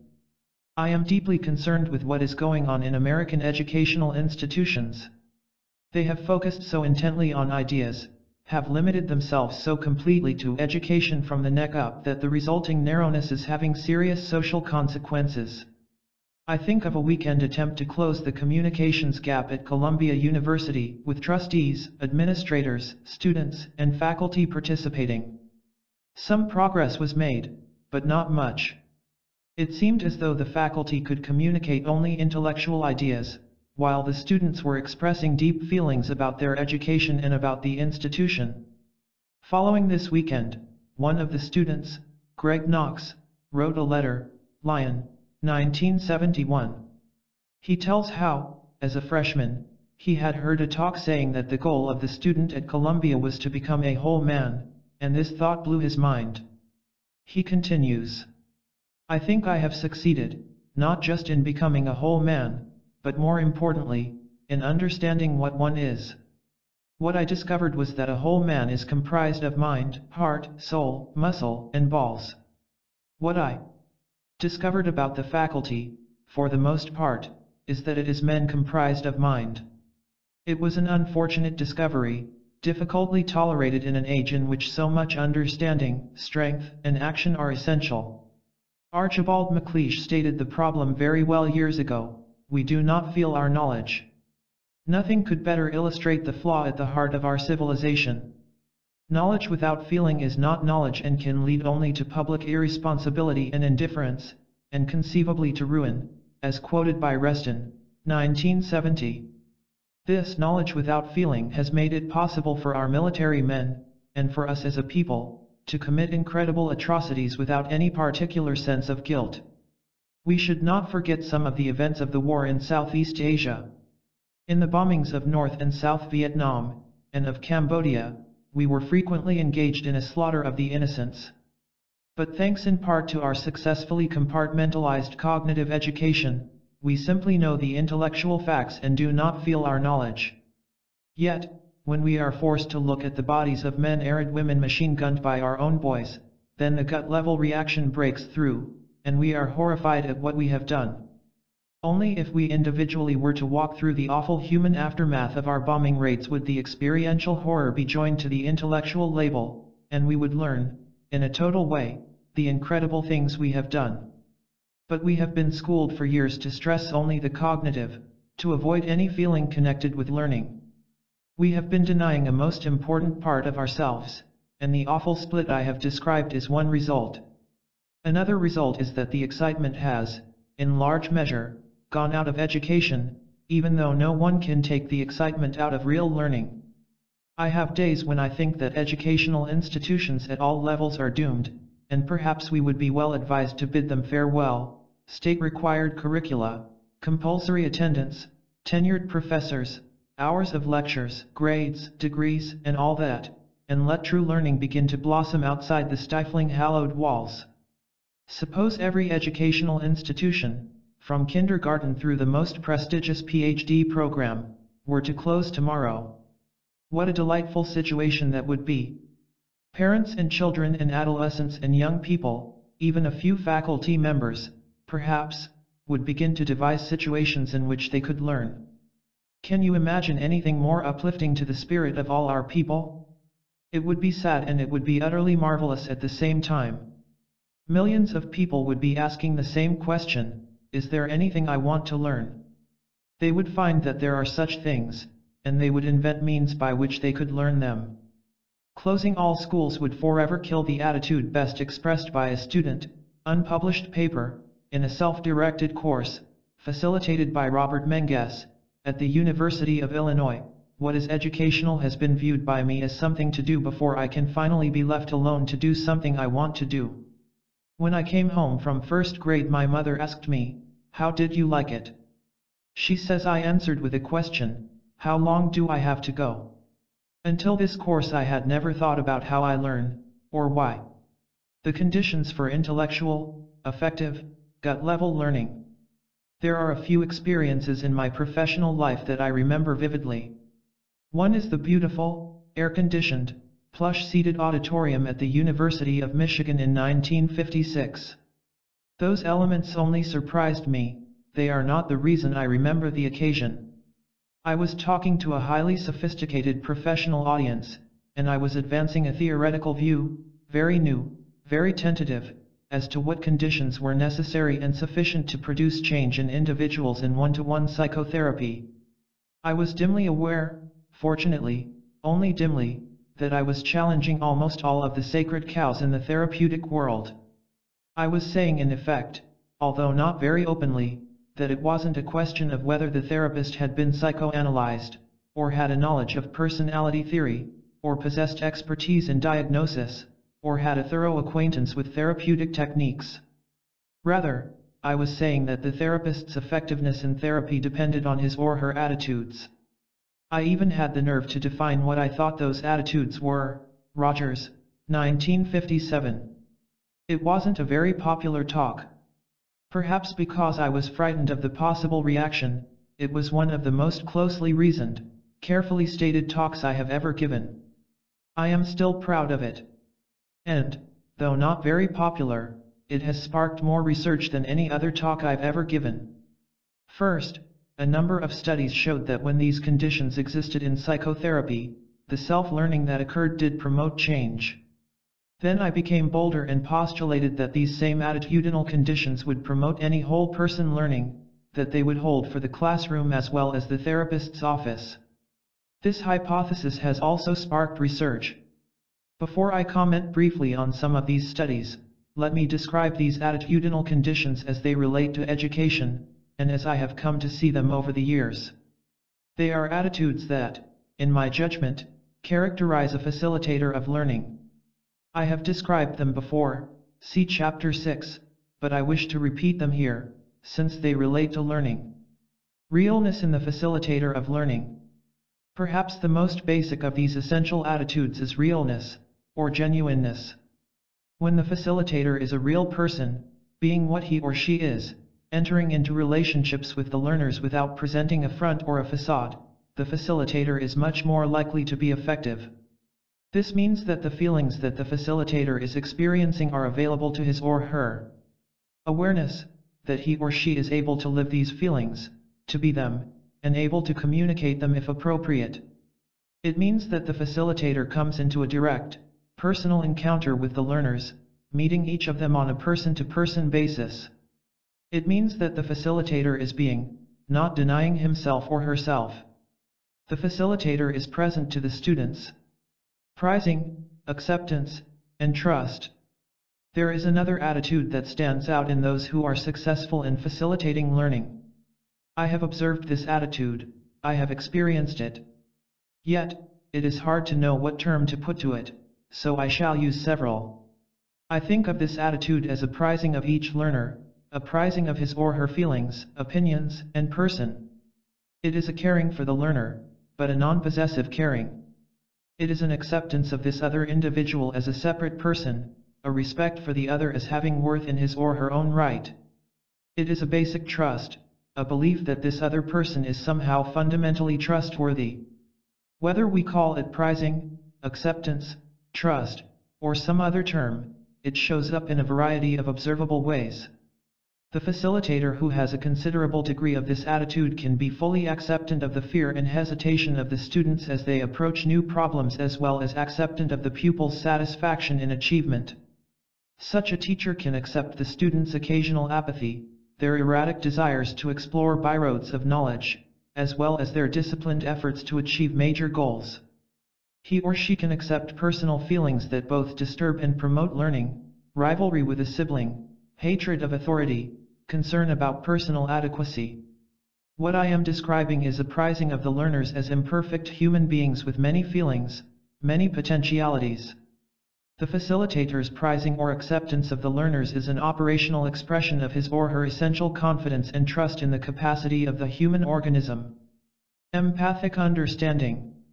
A further element that establishes a climate for self-initiated, experiential learning is empathic understanding.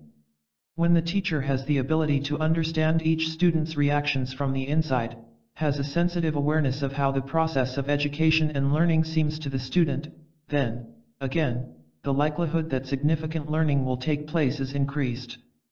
This kind of understanding is sharply different from the usual evaluative understanding, which follows the pattern of, I understand what is wrong with you. When there is a sensitive empathy, however, the reaction in the learner follows something of this pattern. At last someone understands how it feels and seems to be me, without wanting to analyze or judge me. Now I can blossom and grow and learn. This attitude of standing in the student's shoes, of viewing the world through their eyes, is almost unheard of in the classroom. But when the teacher responds in a way that makes the students feel understood, not judged or evaluated, this has a tremendous impact. Perception of these attitudes. There is still a further condition for learning by the whole person, which is especially important in education. The students must, to some extent, perceive that these attitudinal elements exist in the teacher. Students are even more suspicious than clients in therapy. Students have been conned for so long that a teacher who is real with them is usually seen for a time as simply exhibiting a new brand of phoniness. To have a teacher prize students in a non-judgmental way arouses the deepest disbelief. To have a teacher truly and warmly understand each student's private world is so unbelievable that the students are certain they must not have heard correctly. Yet, the empathic response is probably the first element to get through, the first reaction that begins to convince the students that this is a new experience. What are the personal results? What are the results? I would like first to give some living pictures of what happens when these attitudes exist, and then turn to the research findings. Dr. Anderson is a high school teacher whom I have come to know well. She teaches in a school that is a cross-section of an urban community. She seems to be without pretense or facade or defensiveness. You can't talk with her for 5 minutes without realizing that she thinks high school students are the greatest. I have a suspicion that she likes the troublemakers best of all. And the way she can move sensitively and empathically, in her blunt, direct manner, into the feelings and reactions of her students is uncanny. Her courses have been titled psychology, human relations, and the like, but they would be better labeled learning experiences. The students discuss anything that concerns them: drugs, family problems, sex, contraception, pregnancy, abortion, dropping out, getting a job, the grading system, literally any topic. They have learned to trust her and one another, and the level of honesty and self-disclosure is amazing. At this point, some of you may be thinking, okay, perhaps they get help in their personal adjustment, but do they actually learn anything? They do indeed. Miss Anderson is a tremendous reader, and her enthusiasm for books is contagious. Her students are literally turned on by the chance to read the books they want on the subjects that interest them. And what books they choose. Some of the students are classed as slow learners, but they are reading Martin Buber, Soren Kierkegaard, Erich Fromm, my books, Philip Slater, Wilhelm Reich, John Holt, A.S. Neal, Summerhill, you name it, they have read it. People tell her that these books are far too advanced for high school students. She just laughs and says that they love to tackle difficult challenges. They also choose the films they want to see, and plan community trips. They are excited, personally involved learners. Miss Anderson has received the oddest and most flattering compliment a teacher could receive. In her school, if a student is found to have any connection with drugs, he or she is suspended and not permitted to attend school. There are quite a number of these. But they have found that if they skirt the parking lot, go in a back door, and take a circuitous route, they can reach Miss Anderson's room without being observed. They know she won't throw them out, so they sneak into school to continue to attend her class. They are bootlegging their learning. And yet, people say that high school students just aren't motivated. Let me give one more example. A university teacher tried to believe in the students' capacity to act responsibly in preparing themselves for the teaching positions they would soon be filling. He dropped all tests. He encouraged personally oriented book reviews and personal growth journals. He exemplified in himself, so far as he was able, the sort of attitudes I have been describing. The results? The students read and reviewed an average of almost 7 books apiece in a 6-week course. They kept personal journals, they tried a mini-school, they did a variety of innovative things. Here are 3 brief examples of what students learned, the first from a personal journal. If anybody asks what the hell did you get out of that psych course? I'll say love. Love, man. Dig? I got a glimpse of the unity of all things. A moment of truth. How does it look on a transcript? Lovely. It's empty. I realized that which I have always tried to realize.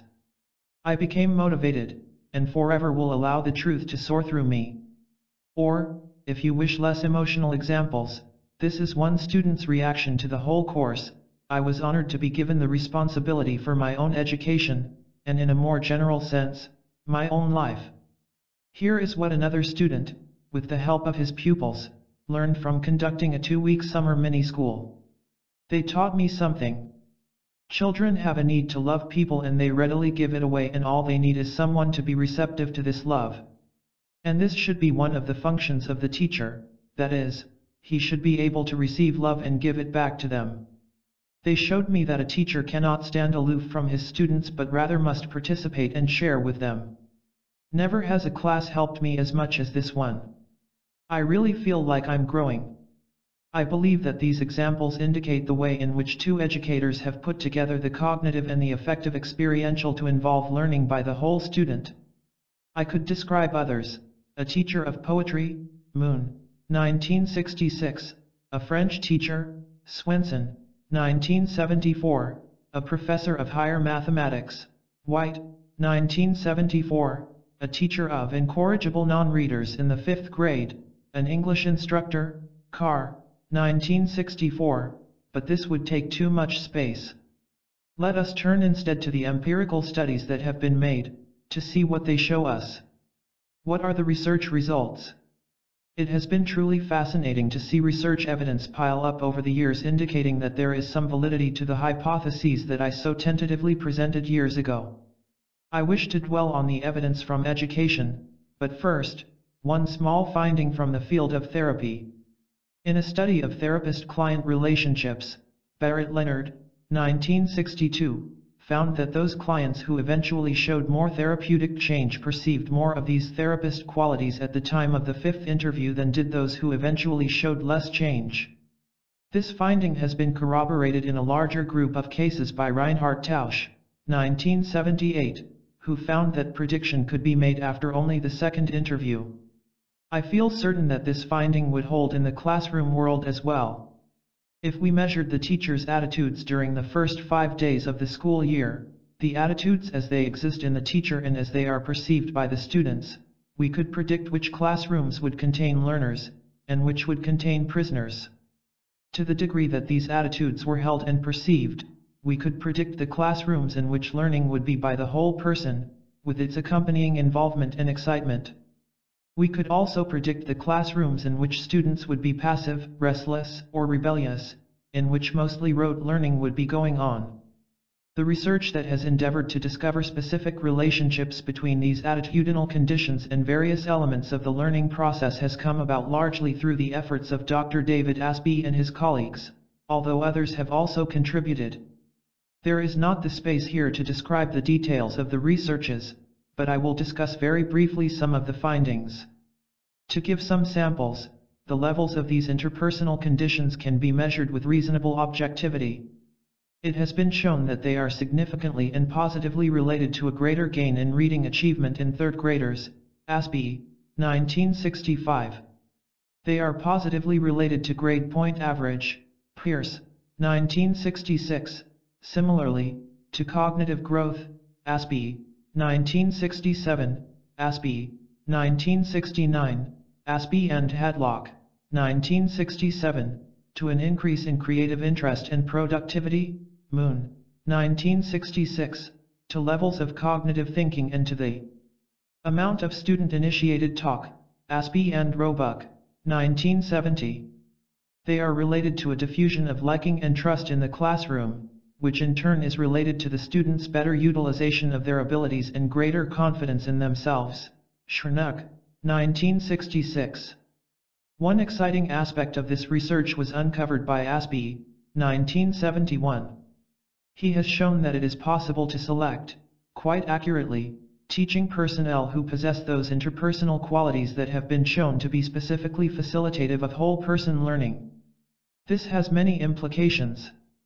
Adding to his earlier research, Asbee, 1972, has not only presented in convincing form these and other investigations, but has shown that the attitudinal qualities we have discussed can be assessed by the teacher for himself or herself, or by others. He also has demonstrated that a school can use such measures to increase the effectiveness of the learning climate in its classrooms. The conclusion to be drawn from these many studies is that it pays to be personal and human in the classroom. A humane atmosphere is not only more pleasant for all concerned, it also promotes more, and more significant, learning. When attitudes of realness, respect for the individual, understanding of the student's private world are present, exciting things happen. The payoff is not only in such things as grades and reading achievement, but also in more elusive qualities such as greater self-confidence, increased creativity, and more liking for others. In short, such a classroom leads to a positive, unified learning by the whole person. Implications for teacher training. If, then, we can choose to have learning that combines the cognitive and the affective experiential, the intellectual and the gut level, and if we know, with a modest degree of accuracy, the interpersonal conditions that produce such learning, what is the next step? It seems obvious to me that we need a change, amounting almost to a revolution, in the training of our teachers. Unfortunately, most teacher training institutions are highly traditional, stressing only cognitive learning and the methods by which it can be achieved.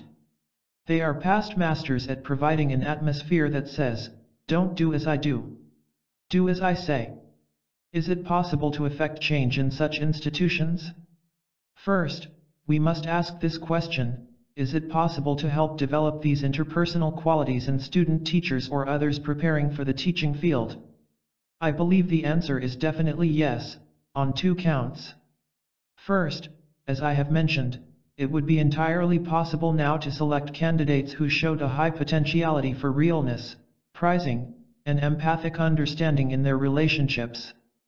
Thus, we could select teacher candidates on different bases from those now used. And second, there is increasingly ample evidence that such attitudes can be developed. I have seen them develop in counselors in training. Aspie, 1972, has shown that teachers can improve through in-service training. I am sure that we do not yet know all the available means, but some variant of the intensive group experience seems to be of great assistance, providing there is a follow-up of such a task-oriented or encounter group.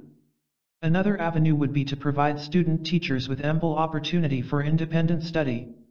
This would encourage teachers to rely on choice, rather than passivity, in their future teaching careers. Let me give one example of how such changes can come about. A school principal, in his 30s, had been exposed during the course of a seminar to much independent study and also to 2 weekend encounter group experiences. For his final report he begins: "As I sit at my desk to begin this paper, I have a real feeling of inner excitement. This is an experience that I have never had. For as I write I have no format to follow and I will put my thoughts down as they occur. It's almost a feeling of floating, for to me it doesn't seem to really matter how you, or anyone for that matter, will react to my thoughts. Nevertheless, at the same time I feel that you will accept them as mine regardless of the lack of style, format, or academic expression. My real concern is to try to communicate with myself so that I might better understand myself. I guess what I am really saying is that I am writing not for you, nor for a grade, nor for a class, but for me. And I feel especially good about that, for this is something that I wouldn't have dared to do or even consider in the past." Rogers, 1969. It seems clear that he had learned a great deed at the affective and experiential level, for the first time in 20 years of education. He has grown as a person. However, one might well question whether this change would really make him a different kind of administrator or teacher. Here is another small portion of his report. "My staff meeting Tuesday was truly significant as I was able to relate to the staff how I really felt. Many told me afterwards that they were very surprised and impressed and wanted to applaud, not because I had said anything different, but it was the way I said it. I have had various teachers in my office daily who have wanted to relate to me and state they now find me more accepting than ever. I feel that life has so much more meaning. This has been my experience. When inner changes take place in the attitudes and self-concept of the person, then changes begin to show up in his or her interpersonal behavior." A program of change in teacher training.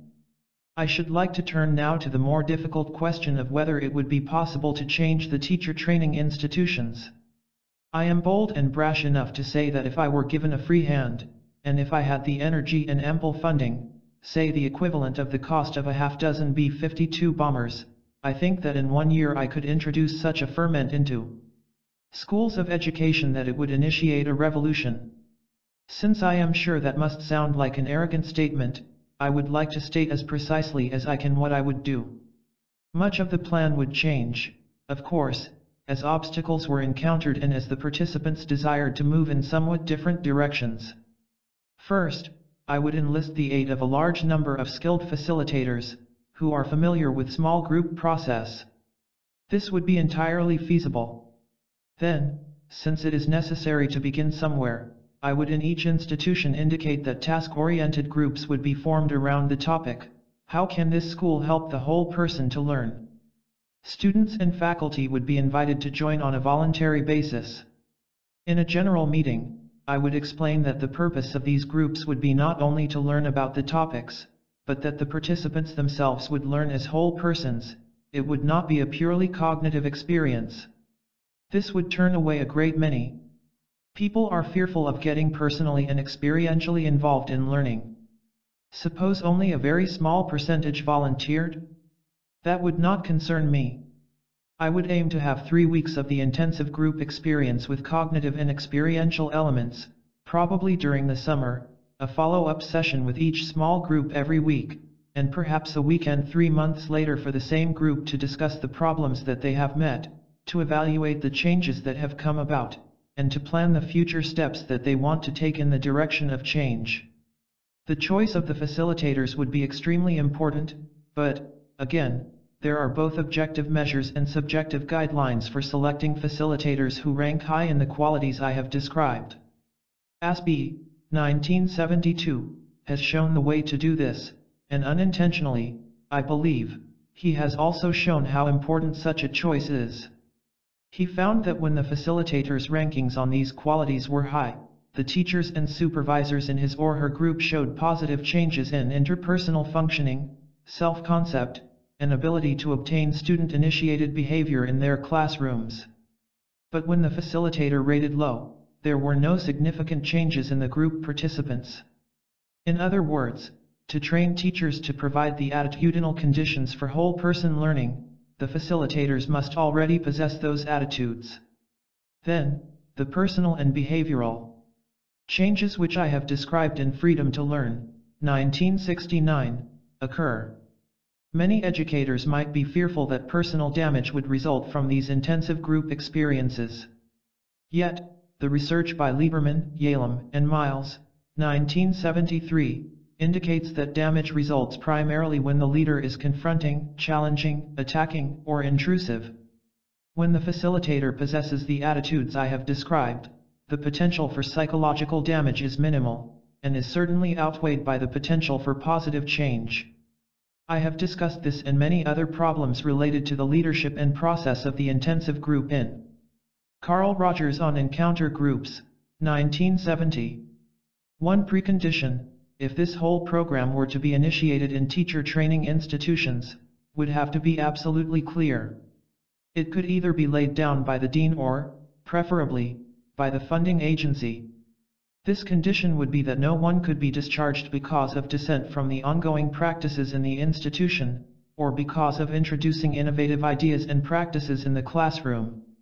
In recent years, there have been all too many well-documented instances of teachers and teachers in training who have been dismissed from their institutions for nonconformity. The student teacher who believes pupils should have a voice in the curriculum, the instructor, elementary, high school, or college, who attempts to create a freer atmosphere in the classroom, to encourage independent thought, or to experiment with a new approach to grading, is simply dismissed. See Brownfield, 1973, for one instance. Administrators are not happy with individuals who rock the boat. Hence, in our teacher training experiment, protection from such arbitrary action must be provided. Change and turbulence. There is one institutional result that I would like to stress. I feel quite certain, on the basis of my experience, that the process I have described would tend to polarize both the faculty and the students and create turbulence within the institution. I happen to believe that such turbulence would be constructive. Traditionalists would be angry at these new innovators, and vice versa. Sacred cows would be questioned. Student teachers, and even their faculty, would tend to think and learn and grow. One very probable outcome of this kind of ferment would take the form of a free university type of teacher training institution, in which the students would form their own curricula, participate in the facilitation of learning, and find other means of evaluation than grades. The persons who emerged from such a training program could be channeled into one of a limited number of schools that would welcome them. And here again, some polarization would be likely to occur in these schools. What would such new teachers do in their classrooms? Most importantly, they would simply be the attitudes that I have described, and new participatory methods would emerge. But if they felt somewhat at a loss, Harold Lyon's book Learning to Feel, Feeling to Learn, 1971, is full of very practical means of implementing these attitudes. The teachers would be developing classrooms so new in their approaches that they would have little or no resemblance to the old form. The ferment of continuing change. These, then, would be some of the steps necessary to initiate changes in teacher training. Taken together, what is the essence of their meaning? By the end of 1 year, there would be many people in the teacher training institutions who would themselves have learned in a total way, and who would be enthusiastic and eager to have their students learn in the same fashion. This is like an infusion of yeast into a lump of dough. The numbers of people initially involved might be small, but the pervasive effect would be enormous. You may well ask, how can you be so sure of all this? I feel assurance because I have, with my own eyes, seen it happen twice. The first was in the Immaculate Heart School system in Los Angeles, where self-directed change is going on apace years after our brief interventive efforts ceased.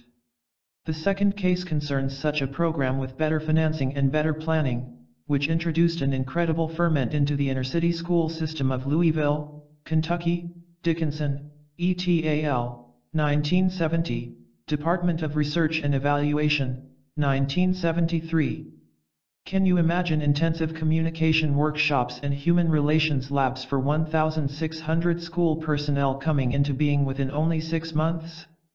Taking part in these programs were the Board of Education, central office staff, principals, and teachers. In both school systems the polarization seemed most unfortunate for a time, but out of it grew a new and confident sense of direction, with new and more vital individuals in charge of those new directions. The change in teacher education at Immaculate Heart College was unbelievable. A professor of education in the college wrote, "We are working on a self-initiated and self-directed program in teacher education. We had a fantastically exciting weekend workshop here recently. Students, faculty, and administration, 75 in all, brainstormed in a most creative and productive way. The outcome is that students will immerse themselves in schools all over the city observing classes, sitting in on faculty meetings, interviewing teachers, students, and administrators. Our students will then describe what they need to know, to experience, to do, in order to teach. They will then gather faculty and other students around them to assist in accomplishing their own goals." Personal Communication, 1969. The lessons from this experience are several. The professor was very deeply affected by the encounter group experience, which led her to take further training in group leadership and group dynamics, and to facilitate groups on her own. She became not only much more open to her students, but also a much more confident person, able to initiate and implement new ideas. She had learned as a whole person. She became so much more influential in the college that she was placed in charge of a teacher training program. Her letter gives evidence of the way in which she is encouraging these young teachers to incorporate both the cognitive and the affective experiential into learning how to teach. As usual, when given the chance to be self-directing, when trusted to learn, students work harder than anyone would have a right to demand of them. There can be little doubt that they, in turn, will provide a similar opportunity to their students, and conditions whereby these students can also learn to feel as well as to think. This is the exciting, pervasive ferment occasioned when an individual has a chance to learn as a whole person. Conclusions. I cannot help but conclude by saying that we have the theoretical knowledge, the practical methods, and the day-to-day skills with which to radically change our whole educational system.